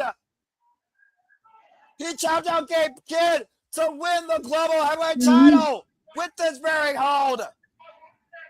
Oh, he's really wearing down Takeshita. It's over. It's over. High angle. He's gonna snap that shot. Yeah, suck it, Advocate. Fucking suck it. Yo, that's The demon dog prevails. I don't think I've seen Takeshita tap before. For the first time ever, Tsuji is IWGP World Heavyweight Champion and Global Heavyweight Champion. Holy fucking hell, what a match. What a match. And what a moment and what a battle of will and fighting spirit. Konosuke, the Alpha, forced to quit out of a fundamental hold all the way down to Young Lion New Japan Dojo days, and Hiroshi Tanahashi hits ace. Tsuji wins the Boston Crab. Yeah, Takeshita's not having a good couple of months. I love you, Tsuji. Oh, that's freaking cute. Yo, man. Wow. Well Tsuji was deserved. going to win here, guys. He had to channel what New Japan truly was about in his eyes, and he did just that. Yeah. Deep down, they respect the shit out of each other. How can you not after that? How can you not after the war that Tsuji went through? That was worthy of Tanahashi versus Blank at the Tokyo Dome in the history books. That was incredible. Congratulations to Tsuji. Yeah, he might have a pinched nerve too or something. Come on, give him the belt, Takeshita. Takeshita may not necessarily be the strongest in his own eyes, but he damn sure made sure Tsuji proved he was the strongest tonight. Come on. Do that. Where's the ribbons? Dude, it's not the end of the night, all right? You only imagine what's going on for Takeshita's mind. Pride, hurt, but proud of what he got out of Tsuji here. How much these two men have defined each other, Ash. Damn. No matter the result of the next match, just a career is done. Shit. Right? And Yota Tsuji's career just truly begun. Mm-hmm. Yota Tsuji has made absolutely possible with the IWGP World Heavyweight and Global Heavyweight titles. He can't even barely carry it on his shoulder because of his neck. Because of the damage he took throughout this match. Jeez. Well, regardless, guys, following January 4th, 2026, we will see New Japan Pro Wrestling in a new light, led by the Gene Blast. Look at his face. Look at his face. I think it just hit him after the titles went on his shoulder that he actually did it. All right, Again, it's the realization after the fact that you realize you fucking did it. So I hate to be this person, but can we not have no more AEW wrestlers challenge for the title for the time being? Wait. He's addressing his home crowd. Or at least not until Forbidden Door anyway. Yeah, I agree. Let's see you speak, though. Takeshita.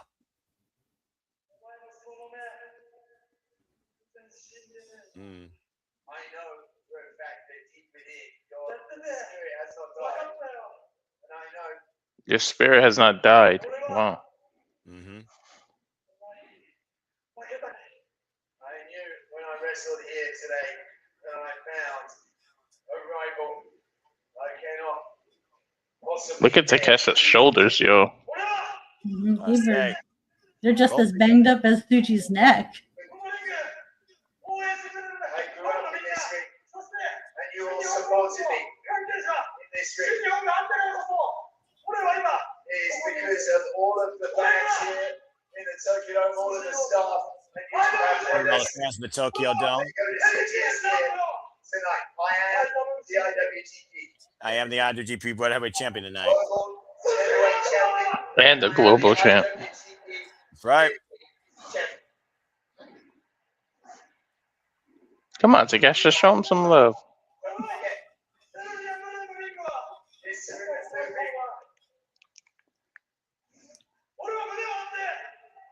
Is what I am proud to say. Oh, what the fuck? What the hell? Come on, Jake Lee! Showing him who's his next challenger already. Oh, give me a break. There's a time and place, and this is not the time to do this. Oh, no. Nice break! Who just came back today? Fucking bastard! You're Junior just gave us 30 minutes of pure wrestling clinic as he survived hell, and Jake Lee just dropped him with a boot to the face. And look what he's eyeing. Oh, yeah, heavyweight title. Hey, man, when you take 2 years off because of injury, you can't waste any more time, I guess, Noah. Yeah, you got to make your presence known. You got to... There's a time and a place for it, though, all right? We're honoring respect. We're honoring strong spirit, all right? Leave your ego in the back door. Remove yourself from your past. Look towards the future at New Year's Dash. This was not the time to do that. Ridiculous. Dude, he got quite a few screws loose. He looks insane. He's almost as insane as Kenta was. We did a Tetsuya Naito at the end of Wrestle Kingdom 14, let's forget, Ash. But Naito was about to have his moment.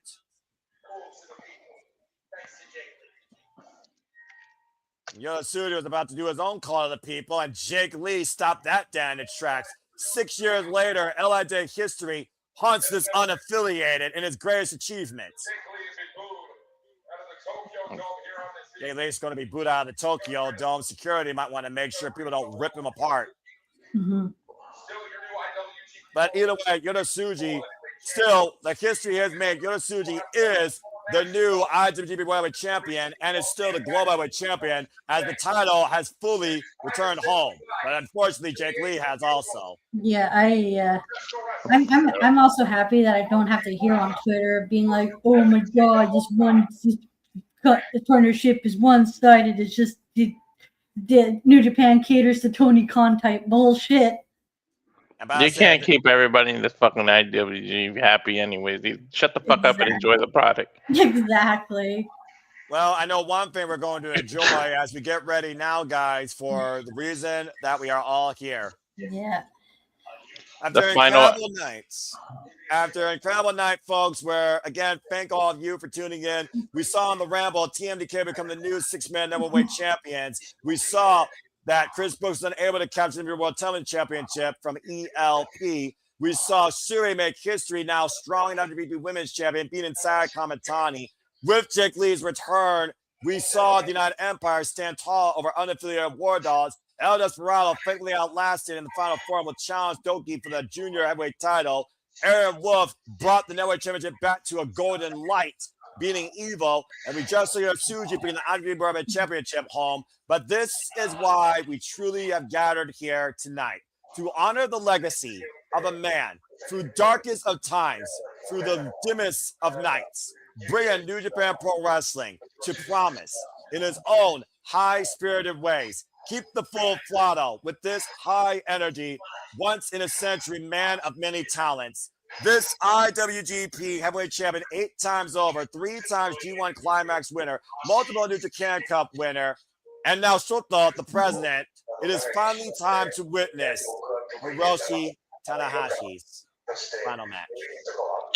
Damn, now what we're really seeing the last ace in the deck. As we hear the heartfelt words of Hiroshi Tanahashi, I don't want to watch this because it made me cry a couple times before. Damn it. This is the final ace in the deck. One last time on the Tokyo Dome stage, in the main event, in singles action, we honor and witness the ace. Yeah, how honored do you think Okada gotta be to be the last opponent?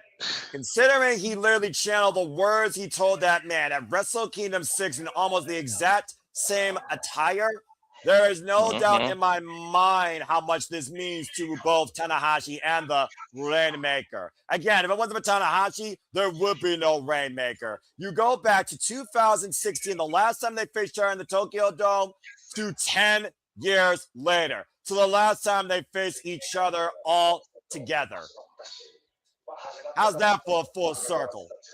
Look how young he looked with the freaking blonde hair and shit. Right? Excuse me for 1 second. Are you okay, Ash? Yeah, I just gotta use the bathroom. You best make sure you're set for this. Full circle moment, man. I'm not ready for this. Of course, the final dream Tanahashi wanted was a sold-out Tokyo Dome. And in front of practically 50,000 strong, we witness the last ride of the ace.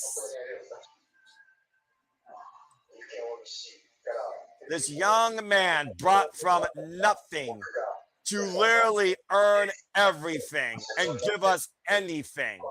Gives it one last time at Wrestle Kingdom for New Japan Pro Wrestling. Now we just got to find out the last hand is a winning hand.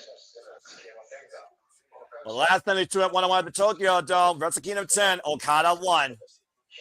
But Hiroshi Tanahashi promised us one thing in victory or defeat. I will give it my all. And That's all we can. And he thanks us for it. That's all we can ask for, right? Are you ready, Walter? As ready as I'll ever be. This is it, folks. This is Hiroshi Tanahashi's retirement match. You gotta have Okada come out first so that Hiroshi can get the big entrance. And with that being said, Rainmaker!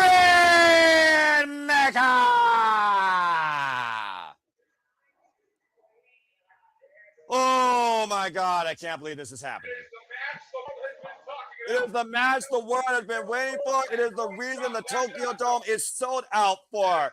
Kazuchika Okada returns home to New Japan Pro Wrestling to grace the Tokyo Dome stage once again and make it rain.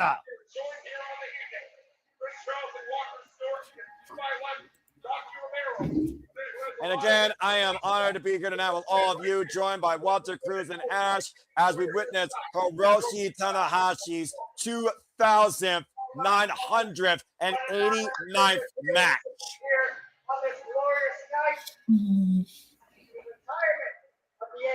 I got goosebumps. Who shared this stage with Tanahashi at Wrestle Kingdom 6, introducing himself. Wrestle Kingdom 7, challenging the Ace. Wrestle Kingdom 9 challenging the Ace again with tears left in defeat. And Wrestle Kingdom 10 finally overcoming him and claiming New Japan for himself. Woo! Goosebumps and big fight feeling. You see Kazuchika Okada escorted by Gato, also sporting the AEW International Championship. Kazuchika Okada said at the end of the day, I am the reason we are here. I am the reason the Tokyo Dome is sold out, whether you like it or not. Tanahashi is the reason that I exist.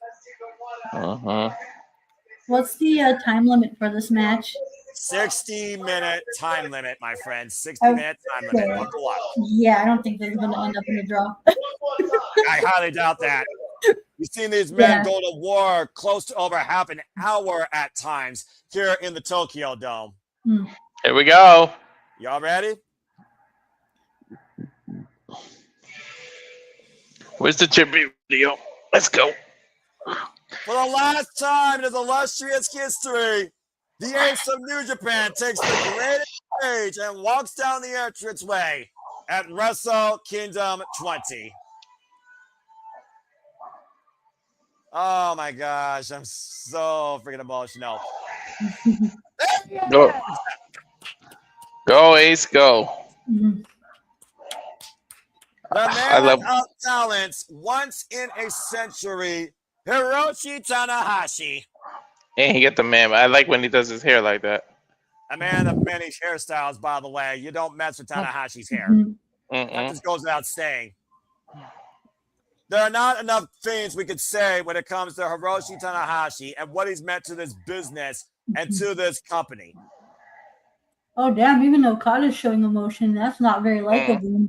At the end of the day, Ash, this isn't AEW versus New Japan. This is New Japan honoring New Japan. These two define New Japan for well over a freaking decade if you look at their history. Hiroshi Tanahashi, by the way, folks, has not been involved in a main event singles match. Keyword, main event singles match since Wrestle Kingdom 13, challenging Kenny Omega for the IWGP Championship and winning it for the last time in his career. When you think New Japan, these are like the first two names that usually pop up in people's heads is Tanahashi and Okada. 6-time never openweight 6-man tag team champion, a 3-time IWGP United States heavyweight champion, an 8-time IWGP heavyweight champion, a 3-time G1 Climax winner, former New Japan Cup winner, multiple-time Tokyo Pro Sports MVP, IWGP tag team, GHC tag team champion. He started against Togi Makabe, and he runs tonight against Kazuchika Okada. After beating on this grand stage the likes of Minoru Suzuki, Satoshi Kojima, Keiji Muto, Great Okan, Kazuchika Okada, Switchblade, Jay White, and Kenny by God Omega. I wonder if Kenny's in Japan, like backstage or in the audience. You got to see it this last match. Kenny Omega and Will Ospreay will also be backstage ahead of the ceremony that will honor the Ace after this match is over. No. 9 wins, 5 losses, 3 draws against these two men in Okada's favor. Wow. Last time the announcer would say his name. Yep, I'll be signed with the introductions. At least for a match. 50,000 strong plus came out to see this. First ballot Hall of Fame. First ballot Hall of Famer.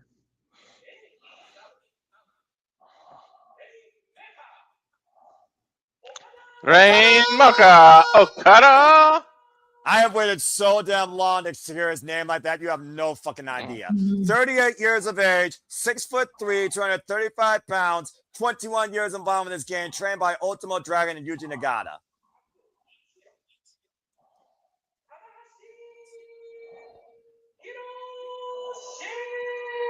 Go Ace! 49 years of age, 222 pounds, 5'11", involved in this for 26 years, trained by the likes of Kaji Muto and Tatsumi Fujinami. If there's ever been a man that defined the words main eventer, it's Hiroshi Tanahashi. Wow. Main event stage for tonight at the Tokyo Dome. Ref checking for weapons for the last time. And then it's here that Tanahashi will once again grace the stage. And here we fucking go. Bell rings. And we are officially underway. Oh, this crowd ain't being quiet. Usually Japanese crowds are quiet. First time Hiroshi Tanahashi, of course, graced this stage was 2001 in a 4-2 handicap. Team 2000 defeating Hiroshi Tanahashi, Kenzo Suzuki, Wataru Inare, and Yutaka Yoshi at NJPW Indicate Up Next, a TV show at the time. Woo! So we got to just talk about this, guys. We know the strategies. High Five Flow, Boston Crab, freaking Cloverleaf, Kazuchika Okada, Rainmaker Lariat, the Cobra Clutch, the Money Clip. What do you think is going to be key for either of these men to get this win in this last time? Ash, I'll start with you. That's a very good question. It's really hard to say. Like I'm at a loss for words on this, to be honest. The pressure's not on Okada because he's in terms of the rivalry. You said it yourself. He's ahead, so he really doesn't have to do credit. But I mean, go out on your shield, right? Do everything you can to win, and not having to look up at the lights. The man that says in he your is final never match. tired. That's fair. The man that says he's never tired by the referee for this contest, Red Shoes Umino. Front face like right now, and Tanahashi trapping Kazuchika Okada's head. Of course, as I said, Hiroshi Tanahashi, inaugural U30 champion, what became the Neverweight champion, fought a rivalry of that title against the likes of Shinsuke Nakamura. And of course, Shinsuke Nakamura, Katsuyori Shibata, and Hiroshi Tanahashi defined an era. Sorry for the bad pun, but Tanahashi's gonna find that ace in his sleeve. That's fair pull right something now. out to win.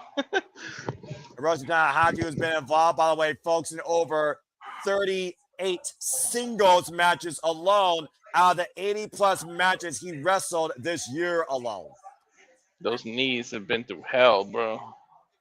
Oh, absolutely. I get so antsy every time Tanahashi goes up on the top rope. I'm like, Tana, no, you don't have Look to how he walks. You think about Tanahashi and the last year he gave us a G1 Climax last time. Got 100 wins in G1 Climax history. No one has been able to do that. We're able to do that again. He faced the old guard. He faced the new guard. He had 148 matches the last calendar year alone. Damn, that's crazy. The highest match count he's had since 2015. Oh, clean break. Oh, I get to the midsection. Not so clean. You gotta consider Okada's good at knowing he has to wear the black hat here tonight, guys. I mean, come on now. You gotta play spoiler. And that's what Okada's doing here. He wants to play spoiler back. He wants to be the man that was the last to get a victory over Tanahashi. Imagine what that would mean to him. Okada wants to forever be known as the man who retired him. And figure out this, Dash. Tanahashi's been looking for that get back since that Shaka in Osaka in 2012. Despite the fact Tanahashi beat that man on 2 Wrestle Kingdoms following that. The last Wrestle Kingdom, Tanahashi lost against this man. You know that's playing in the back of his head, right? Oh, there's no doubt in my mind about that. Elbow to the point of the back of the head. Again. Think about every single boo right now. It's going to be on the Rainmaker regardless what he does. This is a Tanahashi-filled Tokyo Dome tonight. The biggest Tokyo Dome in modern-day Wrestle Kingdom history. I don't think body out of the corner. I don't think Okada would have it any other way. He embraces that kind of hate. Especially nowadays. Especially when you're wearing the all-black adorned by Antonio Inoki. Here's the cover, lateral press. Hook at the far leg. A 2 count for Tanahashi. Was that a standing moon somersault? A somersault? Somersault. Yes, that's correct, brother. Very good. This dude is 49 years old. This dude, of course, who has been in the ring with Kaito Kiyomiya on the top rope. and Miji Marufuji. I mean, he stopped Keiji Muto from doing the moonsault, so True, but it's just I expect a high fly full at some point. Okada's going to deny that as long as possible. You know that. Jesus! We got it. That's the story. We got to build to that one last high fly flow. But will it take one high fly flow to beat Okada at this point in his career? After this drop kick, by the way, Jesus. Right? No one does a drop kick like Okada does. No one better. Don't at me. Only person that comes close is Orton. I might give you that. This young man brought, like I said, from absolutely nothing, giving us professional wrestling greatness, love, and positivity, brought from Ogaki-Gua, Japan, to become the ace of the universe here in New Japan Pro Wrestling. Irish whip against the barricade. Big boots sends Tanahashi up and over. Notice, by the way, guys, that's an elevated stage, so the wrestling audience can actually see the set. It is not just balanced to the ground. Which means if Tanahashi gets wiped out, he's going to have even a harder fall to the floor. He's on the other of the guardrail right now. Yeah, I think Okada might be looking for a run-up here. Otherwise, he's just literally gauging the crowd right now. He's being cheeky is what he's doing. But we know that Tanahashi performs the best when he's in the Tokyo Dome. Uh-oh. Oh, my! Draping DDT from the freaking ring barrier. Rope first to the padded floor as Red Shoes Umino is trying to bring both these men back inside the ring. Good luck with that, bro. Just don't even count. I'm not letting a retirement match end in the 20 count. This is Red Shoes Umino. He knows what to expect in this match. He knows how far it's going to go in this match. I guarantee you he's not going to do that. I think out of every ref, Red Shoes Umino is like the most lenient on the rules. Yeah, you might be right. That might be why he's my favorite referee. Mr. No Nonsense, but knows how to flex. Kazuchika Okada, as we talked about before, guys, 7-time IWGP heavyweight champion, 2 times the world champion, and 5 times the heavyweight champion. His longest run was 720 days at 13 attempted defenses, 12 successful defenses, beating Tanahashi's record of 11 defenses. And, of course, Continental champion for 647 days. Once again, now going back inside in full control of the ace. It says a lot about the title's history when there's only been 3 champions throughout its like very short run. Yeah, about to say now, we'll see if Yota Tsuji brings that to light. Remember, Yota Tsuji was very vocal about Kazuchika Okada and the way he left New Japan Pro Wrestling. Last time we saw Kazuchika Okada, let's forget, folks, in New Japan Pro Wrestling, big chop there, was literally 2 years ago. I think he gave him a big back elbow. Huh? Oh, yeah. Well, right now he's just wearing down Tanahashi. Tanahashi, who says he's never tired, says he will give it his all tonight in his final near 3,000 match-long career. I've been a fan of NWA World since inception, by the way. NWA World started in 2014. You think about that. That means the first televised Wrestle Kingdom was 11 years ago. DDT! Oh, my gosh. Crushing the vertebrae of Tanahashi. That's what's getting 9, by the way, folks. And the cover over the far leg gets a 2 count. And of course, that knee pad that Taj won this entire year, saying thank you to everyone. Of course, Okada's biggest successes and biggest failures came at the hand of the Ace Ash. You think about Wrestle Kingdom 9 when Kazuchika Okada walked in and was thinking that was his time, and Tanahashi beat him and left that man crying on his way out.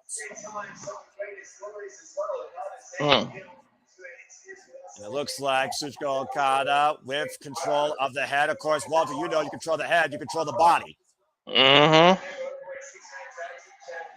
We talk about, of course, Kazuchika Okada used to be a former 6-man never openweight champion alongside the Ace Tanahashi.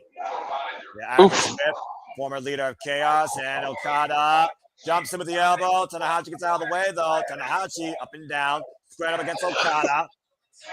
That's what Tanahashi needed to just get to that vertical base. That opening.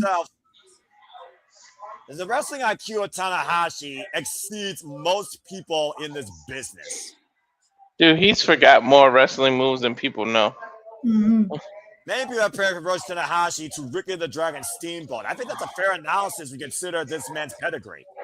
Yeah, I can say that. And again, the Ace will never show you what he's going through physically. He always shows a kind face and a smile and gives everything. Nice forward somersault flip. Cover, lateral press by Tanahashi. Far leg hook for a 2 count. You talked about before how he's probably walking in pain every day on those knees as brittle as dust. You can see it. He got no cartilage left in there. Ooh, literally on his last legs. The side Oh, skin in the cat. Tanahashi, to your point. Whoa! Classic I thought he was going Tanahashi. wide into God! that. Dragon Freaking screw move leg sucks. whip by Hiroshi Tanahashi, and that is vintage Ace. First time, of course, that Tanahashi graced Wrestle Kingdom in the Tokyo Dome against Taiji in 2007. He's been a consistent Wrestle Kingdom performer ever since. Another Dragon Screw Wiglet to the Ace. Of course, Okada's felt that many a times in his career. Boston Crab. Oh, Texas Cloverleaf? And Okada trying to find a way out of this. Again, the damage done to those legs on that Dragon Screw, Walter. Great call. Okada going to the eyes here, and Okada knows he has to play those type of mental games if he's going to outlast the Ace. And if a referee's going to be lenient. Oh, shit. Damn. Into a perfect drop kick to that left knee, turning Okada inside out. The shotgun drop kick to the legs that Tanahashi was working on. You know, try to say, if the referee's going to let you be lenient, do what you got to do. Tanahashi once was on a 5-match Tokyo Dome winning streak, by the way, against Kojima, Suzuki, Okada, Nakamura. Ash, right look now. out, Ash. He's Oh, on the top row. Oh, no. Oh, no. Hard fought foe! Good Lord. Crossbody. One last time from the top to the floor. What do you think that took more out of Tanahashi or Okada? Well, considering Tanahashi's entire body weight crashed on Okada, I would say Okada, but like you said, those knees are beyond oblivion. Echoed by every Tanahashi chant willing him forward his entire illustrious career that has made him a mainstay of New Japan Pro Wrestling. And Red Shoes Umino starting his 20 count. I think they're at 6. Up to 7, Tanahashi rolls in. Of course, Tanahashi first won the IWGP Heavyweight Championship at Wrestle Kingdom 3 against Wrestling Genius Keiji Muto. It took 30 minutes, though, to win that match. The first of these two faced in the Tokyo Dome, Wrestle Kingdom 7, went 33 minutes. The follow-up went 30 minutes at Wrestle Kingdom 9. And Wrestle Kingdom 10 was the longest bout at 36 minutes. And bye-bye. Dragon Screw leg whip again. Just continuously working on those legs as Tanahashi. And the torque with that second rope in play also, Walter. Yep. Every time I see somebody do that, I cringe. Yeah, well, no one does it more effective than Hiroshi Tanahashi. If not that dragon hand that jacked and broke Hiroki Goto's jaw. Hoisted up. By Okada. That sling blade will be denied for the time being. As you saw, Tanahashi was looking for the sling blade there. Every time he gets a little momentum, Okada just thwarts it. I'll say the incredible feats that both these men achieved, though, in 2025 alone, though, Okada suffering only 3 pinfall losses. Now hoisted up and over, capturing the head. Uh-oh. No, God, the neck breaker over the leg. And again, though, those legs, you see the damage done off the Dragon Screw leg whip. They have a Pyrrhic move right there by the Rainmaker. Now hoisting up Tanahashi, scoop slam. And we all know what that sets up for. Yep, the elbow followed by the cheekiness. And about to say, Okada, though, can he find his footing off that leg? Almost lost it. And drops the elbow. I think it's time for the last time in Tokyo Dome history, possibly. Are we going to get that wide shot for the biggest crowd in Wrestle Kingdom history? Give it a wide shot. And everything. Fuck you. You cheeky bastard. Cheeky bastard! You knew he was going to do that this year. The only time I was going to get a chance to do that. Now with control. Now Rainmaker inbound. Tanahashi back elbow strike though. Crane separation. Twist and shout. Oh! Great call. That's twist and shout. Able to find the mark. Second one. Maintaining head control. And a hat trick of Tristan Fouts working the Rainmaker's neck. Oh, the tombstone. Oh, God. Oh, damn. Tombstone pile driver. That's a critical move right there. Hell yeah. Turning point might be happening. Again, Wrestle Kingdom 9, what their longest ever singles match. Or 10, excuse me. We talked about before how devastating a tombstone pile driver is on shortening your career, devastating your neck. Mm-hmm.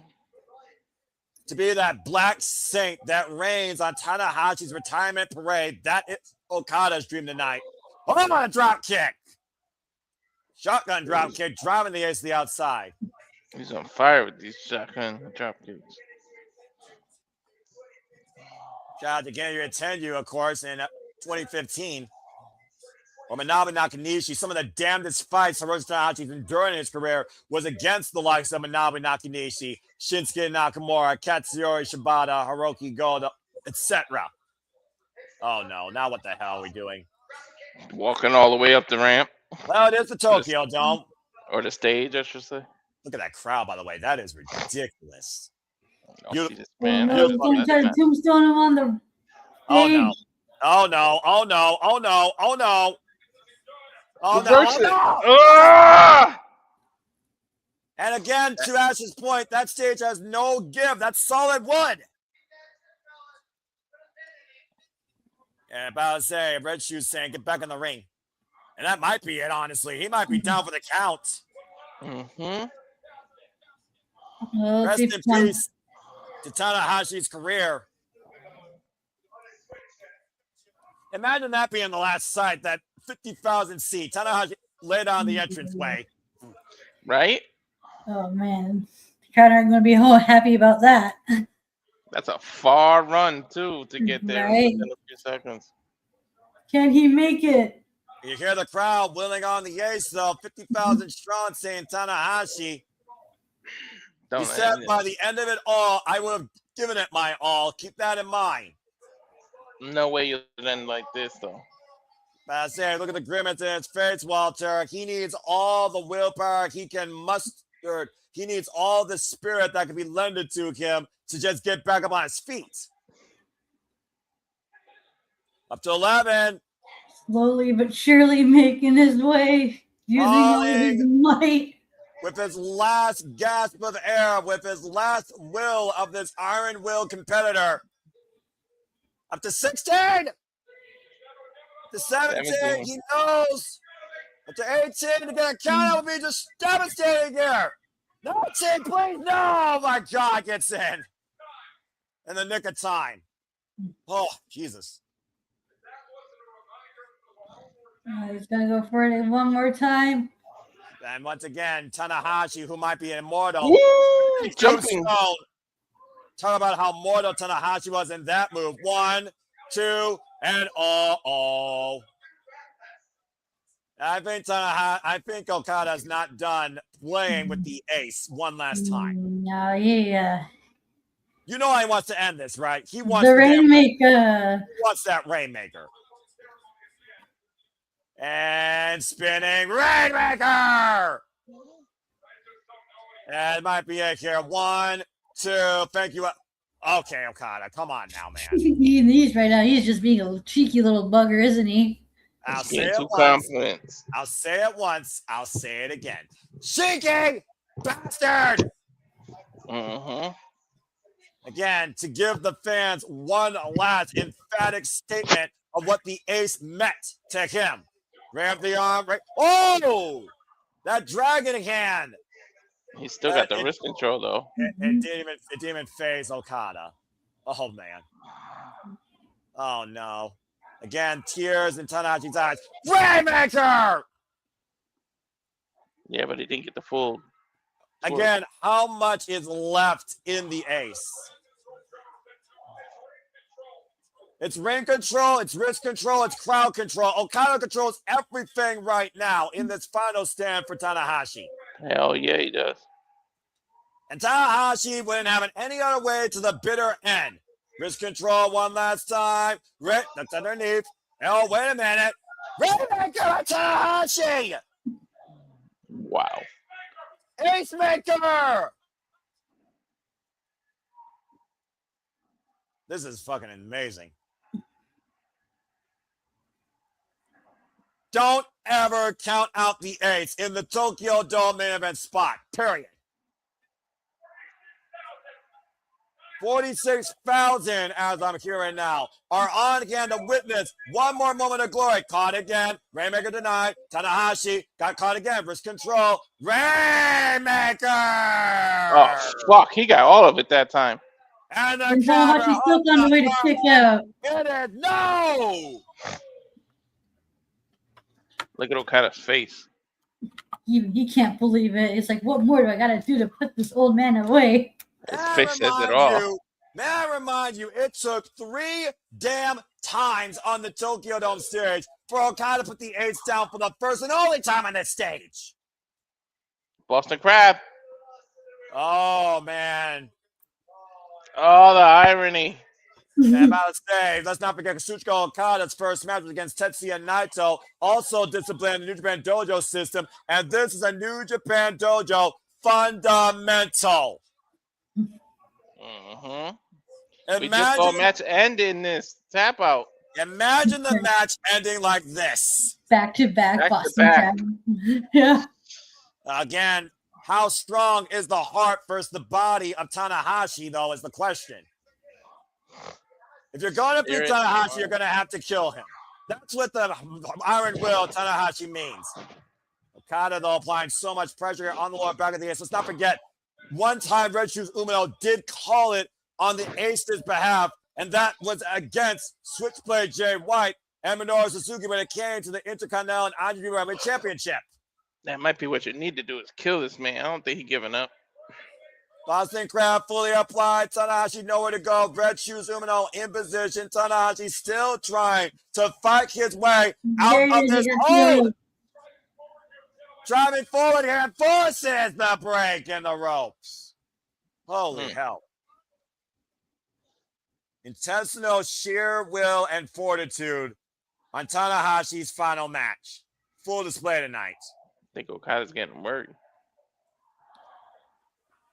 Well, you almost would think that was almost a walk in the park for Okada, right? No, but you know Okada's got to be thinking what the f he's gonna do. This man is kicking out of everything. Preferably this is Okada versus Tanahashi. This is Okada versus New Japan. A place that defined him for 17 years. Okada, of course, who's been a main eventer in the Tokyo Dome. And look at that drop kick! Just that beautiful ass drop kick. That is a freaking... Only Okada can throw that. Wrist control again. Swing and a miss. Tanahashi off the ropes. Okada's boot. Okada and a sling blade. Finally connects for the first time this match. Tanahashi, the rock star of the business, put on all his greatest hits tonight, Ash. We're on his farewell tour, too. His last performance on his farewell tour. That, too, yeah. The last performance on his farewell tour. This might come down to who can get to their feet first. And right now, Tanahashi trying to wear down Okada in the submission. Has Okada ever been submitted before? Shinsuke Nakamura submitted him in 2015. Other than that, in New Japan, no. The only time he ever tapped out was the Bryan Danielson at Forbidden Door with one arm. That was Sleeper hold applied. That was like 2 years ago. That's right. And again, Tanahashi with Okada position. PK! I think he's starting to build momentum now. That was a flash from the past. The shout out to Zack Sabre Jr. and Tanahashi. Oh, hell yes! Oh, shout out to Shinsuke Nakamura with the Bombaye! Yo! Can he get it? Bombaye! Into the one last high fly flow. Oh, man. Do you believe, Matt? Do you believe, Walter? To the top rope. Ace this high! High! High! Oh! Oh! Damn. Man, that would have been a way to end the match. But no, Okada kicked out. That might be all he got left in the tank. A man that defined an era as a fellow musketeer, channeled here tonight. Both, Katsura Shibata and Shinsuke Nakamura are both channeled here by the Ace. You gotta go for broke, man. Just empty everything out. Well, that's what Tanahashi's doing clearly. He's going to make sure his body's broken before he surrenders or before this match is over. Again, he said he's going to give it his all. We might go to the 60-man limit. He's going to go for that dragon suplex. Or Snapdragon, possibly, if he could actually get the yeah. whip on it. Back elbow strike. I'm about to say, who would that be worse on, though, Okada or Tanahashi? Again, Okada knows this game so damn well, though. Oh, he's got a waist lock. Oh, no, Rainmaker. Oh, and it's Sling Blade. Got all of it again, but Okada already stirring. And This is crazy. We're spoiled. Dragon suplex. Oh, no. We are spoiled with these back-to-back matches. Oh, my God.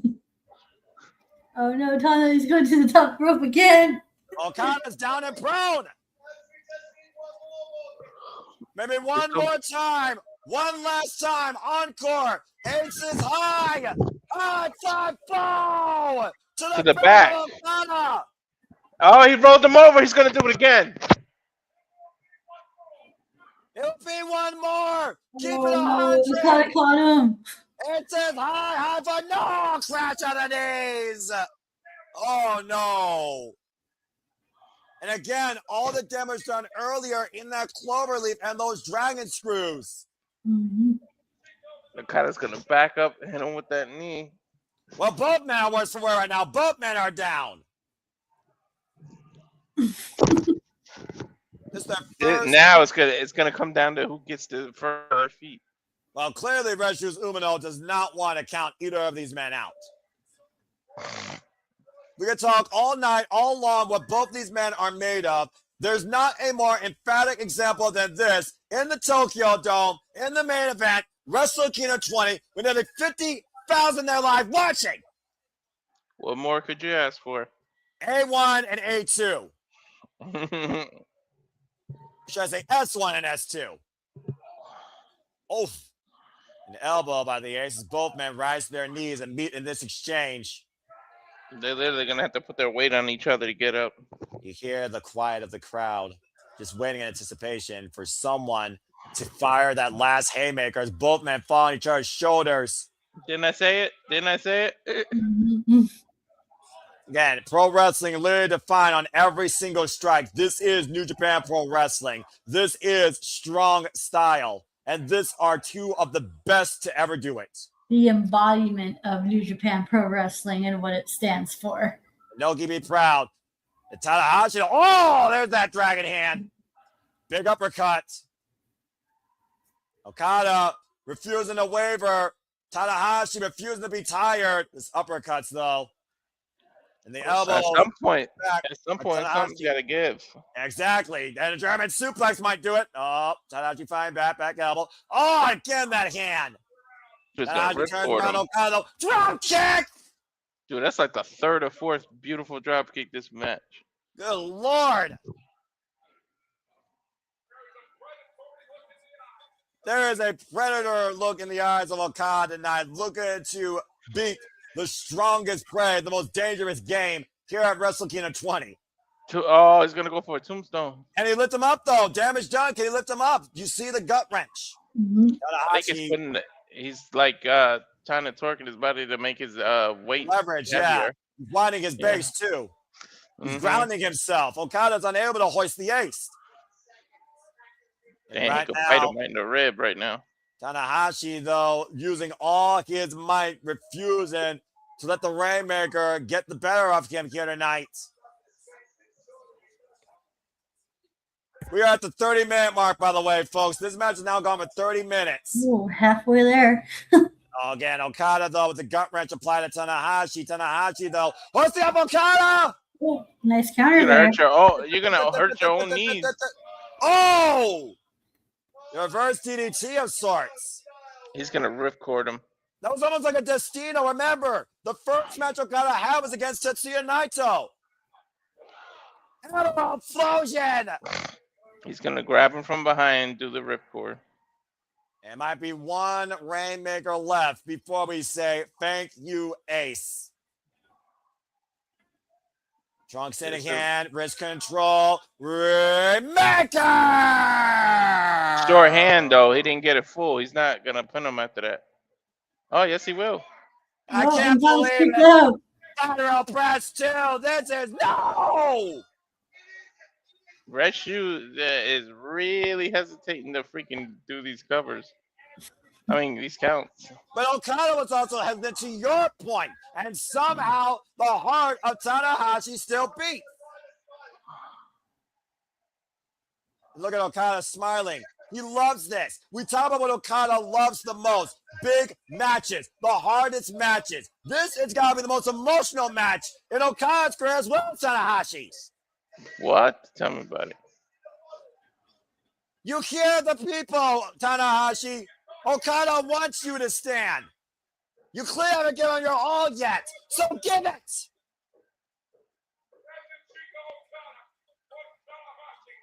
Kazuchika Okada wants Tanahashi to give every last bit of his will left, so he can drive it out of him. One more Rainmaker, and I think it's going to be finally safe to say farewell, guys. Academic, fundamental, everything at this point. Be defiant to the end. And exactly, and you heard Okada sell a thank you scoop slam. Now Okada goes up to the top rope. Might be looking for one last jumping elbow drop. Diving elbow. Give us Rainmaker pose. It's over. This is the definition of these two. This is the closure. Tanahashi knows it. Wrist control. Rainmaker. Over. The cover. 1, 2. Thank you, Ace. Okada wins. What a send-off for Tanahashi. What a send-off. That might be Okada's biggest win of his career, dude. And I think even though it's an opponent he beat before, like the meaning of it. And I think Okada is extremely aware of it. Dude, this is like the Rock and Stone Cold in WrestleMania 17. Look at it, the positions they're in. Yeah, and again, notice the last pose was the Rainmaker himself. The Rainmaker, defined by Tanahashi, finishes Tanahashi tonight in the final match of his career. It's hitting Okada. Look, it's hitting Okada.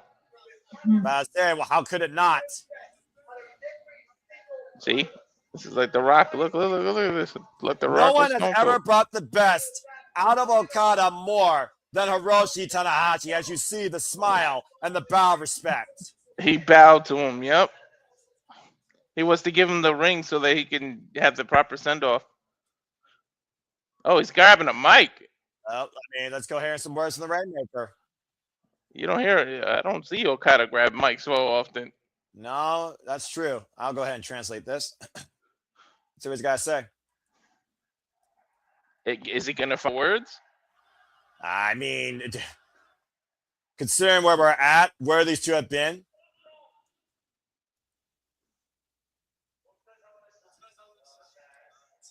Oh, Taiji, you seem tired. Let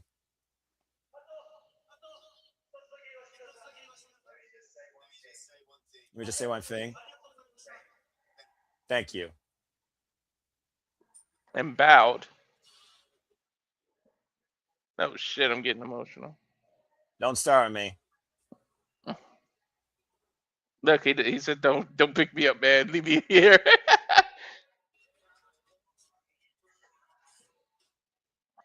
What a return one last time for the Rainmaker. Who knows, we may see him grace the cerulean blue again as he honors Tanahashi in his final match and bids him farewell and thank you. Yeah, Thank you, Okada. He gave him the ring. He gave him Wrestle Kingdom. He gave him New Japan Pro Wrestling. But tonight, he also gave him the Rainmaker. He gave him the main event too. No kidding. Oh, it's hitting him. It's hitting him. Sinking in. Yeah, it's sinking in.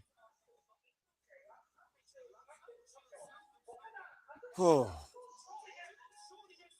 Ash, what's going on for your head right now? I just, man, what a beautiful send off for Tanahashi. It's a hell of a final match to go out on.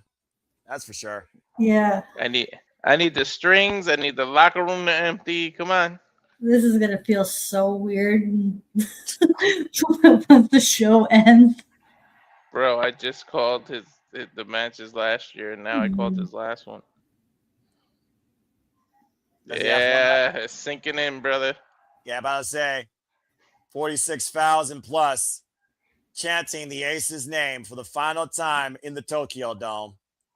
Thank you. Thank you, Ace. Come on, I need this whole locker room to empty. I mean, I don't know, man. We'll see what happens here shortly. Again, stay tuned, folks, as we continue here at Wrestle Kingdom 20 as we celebrate the career of Hiroshi Tanahashi. Is he gonna do one last air guitar? Does he have one last performance in him left? I don't see why he wouldn't.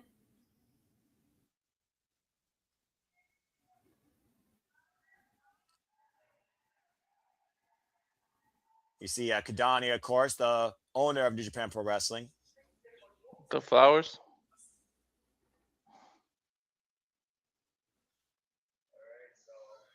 All right, so we got to send off here.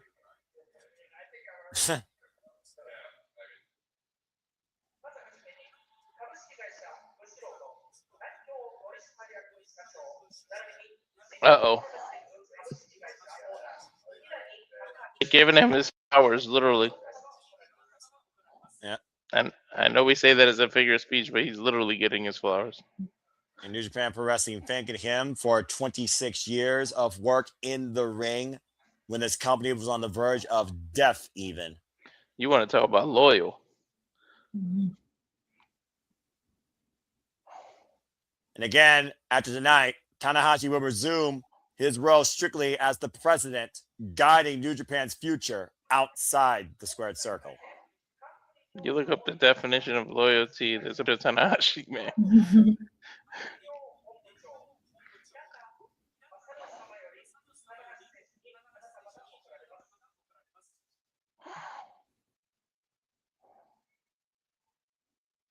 And further Japanese contingency here, honoring the ace.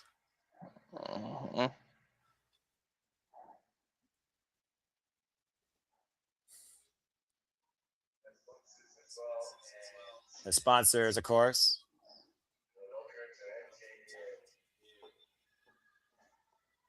Chris Charlton sounds choked up. And we still have 200. Someone tells me there's still more guests to come. That's going to really push the Ace's emotions. Bruv. Right. Can you imagine AJ Styles or somebody popping out? Oh, hey, look, it's Jay White. Oh my God! Oh shit! Switchblade. What the fuck? Will you take a look who we're breathing in with? the man that wanted to see the Ace Wrestle Kingdom 12 and did so for the IWGP Championship, the Switchblade. Mm. Whoa! Jay White is back. The ban has been temporarily lifted. To your point, as last time he was here, loser leaves Japan match. And remember, Switchblade Jay White got his first spot at the top, beating Tanahashi for the IWGP Championship shortly after Wrestle Kingdom 13 at the New Beginning. If it wasn't for Hiroshi Tanahashi, there would have been no King Switch in 2019. You see Tanahashi grit his teeth, by the way. I don't think he forgot about those wounds.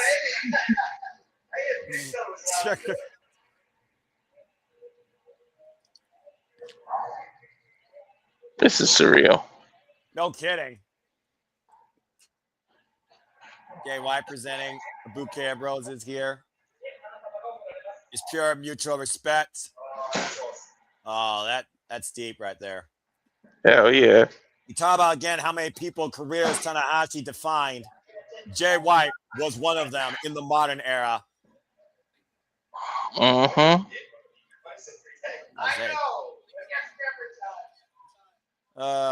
Yeah. Look at that sight. That is a moment right there.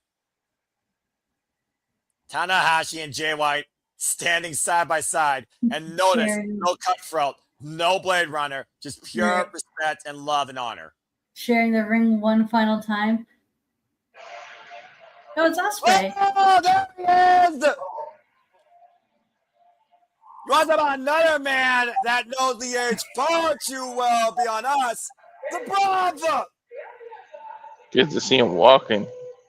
Right. And of course, like you said, coming back from successful neck surgery. Mm-hmm. Good to see he's in good condition.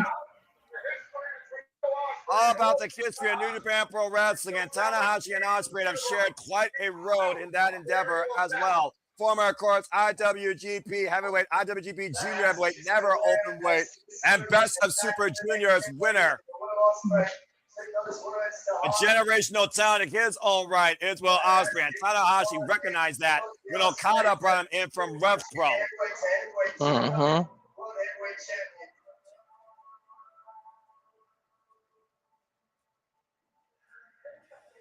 That's wild. I love this shit. I love this. Dang, you gotta give people their flowers, literally. They only have one-on-one match, by the way, for the IWGP United States Heavyweight Championship Number Contender Tournament semifinal. Ospreay won that night. It was back in 2023 on NWW Strong in the Walter Pyramid at Resurgence. Okay, how long is this friggin' train? Because I'm losing it here. I'm losing it too. And Walter's and Ash's point, are we literally going to see one last performance? Mm-hmm. See those young lions, by the way, and the locker room, to your point around ring, Walter, with thank you Ace shirts.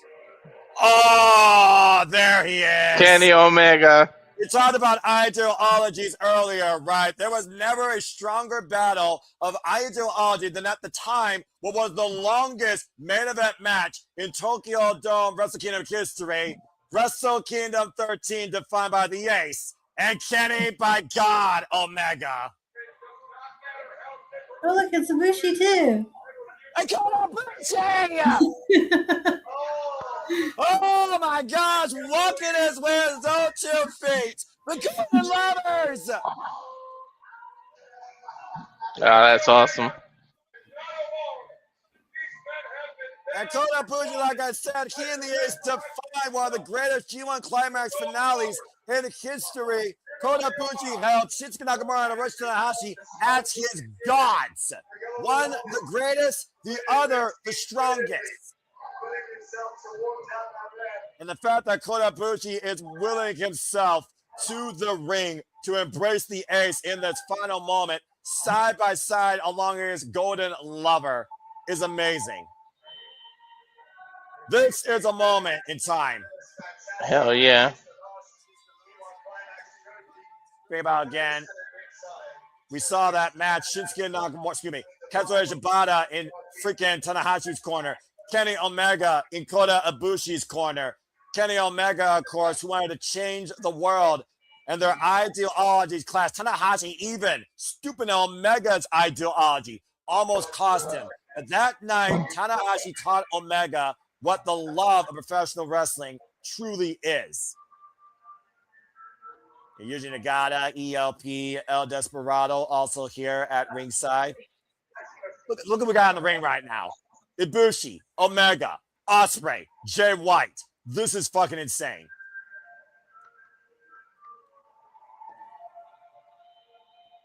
I'm just glad to see Ibushi walking on his own 2 feet. Mm-hmm. That crazy motherfucker. Right? Oh my gosh. Wow. Courage that it takes just to literally come out here knowing what your body is at, to embrace this man because of what he meant to you. Look at that freaking trio right there. Yeah. Tell me that's not Mount Rushmore professional wrestling. Generations.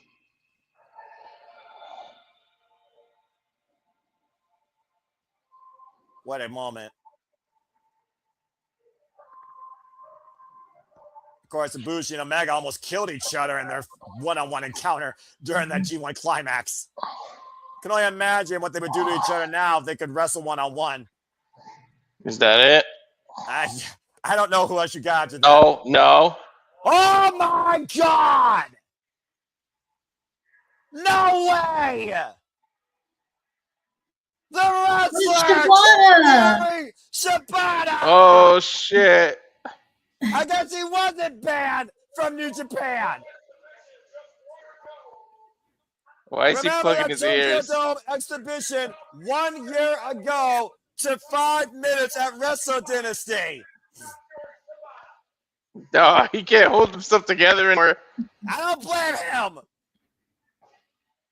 At one point, Shibata turned his back on this company, but because he felt they were trying to entitle him, and he didn't want it, he returned home, and he thanked Tanahashi for holding New Japan down and bringing New Japan back up while I was gone.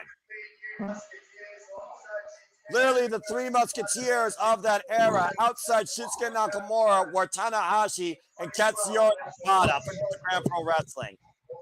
It's all AEW people. Imagine if Nakamura pops up out of nowhere. All right, let's not get crazy here. This is the Feb we're talking about, but that would be a freaking miracle. I can still see him showing up in the hotel room. Oh, wait a minute. Wait. Oh, what? Hold on. Hey, what? Wait, oh no. Oh, come on, what the hell? Oh, come on. It's adorable. I was hoping for another 5-minute exhibition, I'm not going to lie. Oh, man, they both break it down. God. I don't think I've ever seen Shibata this emotional. A man That's it? I don't know. I can't take this anymore. Can it please be it? My emotions can't handle it. Arigato. As Shibata raises Tanahashi's hand. Oh my gosh, how do you top that? That is too fucking cool. That is too fucking cool. Shibata, a man that doesn't show much emotion, and he's gone. What? Of course, the wrestling genius himself, where Tanahashi first won the IWGP Heavyweight Championship, Kenji Muto. Mm-hmm.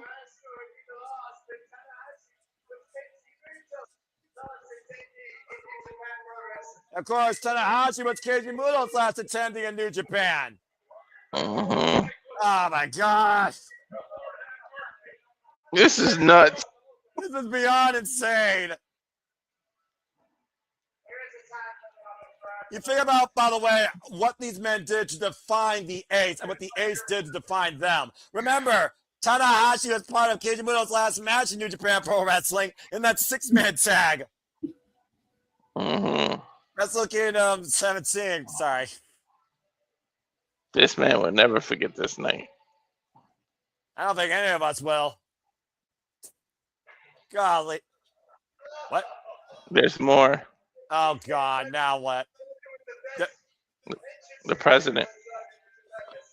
The previous president of New Japan Pro Wrestling. Mm. Live from the Tokyo Dome, it's Tsuji Fujinami. How this man's still walking is still a surprise to me.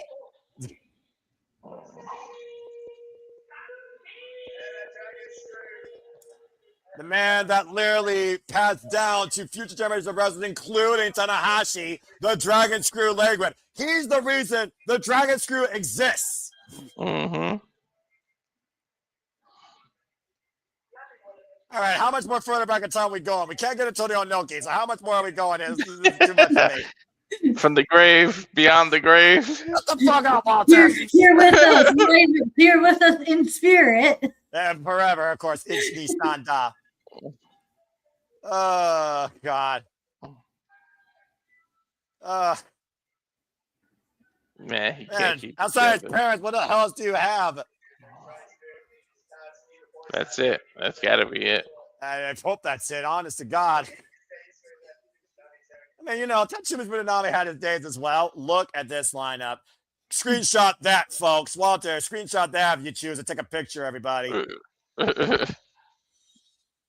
There's still more music. All the generations of New Japan Pro Wrestling standing side by side along the ace tonight as we bid him farewell and give the most humble of thank yous. That's crazy, right? That's beyond crazy.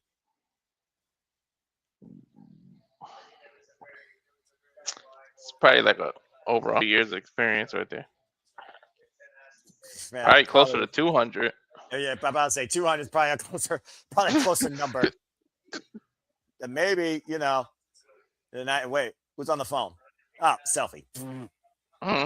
Of course, got to get a selfie. The two geniuses.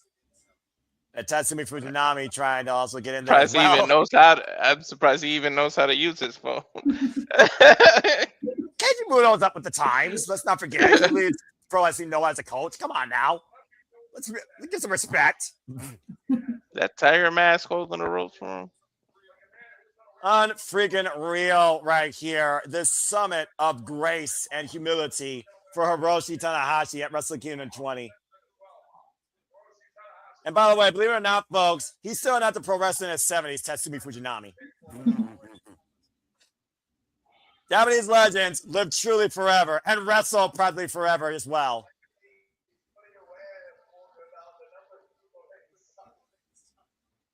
You know, it's hindsight where we look at fans, how far a wrestler engages us, but I don't think we consider how much a wrestler engages those as much. And this right here is the definition of that. Humility, honesty, integrity, and a never say tired, unwavering mentality. All that's left to do is lead the boots, right? What? That was Neko. Oh, what the hell?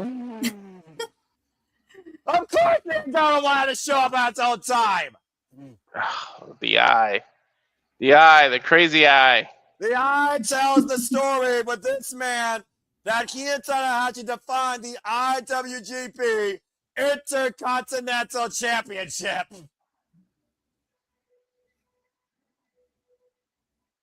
A man that helped get his own destino through the ace after going ungovernable. I didn't think I'd see Nacho again. Right? Oh my God. Wait. Oh! That's right. It's not Los Grandes de Japón. It's Los Tranquilos de Japón. And the brand new, might I add, GHC Heavyweight Tag Team Champion. I gotta admit, I love this kick-ass theme. Where the hell is he at? It is a kick-ass theme. Where are they? Where is he? Oh, again, Tanahashi, tranquilo. Remember, he makes you wait. I want to go back to the hotel, have my sake. Oh, there's Bushi. And Bushi right there. Oh my gosh. The guy that's ride or die alongside Tetsuya Naito. Mm-hmm. Where the hell is this man? Naito, where the hell you at? This cheeky bastard. Hey. Los Tranquilos de Japón. Winning the GHC Italian Champions against Kino and Maravilla Fuji. Naito. And the Algaba one. Taking it sweet old time as always. I mean, can you expect anything else from Naito? Hell no, you kidding me? You talking about Tanahashi talking about time. Oh my gosh. No tranquilo tonight. Is that actually Bushi, I wonder, or is that Yusei, or is that somebody else? Uh-huh. Oh my gosh. Let's find out, shall we? Eventually we'll find out, right? Wayman's going for Naito's mind knowing that he's still going. I don't know what the hell was we going through his mind. The first time these two shared a ring together, by the way, guys, was as a duo in All Japan Pro Wrestling after Naito faced Tanahashi at NJPW's 35th anniversary tour in 2007.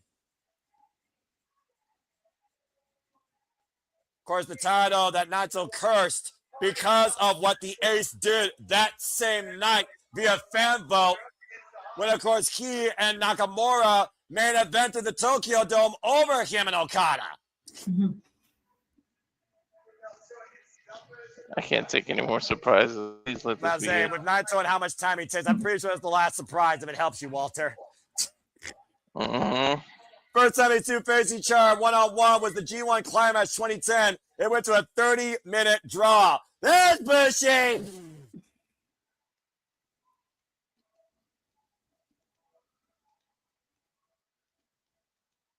And of course. Oh. And presenting the ring tonight till now. He's still not even inside the ring. Can't get up them steps. I mean, he is 40 plus years of age, and those, I mean, you talk about a man with bad knees. This guy's got vertigo for the rest of his life. Oh, jeez. Yo, 40 and a wrestler is like 70. And he still has to Especially find in Japan. Especially in Japan. Oh my gosh. And yes, thank you, Sandy. There was also a Destruction and the New Japan Cup. Oh, wait a minute. Oh my God, you guys are crazy to give him. Did you fake? Oh boy. Buenas noches. Tokyo Dome! What a nice sight to see Naito back. Oh yeah.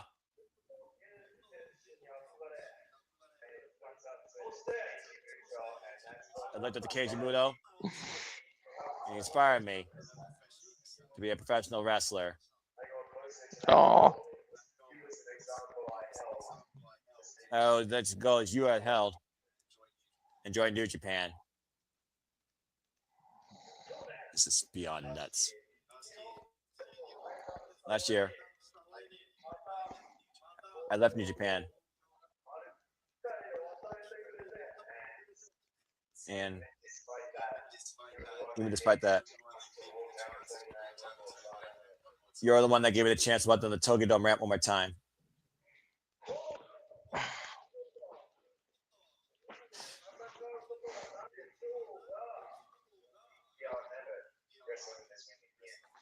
You may never wrestle in this ring again. Yeah, probably I won't. Damn. Poor Noah. You have to fall asleep at the church 6 of them. I'm used to it. But I'm looking forward to perhaps me and you in Japan again. For now, goodbye. The fist bump up. Now, will he actually bump it, or is he going to spit in his face? Don't do it. Don't do it. Don't do it, Tanahashi. Don't do it. He's unguardable. Don't do it. I wouldn't do it. Well, the suspense is killing me. You me both. Oh, wow.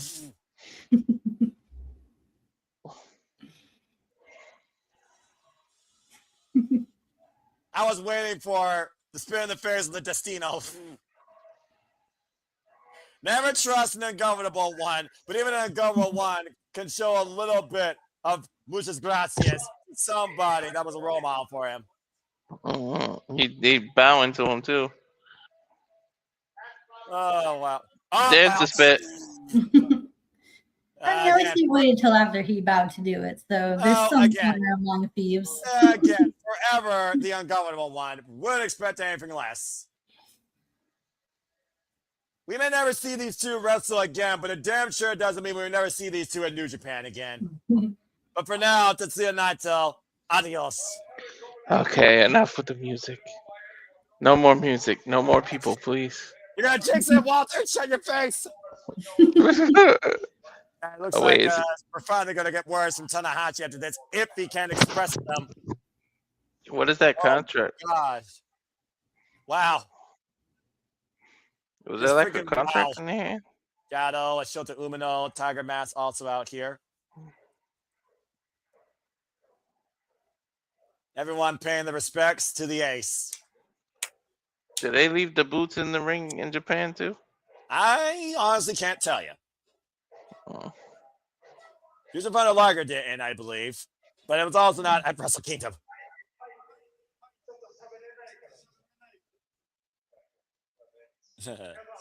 Let me speak. Thank you for coming here tonight. Look at that crowd. Beautiful.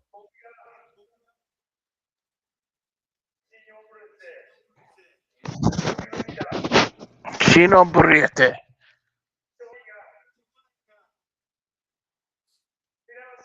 Spirata. Finally.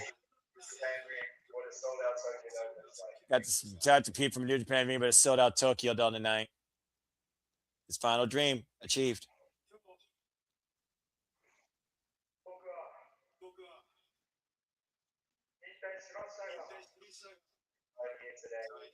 You retired today? From now on.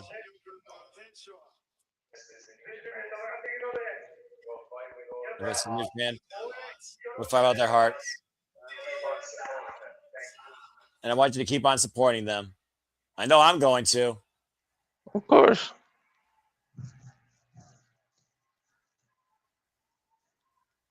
Star in New Japan, my greatest loves. Next to AEW.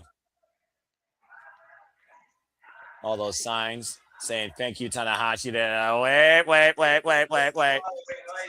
Wait. I mean, you got a Tokyo Dome size audience tonight, Ace. They didn't come without a one last concert. All right. Air guitar. Who's got it? Who's got it? Somebody give it to him. Now, what they put underneath the ring? There it is. Hey. And up in the rafters. It's long. It's long. Oh, One last time. Ed's got it.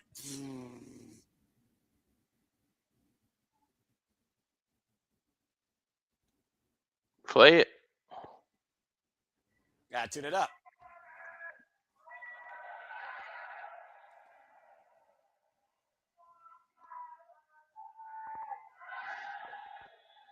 Tokyo Dome! Let's cut it! The once in a century global phenomenon rock star Hiroshi Tanahashi rocking it out one last time in the Tokyo Dome. That's awesome.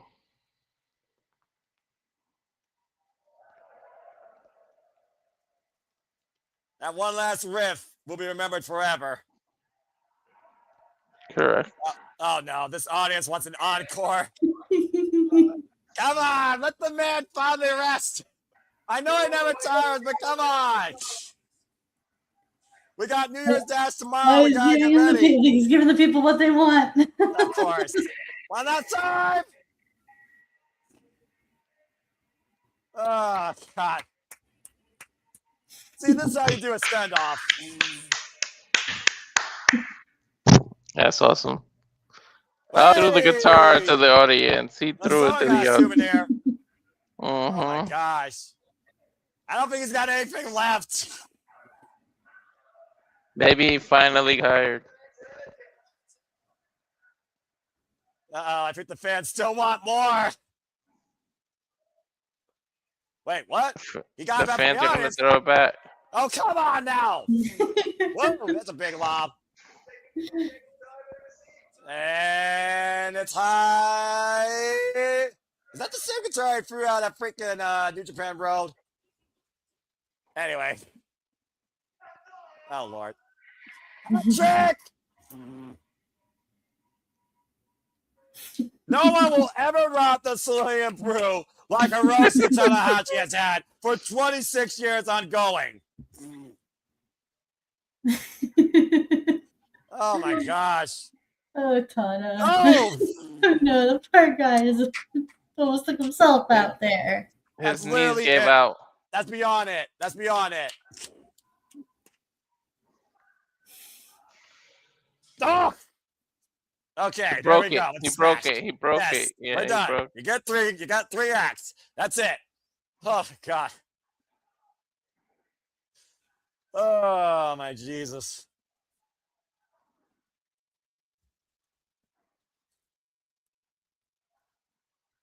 And one last time. Thank you, Ace. He says thank you.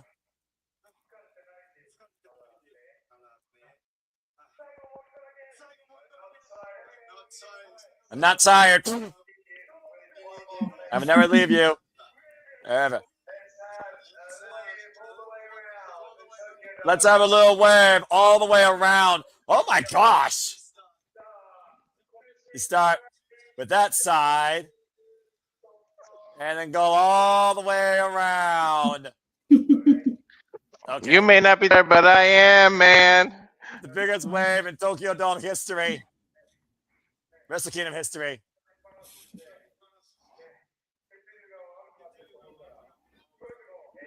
Probably not going all night. At the end. Hey! Look at that! Wow. Holy Tell baseball to cat. And again.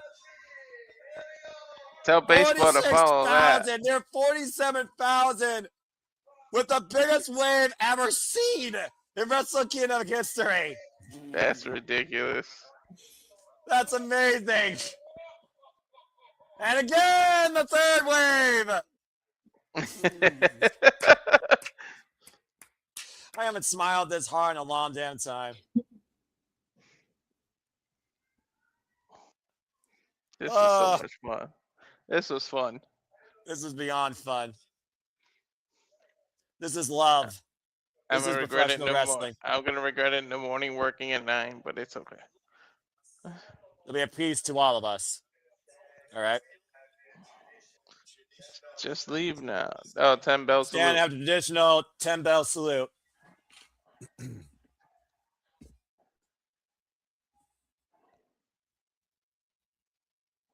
Oh, God.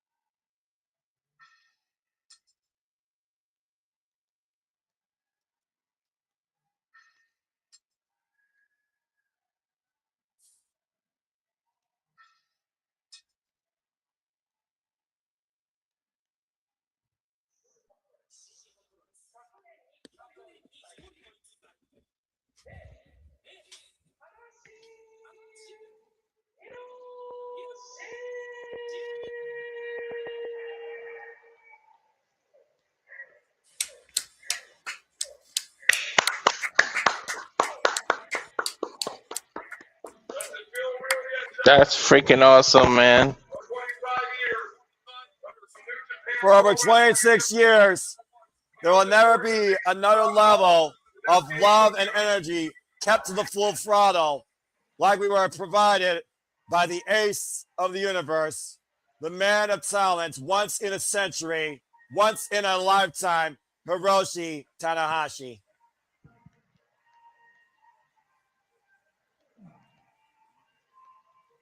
Oh my God.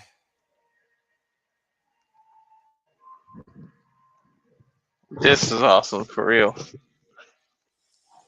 Tonight we witness the end of a man's legacy as we forward towards new history with brand new IWGP Women and Strong and IWGP World and Global Combined Champions and a new never Openweight champion. The tag champs. And of course, the tag championships will be on the line at New Year's Dash when the Knockout Brothers defend the gold against TMDK.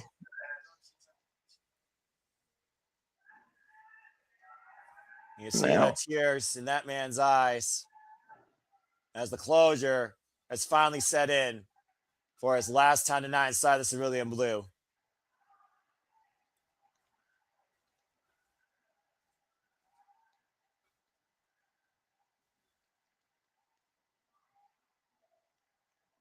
I'm about to say, can those legs still get up on that turnbuckle pad? Jeez, get the cows ready because he's gonna. One last time, embracing the love of those that were faithful and true, not just to him, but for New Japan Pro Wrestling, for everything he wanted this to stand for.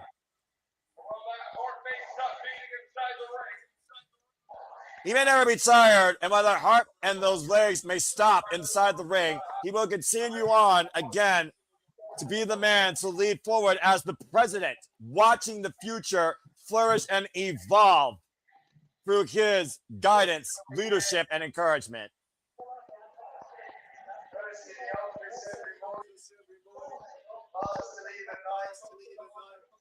The man that's first to arrive, the man that's last to leave. Again, he'll still be there in our hearts. He'll still be there in the corporate chair. He may even be there in the commentary booth. Just suit and tie version of himself? I would say so at this point.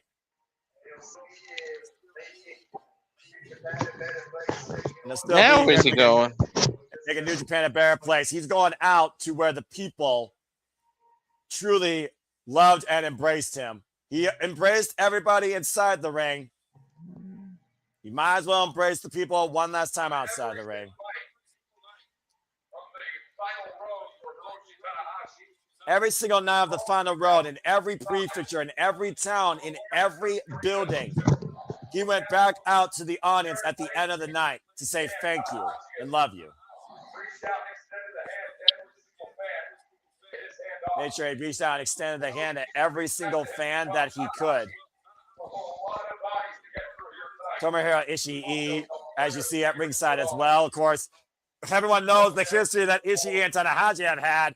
They, for the most part, never looked eye to eye at each other.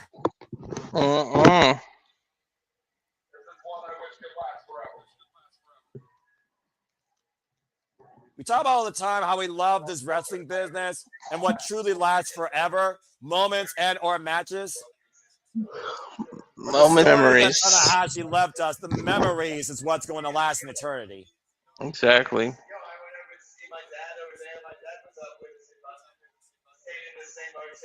Especially continue to see here, of course, at ringside. And again, congratulations, by the way, to New Japan Pro Wrestling and to Tanahashi achieving this one last dream. Over 47,000 in attendance in the Tokyo Dome. There has not been more than 30,000 people in the Tokyo Dome since Wrestle Kingdom 14. Put that in perspective.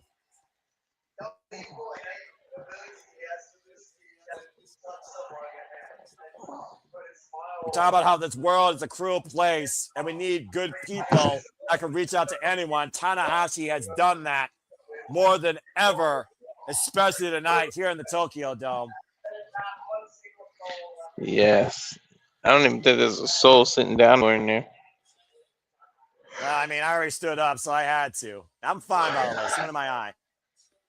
Again, Ash, you talked about earlier, you were not that connected to Hiroshi Tanahashi, definitely like me to that point, but the education, the history, the love, the example that you saw from the Ace tonight, what's your final takeaway as we bid him farewell and thank you? Man, there's no one gonna be like Tanahashi, and it is amazing, like the outreach and love and admiration he has, not just for it's reciprocated. Like the love Tanahashi has for this business and the love the fans have back for him. It's just beautiful. Like I can't. I'm at a loss for words. The guy, goddamn. This is just like there's just no other way of putting it besides beautiful. The ultimate babyface right now. Mm-hmm. Of course, we'll get our final bow here from the Ace of the Universe at the top of the Wrestle Kingdom 20 stage. As we bid farewell, and we say thank you. Sayonara. Usually he goes out. Wait. He goes out in the middle. What's he doing here? Wait. Not going out there. I thought he was going to play a real guitar. Is he going to play a real guitar? Oh. Well, he's got a microphone. Well, I mean, what in the world? Whoa! What the hell? Okay. He's in a scissor lift. Oh, okay. I guess the A's wanted to be more immersive with the audience.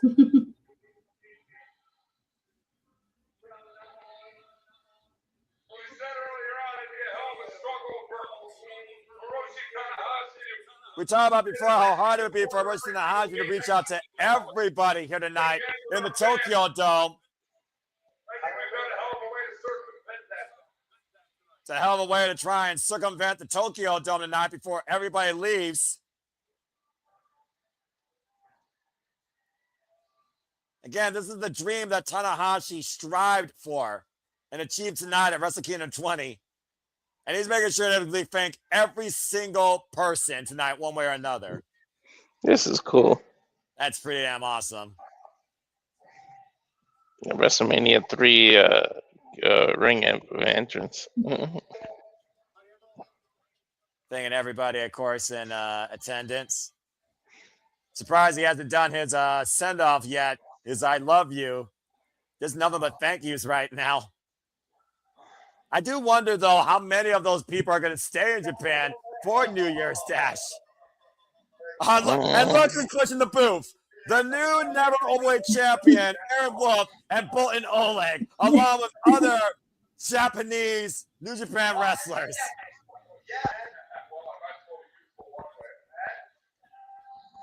About to say, I mean, at this point, the entire locker room is going to follow the Ace out of the Tokyo Dome. Mm-hmm. It goes back to what Ash said when it came to the outreach, that the Ace has left on this company, on this business, on this fan base. I feel like this is better than the actual match that he had with Okada. You know, that might be a fair shot. Oh my gosh. You see the man trying to hold back tears. That boy's gonna be an emotional wreck come tomorrow in the office. Oh, absolutely. He's gonna have tears on his damn suit. It's gonna be a long time before he realizes, oh, the suit and tie is my uniform now instead of trunks and boots. Mm-hmm. And still gonna have the same issues walking up and down the stairs. Where's Escalator? Escalator. You had to do it at least one time tonight. You had to do it at least one time tonight. Dragon Mash, Jado, Shota Umino, camera crew, media. This is going to be all over the post come tomorrow. Or oh my God. Today. It is tomorrow. Who am I kidding? It's tomorrow here in the entire United States. Front cover of Tokyo Sports. Yeah, right? Can you imagine the newspapers in Japan? Whew. Oh yeah, that'd be Tokyo Sports. Mm-hmm. I mean, you talk about again. We're saying goodbye to an era. No longer will we see Katsuyori Shibata, Hiroshi Tanahashi, and Shinsuke Nakamura in a New Japan ring. And again, what a phenomenal night as we saw TMDK became the new six-man heavyweight champions. Saya Kamatani was defeated by Shuri, who became IWGP Women's and Ever Strong Women's Champion. Aaron Wood, his debut, was able to best Evo and is the new never Openweight champion. Desperado is the new contender to Doki's IWGP Junior Heavyweight Championship. Jake Lee returned and is now with the United Empire. London Cisco Akira's United Empire beat Bullet Club, unaffiliated War Dogs. And of course, Konosuke Takeshita tested the strongest he could be against Yota Tsuji, brought back home the IWGP World Heavyweight Championship and is still Global Heavyweight Champion. Now double champion in New Japan. Of course, got wiped out by Jake Lee. And of course, our main event, Kazuchika Okada, with one last thank you and one last nod to the old Rainmaker, bested Hiroshi Tanahashi in his final match as an entire generations came out to say thank you and we love you. Of course, Sayonara. Tomorrow. Oh my gosh. Man's all smiles though, and that's all that matters. That's what you want to see at the end of a retirement. And we still got 235 people watching. It's How the hell are you all still watching us? Amazing. God bless you. I hope you enjoyed our coverage of New Japan Pro Wrestling. We hope to do this again, whether it's Sakura Genesis, New Japan Cup Final, New Beginning in Osaka, G1 Climax Start and Final, Dominion, who knows? Stay tuned. Again, please stay tuned to Ash with her New Japan Pro Wrestling 20 review at Bad for Wrestling. If you haven't subscribed today, subscribe to Bad for Wrestling. Subscribe to Walter Cruz and Razor Wrestling for further New Japan coverage. Look at Milano Collection 18, freaking crybaby. Chris Charlton, Walker Stewart, Masahiro Chono, Rocker Romero as Tanahashi rides right behind them. I haven't seen Milano Collection 18 cry since Wrestle Kingdom 15 when Kota Ibushi freaking won against Jay White and Naito, unifying, of course, the Intercontinental and IWGP Heavyweight Tag Team titles. Damn it. And by the way, shout out to Switchblade Jay White, Will Ospreay, Kenny Omega, Tatsumi Fujinami, Tetsuya Naito, Kota Ibushi, all coming out here, and Kenny Omega paying the respects to Hiroshi Tanahashi. Again, I'll be back some point later this afternoon with these yahoos hosting shenanigans for a brunch special. We will definitely be recapping and talking about the Aces' impact on us as fans, as well as Wrestle Kingdom 20 outlooks and the future of the wrestling business as we usher in a brighter new era to be led by the new generation. Oh my God. I don't know how much more I can freaking speak handle right now. Chris Brooks, by the way, great effort against ELP. Elvin Taylor, Scimitar World Television Champion. A great showcase of 4 promising young lions for the future. Let's say our goodbye. We got to say goodbye and cut the feed, man. Yeah, I don't know how much more I can take of the celebration live or this gratification or appreciation. The 236 that are still watching to see if we actually fade to black before 7 a.m. Eastern Standard Time. I honestly have no unearthly idea, but I thank you. I truly, God bless you. Humbly thank all of you for tuning in, whether for the entire time or part of the time tonight. You are the reason Tanahashi continued this love for us, and you are also the purpose of why we choose to do these watch-alongs at the most damning hours of the day for New Japan Pro Wrestling. Of course, Ultra Gymnasium will take host to New Year's Dash. And again, what which the is future today. holds in store is yet to be determined. And yes, Walter, that will be, oh God. That Tomorrow, will be January 5th. Yes, tomorrow. Mm-hmm. What a friggin' night. Oh my God, what a night. I don't know about you guys. I've called and seen a lot of incredible things in pro wrestling, but this arguably is my most monumental and memorable night I've seen as a professional wrestling fan. It's been fun. And shout To out see to Okada get emotional. right, and go back to the original Rainmaker, by the way. I never thought I'd see that again. Oh my gosh.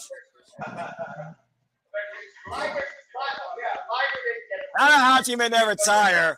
I sometimes believe I never tired, but I know that we all as human beings do tired. Walter is on the verge of passing out. And Ash somehow Hell really yeah. up the entire time. Charles is enjoying this. He's in the chat. Shout out, by the way, to Sandy for all of her contributions to analysis and content. Shout out to Safet, that was also a mainstay. Nicholas Ferrantes on his damn melatonin kick. Fucking idiot. Montreal melatonin. No, Toronto. Toronto, yeah. Montreal melatonin. Wow, Walter. Just had to get one last zinger in there, didn't you? Also, I think Tanahashi has literally circled the entire Tokyo Dome and is about He to did. make it back to the stage. He did. Oh, God. This is what professional wrestling is all about. Oh, and by the way, while we embrace the ace, one last moment to Saya Kamatani and Suri, to Konosuke Takeshita and fucking Yota Tsuji, to Kazuchika Okada and Hiroshi Tanahashi's final match. All three of those matches tonight at Wrestle Kingdom 20. If you all are still awake and can type it, and you know I'm not Dave Meltzer, I don't have star ratings, but there's an out-of-box level of experience and passion when it comes to me as a professional wrestling fan.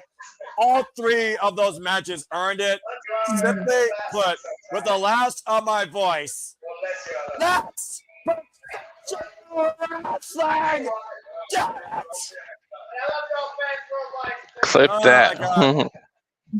Oh, gosh. Well, Wrestle Kingdom, this is going to go down the annals of time as one of the greatest professional wrestling events ever to be shown across the world. And what a moment Hiroshi Tanahashi has had. You think about 26 years. Do you think 26 years was worth it? Absolutely. Mm-hmm. Damn, John Cena can only wish he had a send off like this. Alone survived near 3,000 matches to celebrate it. No, he can't even lift his knee up. Oh, the poor guy. I'm about to say, Tanahashi will find a way, one way or another, to walk in his own power out of the Tokyo Dome and out of our hearts into the corporate office tomorrow. Oh, he's not done yet. He still has that mic. There's one last thing we got to do before we bid everybody a fine adieu. And for anyone that's watched the Ace, the end of Wrestle Kingdom, or any show, you know say I love what he you. has to say. I love you. I don't. This is one phrase that doesn't need to be translated. Tanahashi's famous catchphrase. If you're still with me, type it in the chat and say it with me. Oh my God. Now.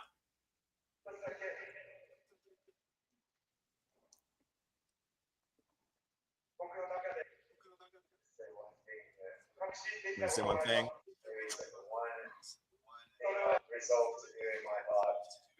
There's one famous I'll do in his heart.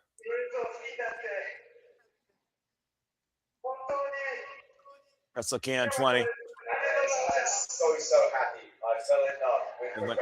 I'm so happy. I am fully loved here tonight, and I felt every bit of it.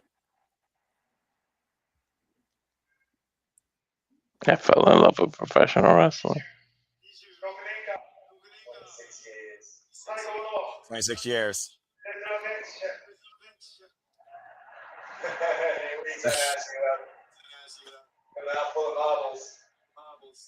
I wouldn't be Tanahashi without pulling up your marbles. You're definitely a few back short of marbles. Lost your marbles a bit there, man. Bring on the support. Yeah, that for professional wrestling.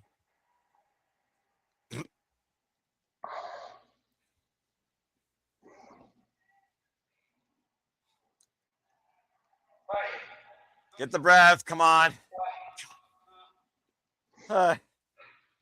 Holy hell. This has been my favorite call ever. Absolutely everything. My brothers. That's the best for this. Take it in here. And just in here, I Aisha.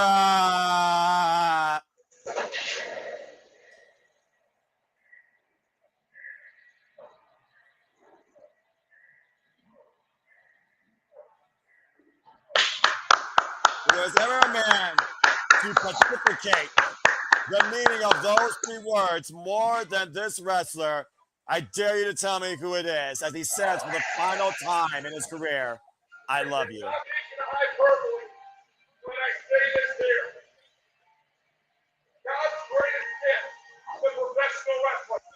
God's greatest gift to professional wrestling. Damn.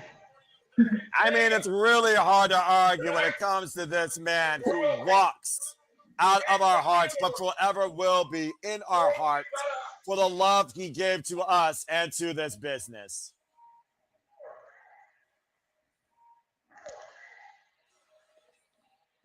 Oh, my God.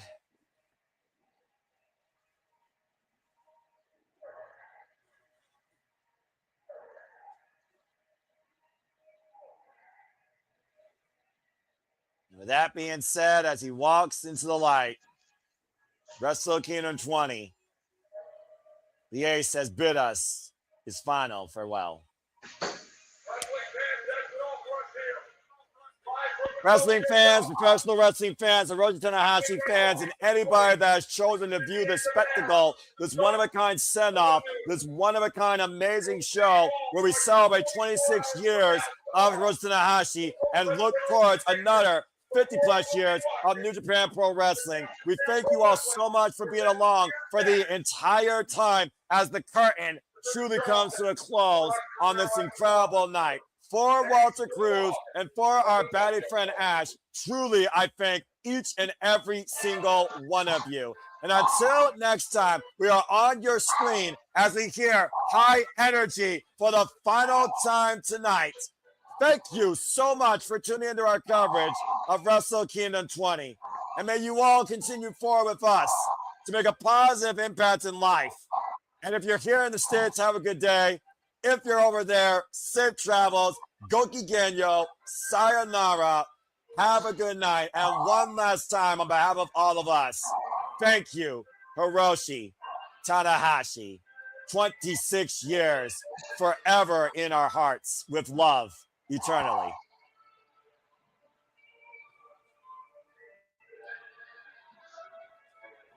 Walter, cut the fucking feed. Thank you. Sayonara. Arigato. Turn off that light.